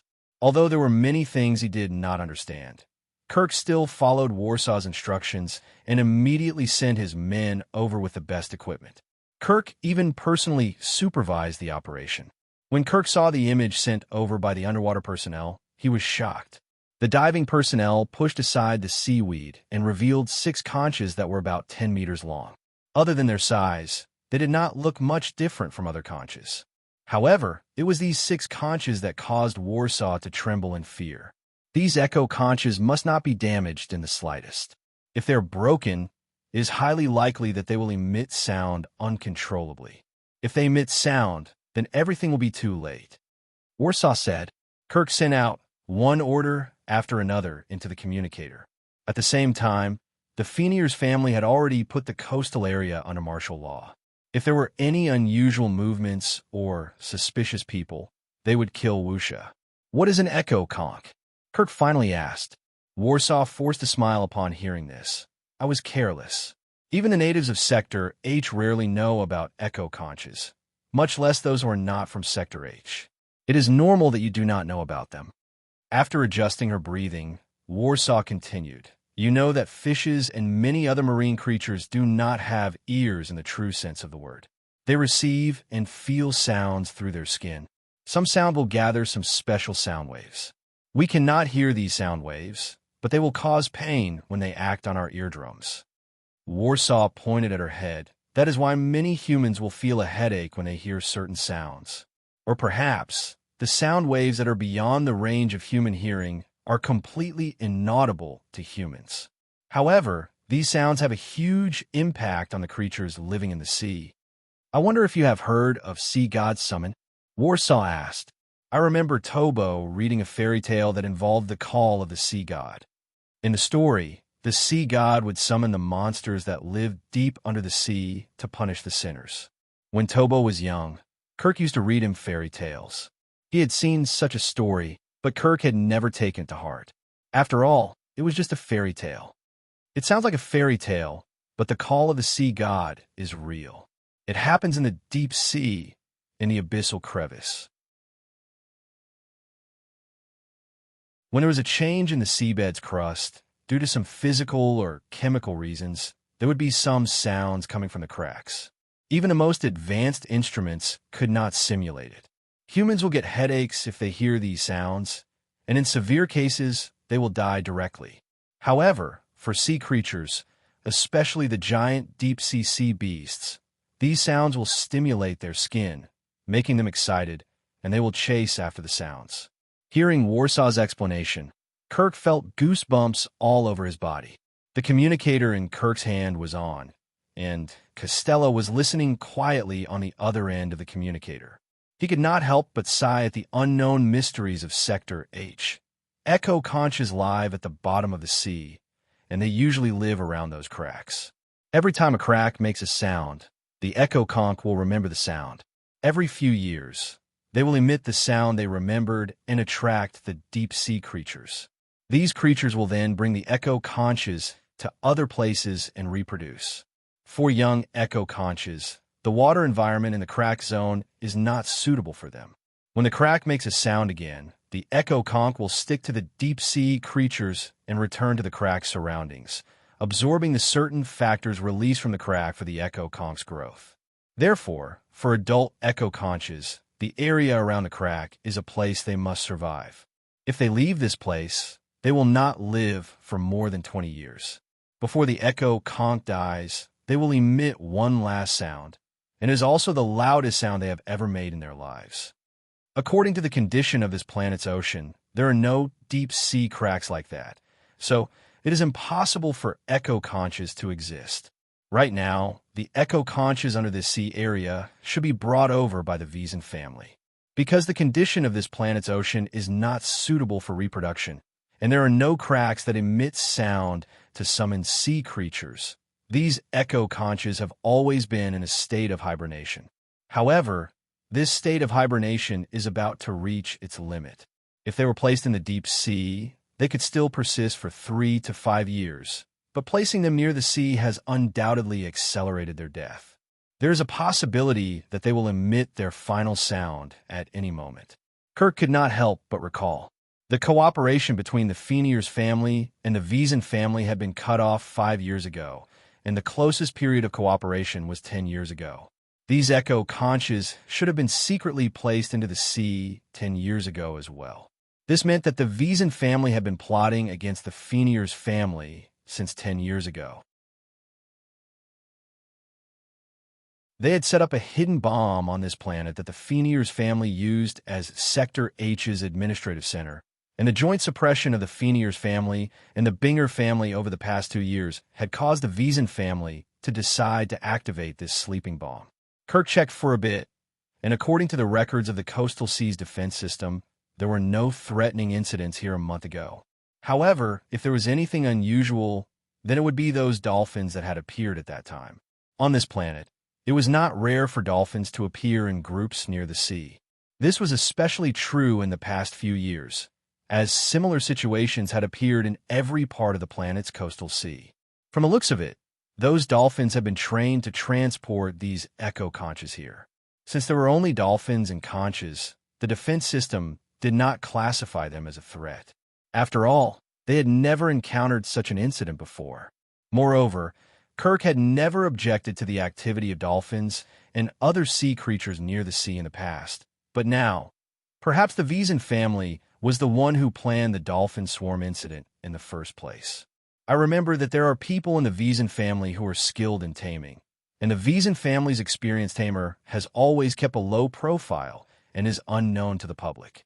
Kirk and Costello also agreed with Wuxia's opinion. As long as these eco-conches have not reached their final deadline, as long as they have not made any noise, this matter will be easy to handle. After we get them out, we can throw them far away into the depths of the sea and blow them up. No matter how they scream, they will not have any impact on the coastal areas. Kirk sighed. I hope so. At the same time, he transferred a group of people over to strengthen the defense to prevent external interference. Inside the manor, Hui Mao squatted on the windowsill, looking in the direction of the sea. Silin sat on a chair next to the window, reading a book. Hui Mao's cattail was draped over his arm. Hui Mao could see what was happening in the distant coastal sea. Although he could not see the situation at the bottom of the sea, Hui Mao could monitor the communication device in the aircraft parked above the sea. Through monitoring these conversations, he could roughly understand what was happening. Hui Mao listened to every word of the conversation through the communication device. Then, Hui Mao transmitted this information to Silin through his tail on Silin's arm. From an outsider's perspective, there was nothing unusual about this man and cat. There are fish coming, and there are quite a lot of them, Hui Mao suddenly said.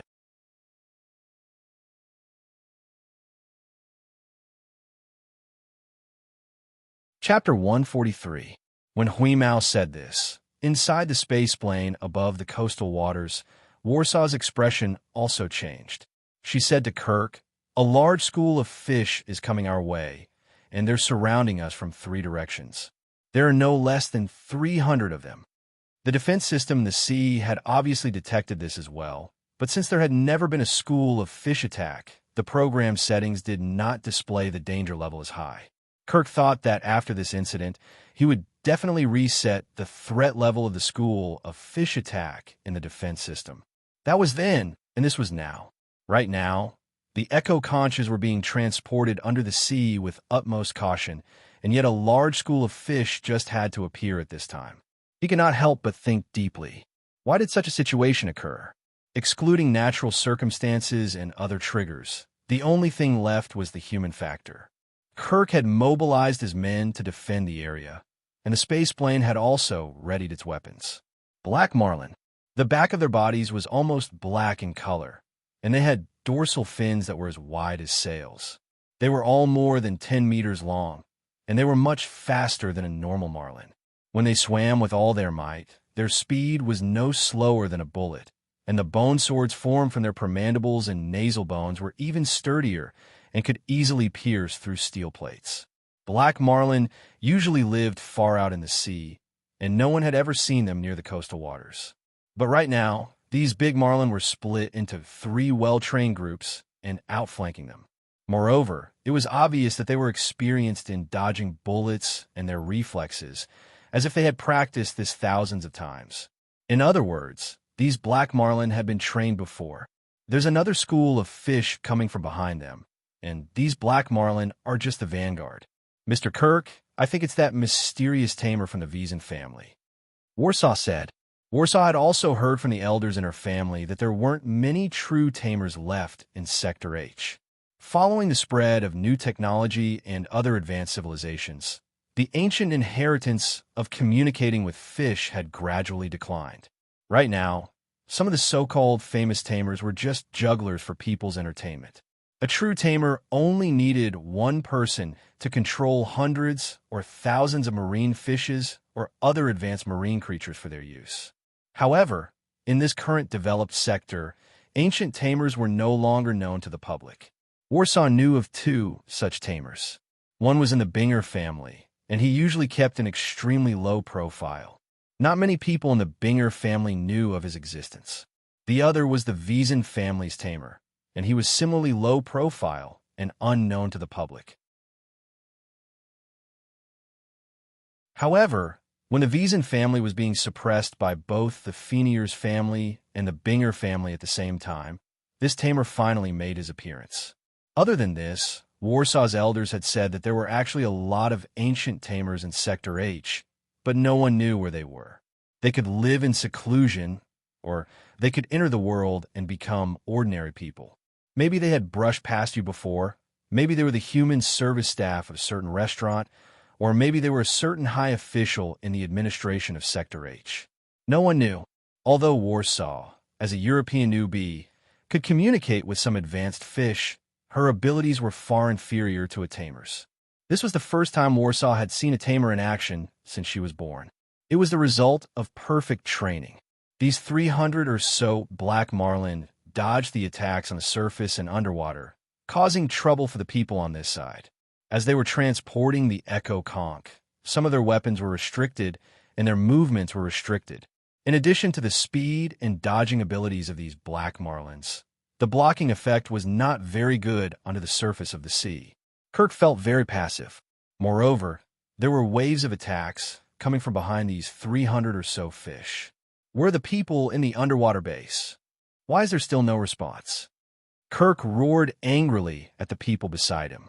He had contacted the underwater base earlier and asked them to cooperate with the attack, but he didn't expect that there would be no response at all even after a few minutes had passed. Boss, the underwater base is under attack. We can't send reinforcements in time. The subordinate beside Kirk pulled up a communication image and passed it to Kirk.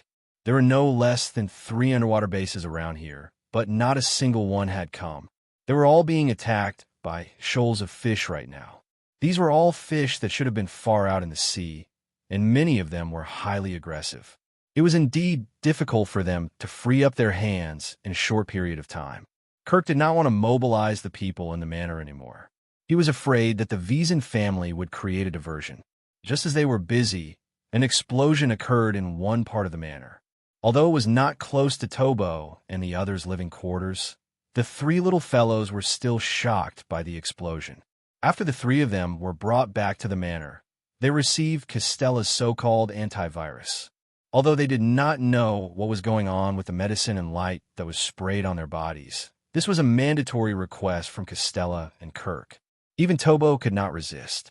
The 3 little fellows, who were exhausted by the antivirus, were about to fall asleep when a big explosion woke them up.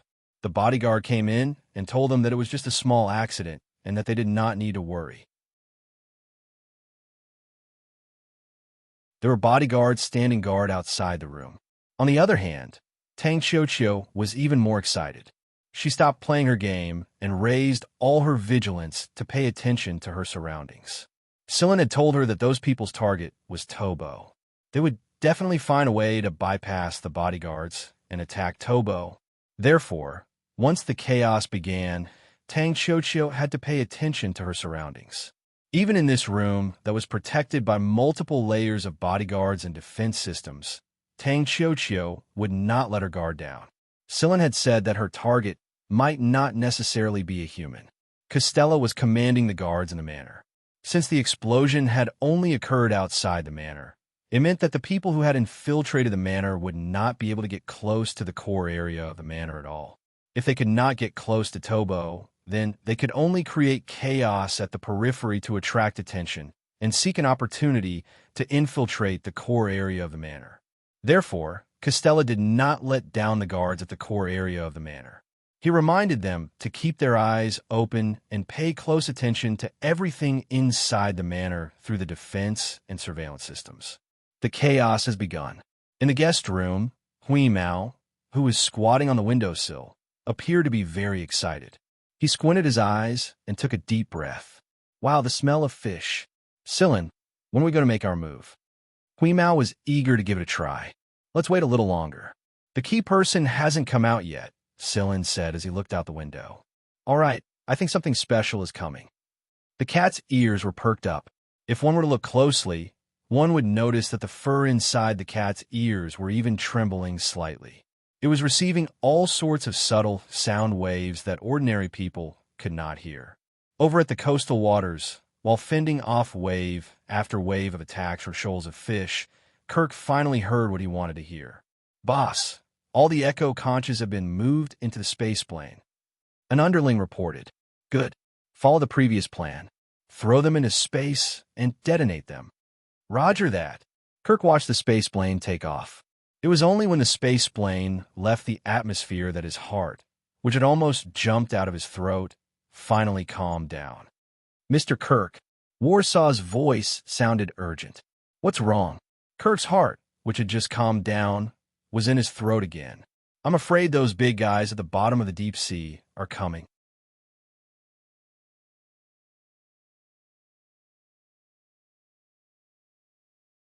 Chapter 144.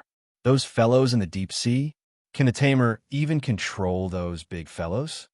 Kirk exclaimed in shock. Although Kirk did not know much about tamers, when he thought of those tyrants of the deep sea being controlled by a tamer, he really felt a chill run down his spine. That would be too much of a monster. No, they can't control the tyrants of the deep sea. However, they can control other fishes and change the environment of the sea, prompting those tyrants of the deep sea to move. You're saying that Vizen's men changed the dissolved oxygen there in order to make it easier for those tyrants of the deep sea to move according to their route? Kirk recalled the area of the sea with extremely low dissolved oxygen. Kirk could not find the tamer who was controlling these shoals of fish. Until now, there was no news of the tamer at all. Although the tamer could not control those big fellows, they could awaken those fellows sleeping in the deep sea. Right now, the shoals of fish were still swarming in this direction. The awakened tyrants of the deep sea needed to forage for food, and they discovered that the surrounding waters were lacking in food, and the dissolved oxygen was extremely low. Such an environment would force them to move to waters with a better environment and more food. The tamer had created a misconception and made them think that rich food and a good water environment would be in this direction. Warsaw ordered her subordinates to drive a space plane from the Binger family over. Mr. Kirk, I can hold those big fellows back for a while. Use this time to think of a way to find that tamer. If push comes to shove, we'll have no choice but to use weapons of mass destruction. After all, this planet was very important to the Fenier's family. However, if those high-energy weapons were to be used frequently, it would have an extremely serious impact on the environment and the marine ecosystem here. The destruction of the overall system would cause this sapphire to lose its luster. After all, the ocean was not a fish pond. This was something Kirk did not wish to see. Therefore, he could only follow Warsaw's plan for now. Kirk and Costella had never imagined that a tamer would be so capable. No wonder those old men of the Fenier's family said that every sector had its own primordial power. It would be best if they could not come into contact with these primordial powers. After Warsaw entered her family's spaceplane, the spaceplane flew into the distance. After leaving the coastal waters, a round platform popped out from the front of the spaceplane. Warsaw stood on top of it. Under the surface of the sea, in the depths, a few huge creatures were moving towards the shore. In the distance, one after another, huge black shadows were coming over. Gazing at the endless sea, Warsaw let out a high-pitched chant from her throat.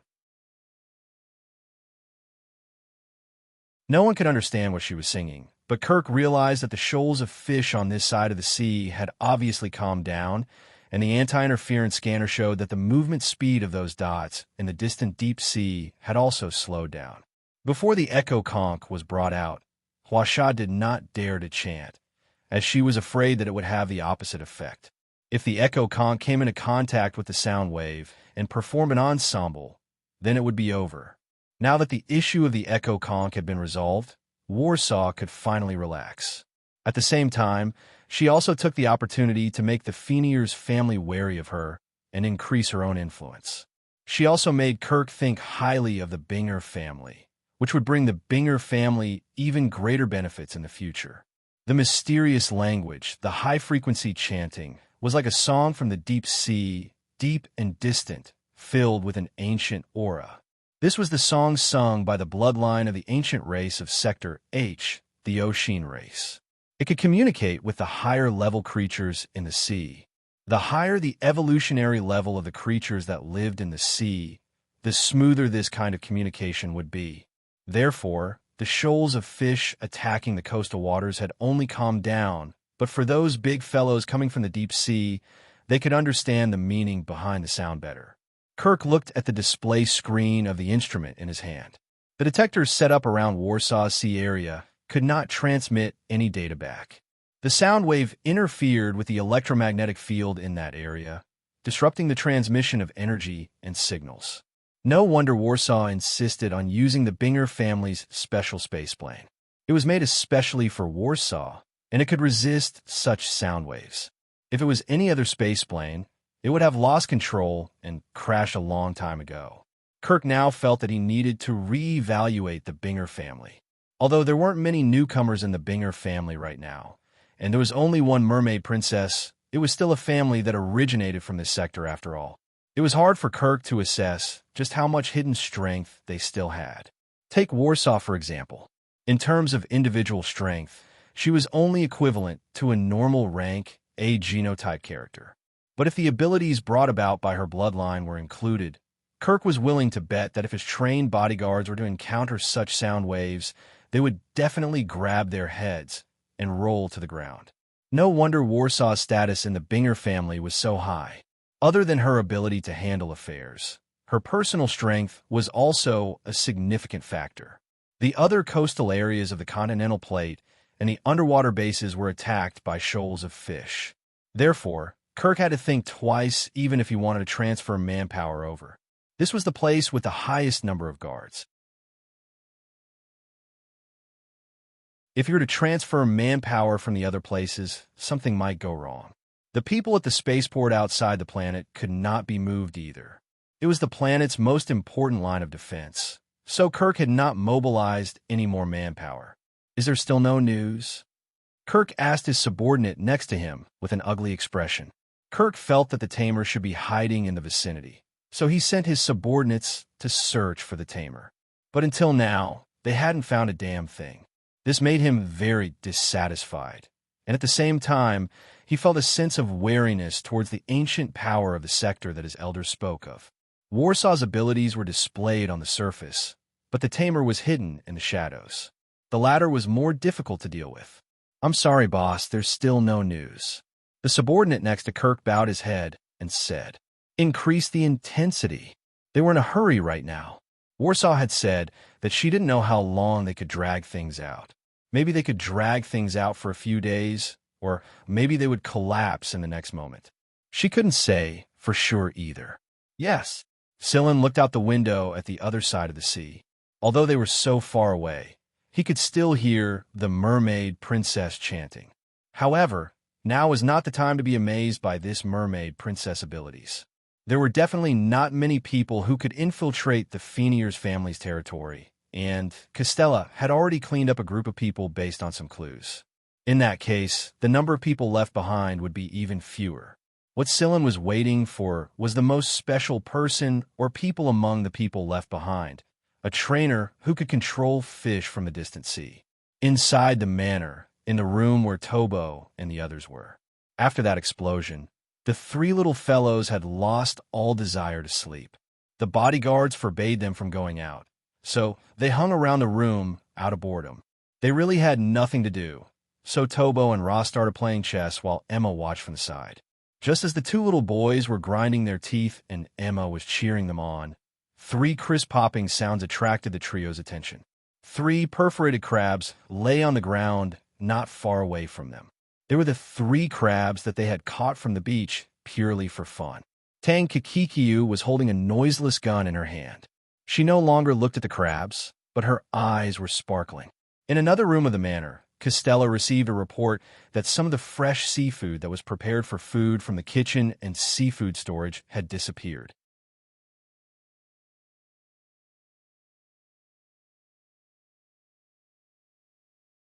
Chapter 145.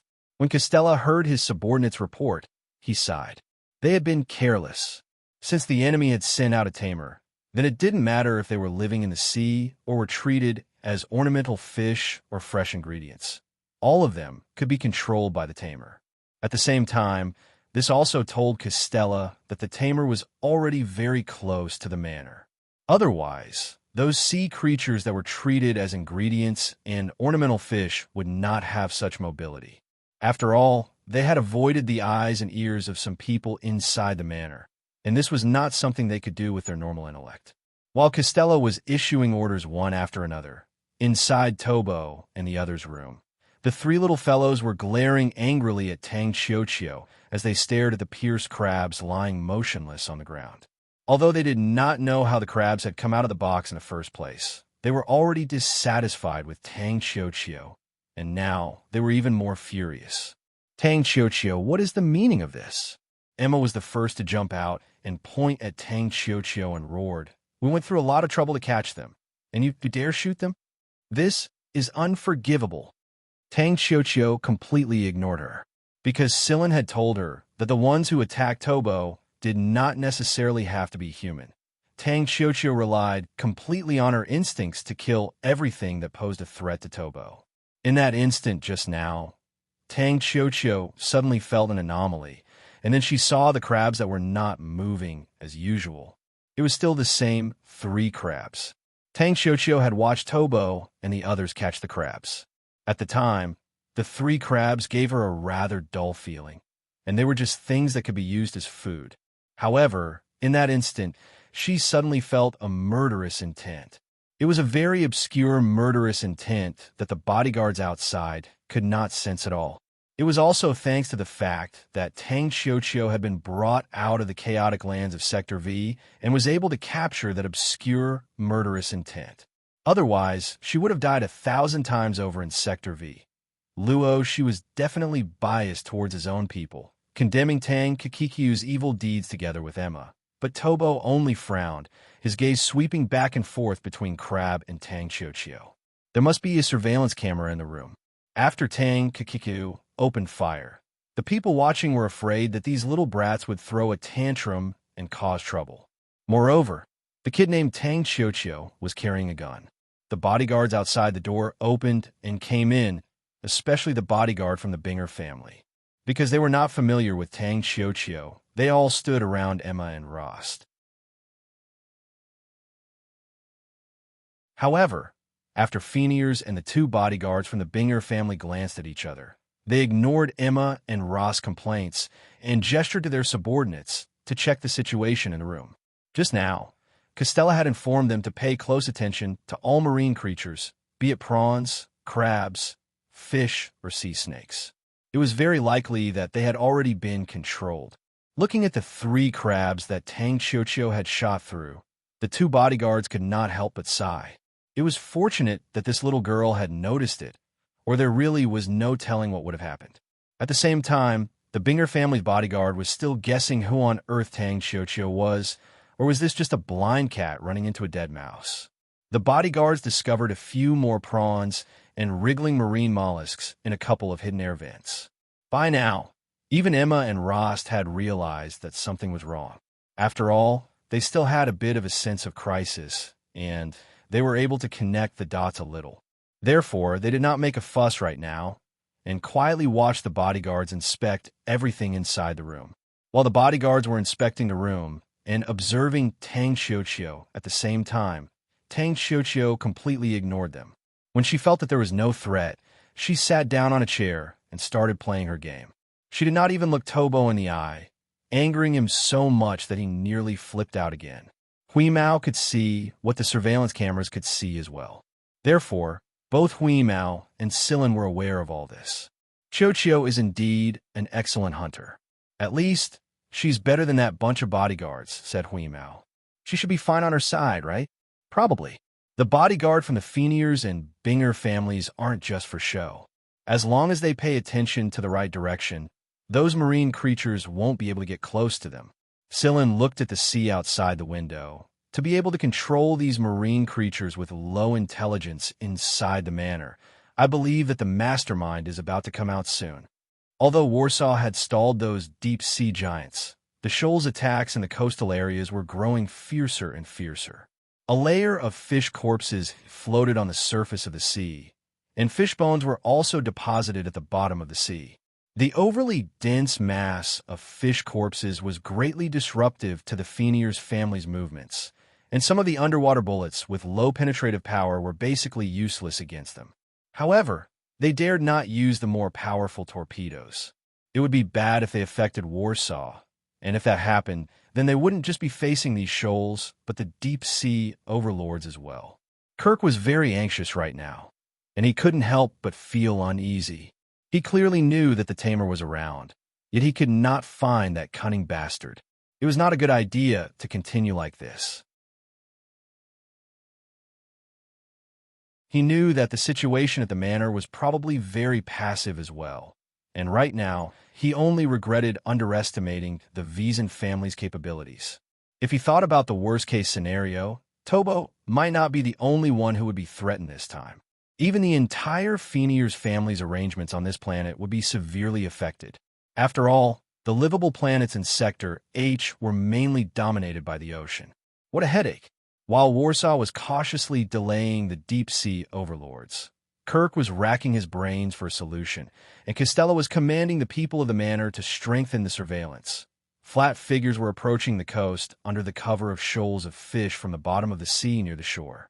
Therefore, while the space planes in the air and the submarines were fighting closely against the shoals, the alarm system next to Kirk's hand suddenly rang.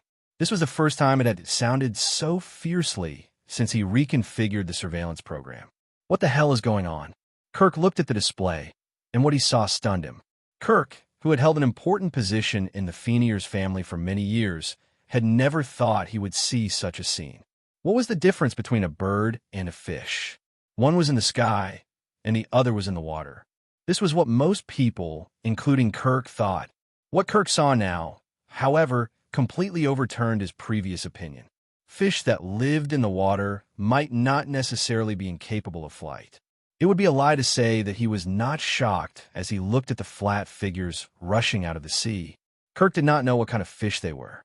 Excluding their tails, they were all more than 5 meters long, and some were even more than 10 meters long.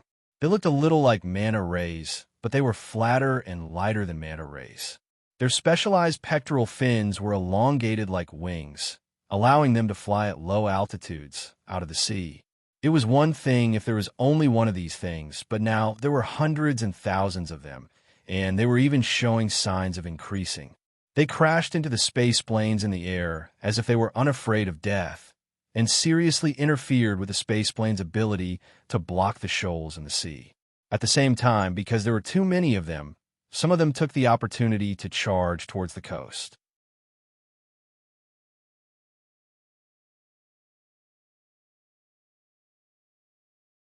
Chapter 146.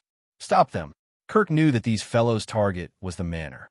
It would be troublesome if they were allowed to approach the manor. The situation at the manor was unclear to begin with, and adding these flying fishes to the mix would make things even worse. The shoals of fish in the sea could not come ashore, so they would not pose much of a threat to the manor, no matter what they did. That was why Kirk was prepared to mobilize the defense team in the sea and shift their target. Who knew that Kirk would still underestimate the threat of these sea creatures? Boss, the sea snakes. Kirk was about to give an order to the underwater team when he was stopped by his subordinate's voice beside him. He looked at the display. Some of the sea snakes dodged the shots with their agility and slender bodies and began to come ashore. Kirk's heart turned cold just by looking at the patterns on the sea snakes' bodies.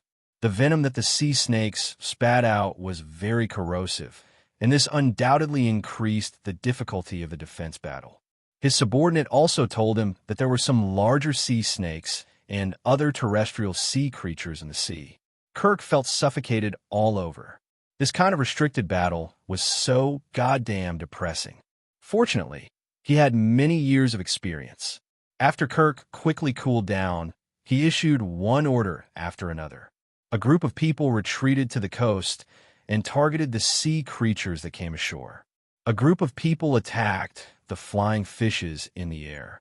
The people protecting Warsaw were not allowed to move. While Kirk and Costello were busy, Sillin patted Humao's head and said, "Pay attention to those flying fishes. I think that the tamer is on one of them." The people outside the manor did not have the time to catch their breath.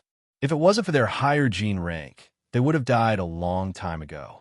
The people inside the manor were even more on guard. They did not expect to face such a great war of mere people. Fortunately, fish were fish. They could not fly as nimbly as birds, and they could not fly too high either.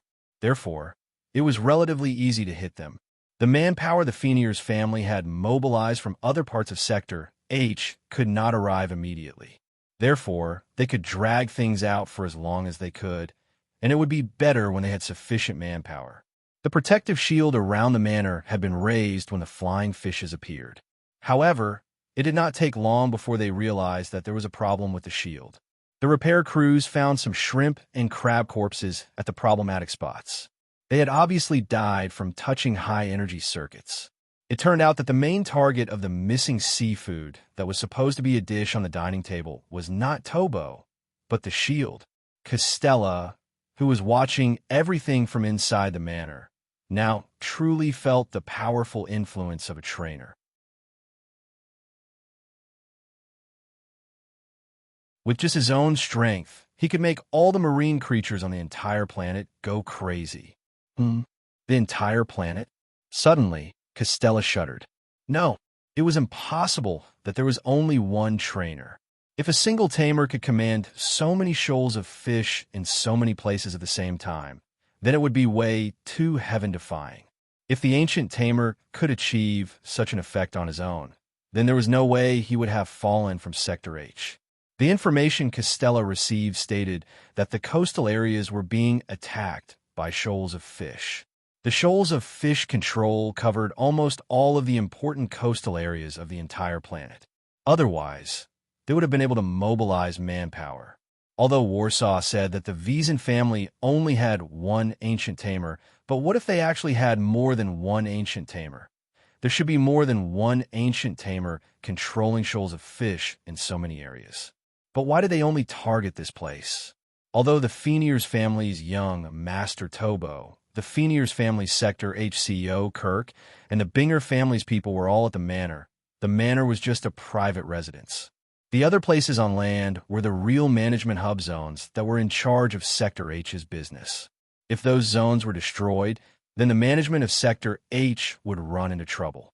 If they wanted to attack the Feniers family's businesses in Sector H, then attacking those places would definitely bring them a lot of benefits. However, if there really was more than one ancient tamer, then why did they show mercy at the other places and only delay the reinforcements? What a contradiction. Costella knew that now was not the time to think about this, but once he had started, he could not help but think even more. Costella felt the temperature of the blood in his body grow much colder. Which other family was involved in this? If there really was a fourth family that had interfered, then the situation would not be so optimistic. However, from the looks of it, this fourth family's attitude was a little too ambiguous. Not only did they help the Xian family attack the Fenier's family situation here, but they did not go too far, and their stance was not absolute. According to Costella's understanding of the families that had grudges with the Fenier's family, this shouldn't be the case. After Silen's reminder, Hui Mao had been paying attention to the flying fish in the air. Slowly, he fixed his eyes on one. "Silen, it's that one." When Hui Mao spoke, Silen had obviously noticed it as well. He looked at the flying fish that was pretending to be hit and falling from the sky, and patted Hui Mao. "Come, let's go see the legendary tamer." Silen and Hui Mao immediately jumped out of the window. The surveillance personnel reported Silen's situation to Costella, and Costella sent a few people to follow them. He knew that with Silen's abilities as the vice commander of AB Squadron, he must have discovered something, and something crucial at that. The flying fish that had pretended to be shot down landed near the manor's garden with its belly facing up. It was mixed in with the other flying fish that had been shot down, and it did not look very eye-catching. However, not long after it landed, a sticky substance gushed out from the part of its back that was in contact with the ground. The color was very similar to the color of the flying fish's back, and since it was stuck to the flying fish's back, the flying fish could not easily notice the abnormality of this flying fish when it was flying in the air. Under the cover of the many flying fish's corpses, the sticky substance slowly moved towards the manor. Silen did not act immediately.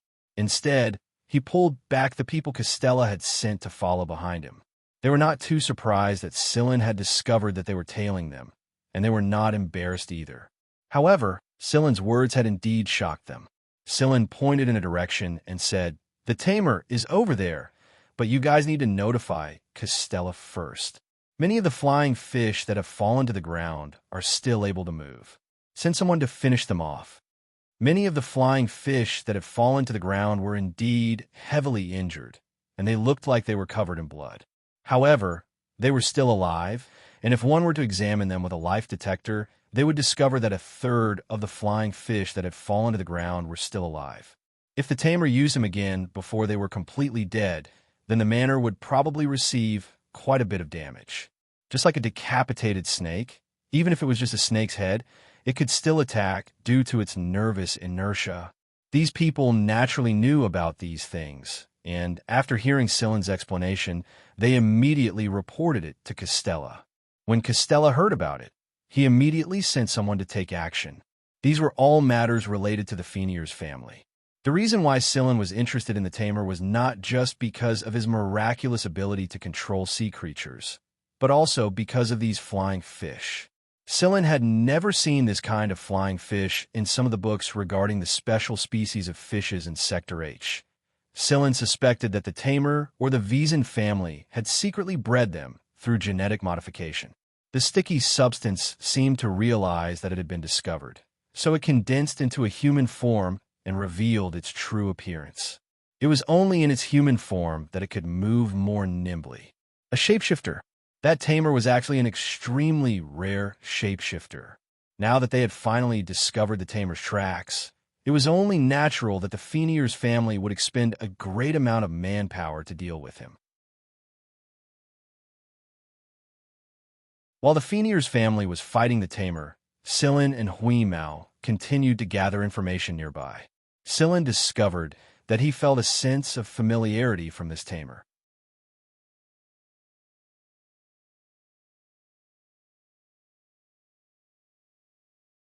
Chapter 147. The tamer controlled the undead flying fishes on the ground and other flying fishes to attack the manor. But before that, Costella and Kirk had already finished their preparations. Although there was a problem with the manor's protective shield and it couldn't be activated, the tamer couldn't do anything to the manor for the time being. The repairman in charge of repairing the protective shield estimated that it would take around 10 minutes, and the reinforcements from the Fenier's family from other planets would also arrive around 10 to 15 minutes later. Therefore, If the tamer still didn't make any progress within these 10 minutes, then he wouldn't stand a chance anymore. Firing photon bullets and alloy bullets hit the flying fishes densely, be it flying in the sky or struggling on the ground. Unless these flying fishes were completely dead, the Fenrir's family would never stop attacking them. The counterattack of the dying flying fishes would also cause trouble for the defenders, so it was necessary to eliminate any future threats. Costella stood in one of the rooms in the manor and watched the situation. He silently read the reports from his subordinates. Costella didn't need to personally command the battle. He only needed to give a general direction of deployment and leave the rest to the guards and bodyguards in charge.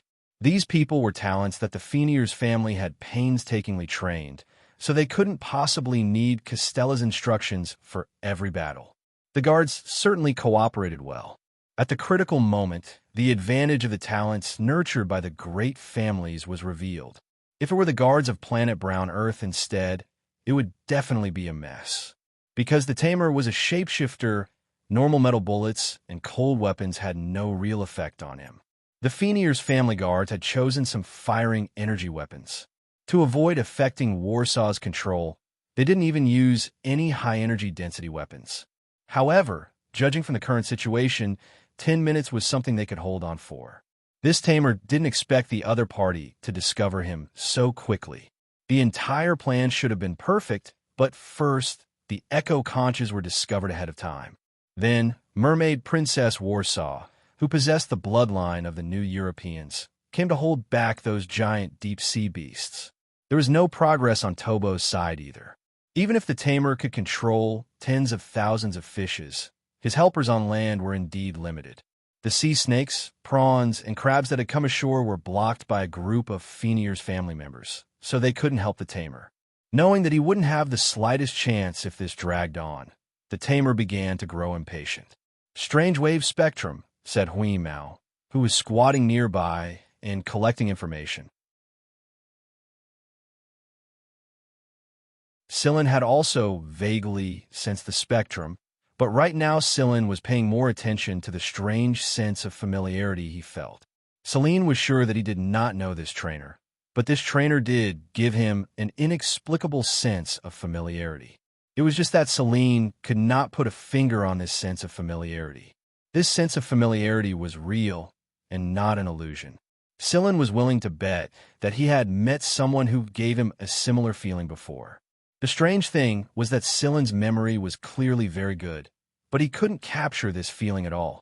It was like a hazy dot of light flashing and disappearing again and again. He always felt that he could catch it with a raise of his hand, but when he opened his palm, he discovered that there was nothing there. What gave Sillin a sense of familiarity was not the strange spectrum, nor was it the tamer's shape-shifting human race. It was the faint aura the tamer produced. Just where had he seen a similar aura before? Since he couldn't grasp that fleeting feeling, Sillin tossed it aside for now and observed the tamer carefully. However, the more he looked, the stranger Sillin felt. Based on the tamer's current situation, Sillin believed that the tamer wasn't holding back. Otherwise, he would have been poked into a sieve a long time ago. But if the ability this tamer was displaying right now was his peak ability, then it would be strange. Based on the wave spectrum information that Hui Mao transmitted to him, as well as the tamer's aura that Sillin had collected himself, as well as the frequency of changes in the micromagnetic field, through multiple calculations and matrix analysis, the limit of the tamer's field of effect wasn't as wide as he had imagined. The current situation was that in the area outside of the field Sillin had calculated, the shoals of fish were still being controlled to attack the Fenrir's family's firepower distribution in a planned and organized manner. In other words, there was still a tamer controlling the shoals of fish in the vicinity, at least in the coastal area. If others knew that Sillin could calculate such a complicated equation in such a short amount of time, with just his human brain, they would definitely be shocked to the core. Because a human brain like this was already comparable to a machine. "Wheeze, there's another tamer in the vicinity," Sillin said to Hui Mao, who was beside him. Since Hui Mao could absorb the wave spectrum, he naturally noticed that something was off. After hearing Sillin's words, he changed his direction to search for the other tamer hidden in the vicinity. There were too many disturbances, and the scan was severely affected. Moreover, when Huimao used the information of this tamer as a reference to search for the other tamer, he discovered that there was no similar target. He adjusted the parameters to set the general human and the other types of people that Huimao had encountered before and performed a cross-analysis. However, there was still no target within the predicted range. In other words, the hidden tamer might be a race that Huimao had never encountered before. It cannot be helped. Huimao used to live on the original hunting planet, and he had seen very few people. He had only seen more after following the two hunters. However, compared to the other hunters in the 6th team, Huimao still had not seen many races. His known data was limited, and it was no wonder that Huimao often encountered obstacles. Of course, Huimao was also looking forward to seeing more races and other creatures in the future. I can't find it. The information I have collected is too little. I can't compare it. Huimao sighed in frustration. Sillin looked at the situation around him and the sea. He thought for a moment and asked Huimao, "Can you capture the wave spectrum of each area, including those in the air, on land, and on the sea?" Sillin was not good at analyzing the wave spectrum of the farther areas, so he could only rely on Huimao. "Yes, I can." Huimao was absolutely confident in this. "That's good. You don't have to list the race parameters of the shapeshifters to compare. According to the wave spectrum of each area and the changes in the micromagnetic field, use cross-elimination to find the guy's location." After listening to Sillin, Huimao began his second search. Since Huimao and Sillin were next to each other, Huimao could share some information with Sillin. If this chaotic area was placed on a map, then every time Huimao calculated the data, a colored area would shrink. After a few calculations, the colored area that was originally overlapping with the entire map had shrunk a lot.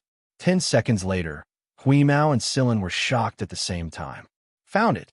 On the analysis map that Huimao had drawn up, there was a colored spot in the coastal area, quietly hovering there. Sillin and Huimao quickly rushed over there. Although Sillin and the gray cat had concealed themselves very well, the tamer was obviously extremely vigilant. After realizing that he had been exposed, he swam towards the distant sea with a whoosh. The place where he was previously at, because of the instantaneous force, formed a vacuum area and then a whirlpool. It was obvious that the force was strong. Looking at the guy who rushed out like a cannonball underwater, Sillin and Huimao cursed in their hearts at the same time. Damn, tamers are not normal people.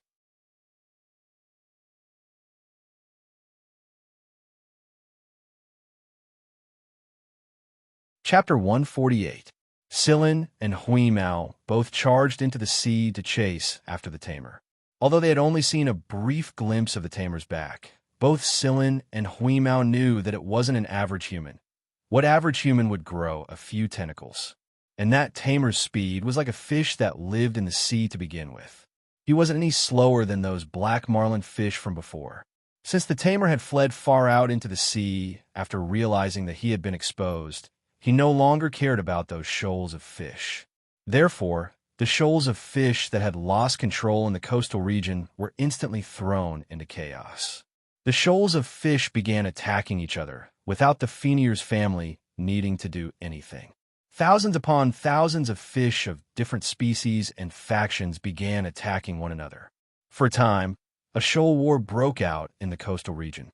After the men Castella had sent to keep an eye on Sillin and Huimao reported Sillin's actions, and combined with the chaos in the shoals of fish in the coastal region, Castella guessed that Sillin must have discovered the hidden tamer. He ordered his men to follow behind and pay attention to their whereabouts, but not to act rashly. Kirk ordered some of the men who were stopping the shoals of fish in the coastal region to stop what they were doing and shift their target to the coast to assist in capturing that tamer. After all, the flying fish there were still controlled by that shape-shifting tamer, and the tamer was the key. Sillin and Huimao chased closely after the figure in front of them, but due to the other's physical advantage, they couldn't close the distance in a short amount of time. What surprised Sillin was that the tamer was fleeing in the direction of the giant deep-sea beasts. Above the surface of the sea, Warsaw was still struggling to hold on.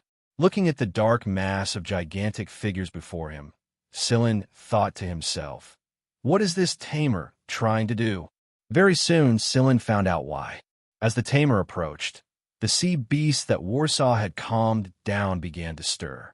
On the aircraft above the sea, Warsaw's voice suddenly cut off. She took 2 steps back with a pale face, barely managing to steady herself by holding onto the handle next to her. Seeing Warsaw in such a state, the members of the Binger family immediately came forward to support Warsaw, handing her a cup of specially concocted liquid. Warsaw's breathing stabilized after drinking it, but beads of sweat continued to pour from her pale face. Warsaw was almost at her limit after holding on for such a long time. Now that the trainer had suddenly rushed over, she finally could not hold on any longer. After getting someone to take the communicator and connect to Kirk, Warsaw said hurriedly with an unstable breath, "I'm sorry, I can't hold on any longer. A trainer has affected them. I can't hold them back now, Mr. Kirk. You have to respond immediately." Just now, Warsaw discovered that the originally stable sound wave pacification was suddenly cut off at one of the points by an abnormal wave band, which also caused the sea beast corresponding to that point to become restless. If Warsaw was at her peak, she would have been able to handle it, but now it was difficult for her to even speak. If there was one, there would be another. The chain effect caused the other sea beasts to break out of their quiet state one by one. Huasha could no longer suppress them now. It looked like today's matter was not going to end well. The area where the dissolved oxygen had decreased was slowly recovering under the effect of some instruments, and the fish in other areas were also gradually moving towards that direction. The ocean was huge, after all, and although the tamers had controlled a portion of the shoals, this portion of the shoal was just a small corner of the entire ocean. It would be much easier if they could lure these deep-sea beasts to the distant sea, but the problem was that these deep-sea beasts seemed to have set their sights on this area of the ocean. If they were to come any closer, Kirk would definitely order his men to activate the weapons of mass destruction. As a person who grew up in Sector H and possessed the blood of European immigrants, Warsaw did not wish to see such a scene. But it was one thing to not wish for it. And what else could she do now? Warsaw ordered her men to fly the space plane higher, in case the sea beasts suddenly attacked from below. Back to the topic, Scylla was chasing after the tamer in front of him. After a slight ripple, Hui Mao shouted, "That guy is controlling the sea beasts." The tamer's figure swiftly passed through the gaps between the giant bodies, and after he passed through, the sea beasts there immediately moved their bodies and blocked the original gap. Scylla had no choice but to find another gap. To these giant sea beasts, a trainer could only be effective at close range, and there could only be one target. Moreover, the trainer could not completely control the sea beasts. He could only create a tendency to make the sea beasts think that way at that moment. Therefore, this kind of control might not be 100% effective for a tamer, but if one of them worked, then it would be an opportunity. Just like the time just now, the sea beast did not react much when he passed through the gaps earlier, but it worked when he passed through this gap. The sea beasts moved according to the tamer's set thought tendency and blocked off Scylla's pursuit route. If Scylla were to find another gap to chase after them, then he would waste a certain amount of time. On the other hand, the tamer would be able to run further and widen the distance between them. These sea beasts did not pay attention to Scylla and Hui Mao. As the overlord of a certain domain in the deep sea, their tempers were not very good.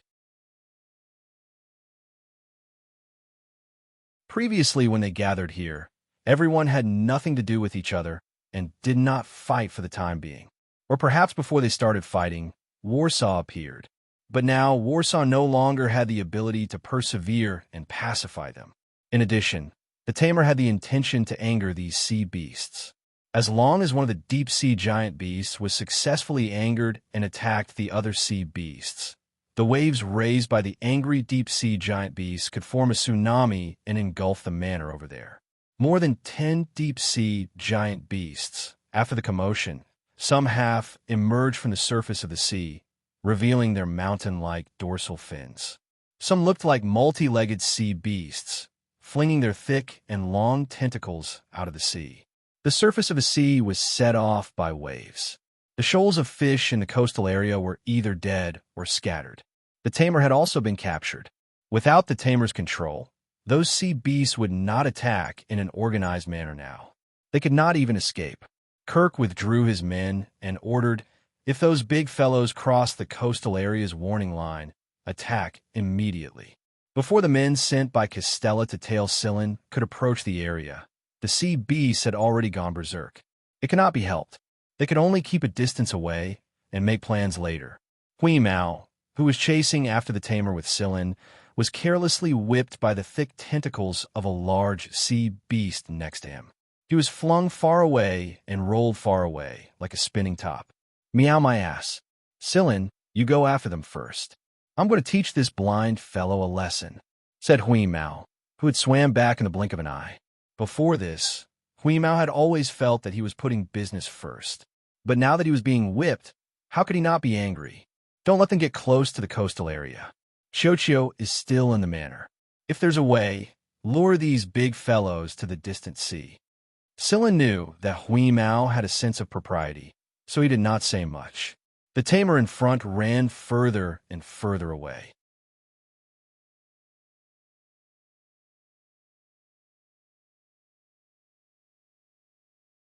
Chapter 149. The collisions between the giant beasts created waves that crashed against the shore, scraping away layer after layer of sand and rocks. Kirk was glad that those giant beasts weren't close to the coastal area. If they were, even the manor would be drowned.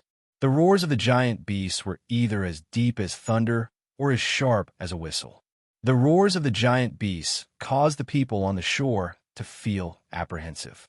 Just the sound alone was enough to bring about such enormous pressure. This was the difference between the giant beasts of the deep sea and the other fish species. Even that large school of fish could not remain intact under such a loud roar. However, that was only for the other schools of fish and humans. For Hui Mao, it was a completely different story. They were really too arrogant. Hui Mao thought to himself, these fellows are simply too arrogant. No, they don't even have cats in their eyes. Hui Mao didn't transform. His body was still in the form of a kitten, but long knife claws had grown out of his paws. Ordinary knives or guns couldn't pose a threat to these big fellows, but there really weren't many beasts that could remain unscathed under Hui Mao's claws. The sickle-like knife claws sliced through the surface of the giant beast's body, but because the skin was too thick, the insides weren't harmed. Hui Mao narrowed his eyes, and the knife claws on his paws grew even longer. Compared to the 8 knife claws, Hui Mao's tiny body looked a lot smaller. From a certain angle, one really couldn't see Hui Mao. All one could see were the 8 large knife claws waving about. When the skin was finally cut open, the pain transmitted by the nerves in the injured area stimulated the giant beasts. The collisions and attacks became even more intense, and what followed were even bigger waves and all kinds of roars that resounded throughout the world. The fish that didn't manage to escape in time had their internal organs shattered and died. There weren't any other living fish in the vast area of the sea around them. The members of the Fenier's family and the Binger family had all retreated to the shore and activated their sound wave defense mechanism. Another thing that was worth rejoicing over was that the manor's protective barrier had been repaired a few minutes earlier. The activated protective barrier was able to resist the sound wave attacks of the sea beasts to a great extent. Although the sound wave attack had been reduced, the people in the manor could still clearly hear those terrifying roars, which made their hearts tremble. Every hair on their bodies trembled along with those roars. Compared to Tobo, Emma, and Rost, Tang Kikikyu was much calmer. She was still playing her game with a lollipop in her mouth, which made Tobo and the other 2 look at her strangely. All the monitoring devices in the coastal waters had been disrupted and had lost their functions. Castella and Kirk had no way of knowing what kind of battle was taking place there. One by one, the sea beasts were scratched by Hui Mao, and the number of wounds continued to increase. The roars of the sea beasts became louder and louder, and their movements became more and more frenzied. Their limbs were bitten off, their fins were torn off, and their scales were ripped off. It was a shocking sight to behold. Yell my ass. So noisy. The gray cat was in a bad mood to begin with. So much so that even its whiskers were standing on end. Quarrel my ass. Hui Mao opened his mouth. Amidst the cacophony of roars, a single beast's roar seemed to suppress all other sounds. The bodies of the sea beasts in close proximity were shattered by the tremor, and the monitoring devices in the coastal waters that had lost their functions due to the interference were all shattered into smithereens. At the coastal areas, the people who stayed on land were knocked unconscious by the tremor. Meanwhile, inside the aircraft, every control panel malfunctioned. The dashboard and the monitoring panel exploded, and the aircraft was forced to land on the ground. Inside the manor, all the electronic panel screens were in a blurry state, and more than half of the electromagnetic devices were almost paralyzed. This was even after Hui Mao recalled Silin's words and restrained himself a little. If he had gone all out, none of the equipment in the manor would have survived. What on earth happened? That was what the people on the shore were thinking, and it was also the reason why they were restless and emotionally unstable. Ever since they arrived on planet Xianxia, they had never encountered such a situation. Warsaw and the other European newbies felt a wave of pressure, and the captured tamer was almost in a daze right now. Warsaw and the tamer who were familiar with the giant deep-sea beast knew that the abilities of the giant deep-sea beasts on this planet should not have reached such a level. Although such a behemoth was also the ruler of the deep sea on this planet, if they were to be compared to the few rank B planets in Sector H whose habitability was almost entirely ocean, then the giant deep-sea beasts of planet Xianxia could only be considered as minions that went through the motions. Moreover, the owner of the voice that paralyzed the electromagnetic system definitely had abilities that rivaled those true overlords. At first, Hui Mao wanted to forcefully chase these fellows to the distant sea, but he didn't expect that after a moment of venting his anger, these big fellows would obediently slip away to the distant sea as if they had seen their natural enemy. For these big fellows, their old territory was the only place that gave them a sense of security. That was why they were returning to their respective places now. Watching the big sea beasts dragging their main bodies and slipping away, Hui Mao shook his ears and withdrew his claws. Seeing that no one was sent over from ashore, he swam towards the distant sea as well. He was going to find Silin, who was chasing after the tamer. Speaking of which, Silin had chased after the tamer for a while. At first, the distance between the two parties didn't close by much, and the tamer didn't manage to shake off Silin either. Then, the tamer's stamina slowly decreased. Chasing the shoals had already used up a portion of his strength, and now that he was running away with all his might, his stamina was gradually running out. However, just as Silin was closing the distance between the two parties, a few sharp thorns suddenly shot towards him from the front. They actually have companions. As I thought, there are more than two tamers. Silin evaded the sharp thorns, but what followed were rounds and rounds of attacks. There was also the shoal of black marlin that swam towards him at high speed, as well as other fish that were faster than him. The large shoal of fish obstructed Silin's path of pursuit. By the time Silin broke through the shoal of fish, the tamer was already gone. Silin didn't continue his pursuit.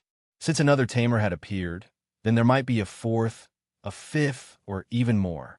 For so many tamers that were regarded as rare antiques to appear all of a sudden, just who did the Feniers family offend? Regardless of who the Feniers family had offended, Silin didn't want to investigate any further. The current situation was one where he was alone.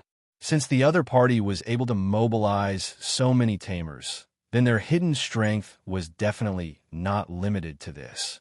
No matter what, this was a matter between the Feniers family and the Binger family. Silin didn't want to poke his nose into other people's business. The twists and turns between the great families were too complicated. Previously, he was too curious about the tamers, and it was fortunate that he had encountered one. If he could capture one and exchange it with the Feniers family, then it seemed that he should stop now. Silin knew his own limits. It was obvious that the other party was prepared. If he continued to investigate further, not only would he not be able to resist them with his individual strength, he might even suffer a great loss. He turned around and decisively swam back. He didn't swim far before Sillin bumped into Hui Mao, who was chasing after him. Hui Mao looked at Sillin and didn't see the tamer. You lost him. He has companions to receive him. There's nothing we can do. Sillin surfaced and looked at the sky. It seemed to be getting late. Let's go back to the manor. All right, let's go back. Those big fellows have all run away. I only roared once. Hui Mao snorted. He could hear the smugness in his voice. Don't be so arrogant. Have you been discovered? Of course not. Because of the battle between the giant beasts, there was no one in the sea at that time. They had all escaped to the shore.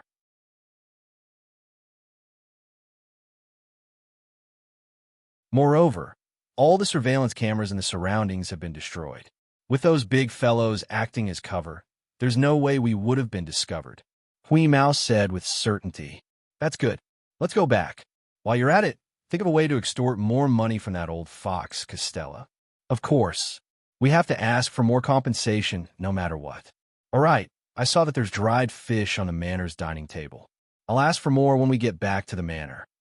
Extort more money when the opportunity presented itself. This was the philosophy that Diaz had instilled in him. In fact, before Sillin could even open his mouth, Costella had already taken the initiative to express that he would increase the reward. Sillin's contribution in capturing the Wiesen family's shapeshifter tamer could not go unnoticed, even if Sillin did not participate in the capture. Other than that, although Sillin did not manage to capture another tamer, he had at least obtained one piece of information. There were at least 3 tamers involved in this operation, and there might even be more. After this ruckus, Costella, Kirk, and the others still had many things to handle. Warsaw and the others, on the other hand, were conflicted about which type of deep-sea giant beast had let out that absolutely oppressive roar at the end. Everyone was very busy. However, Sillin could not care less. After he received the receipt signed by Costella, he returned to his room. He had overused his brain today. Let's take a nap first. Tang Xiaoqiu was still at her post, but there was not much for her to do at the moment. The bodyguards around her were keeping a close eye on Tobo. On the other side of planet Xianxia, on the surface of the sea that no one had noticed, a few figures were gathered there. One of them was the tamer that Sillin had been pursuing. These people were scattered all over the place, commanding shoals of fish to attack the coastal areas and the Fenier's family's underwater base. They held back the others so that they could not provide reinforcements to the manor. Warsaw and Costella would never have imagined that there would be so many tamers hidden on this planet. Wiesen's men failed. If they failed, so be it. We've already expected it. Do they think they can turn the tables with trash like them? Yeah, it's fine as long as our mission is completed. Have you finished processing the mission summary? If you're done, hand it over. I have to report to the master as soon as possible. Ouch, my kidneys are hurting. Another mission summary report? I hate this stuff. My nerve endings are slow to react to this. It's fine. You can keep delaying it. I don't want to be stripped by the master and thrown into an aquarium for people to see. These people were obviously not from the Wiesen family. It was just as Costella had thought. There was indeed a 4th force involved. However, who was the master these people were talking about? You're tuning in to the Eternal Immortal Ballad YouTube channel. Don't forget to subscribe and join us on this journey to catch the most captivating stories.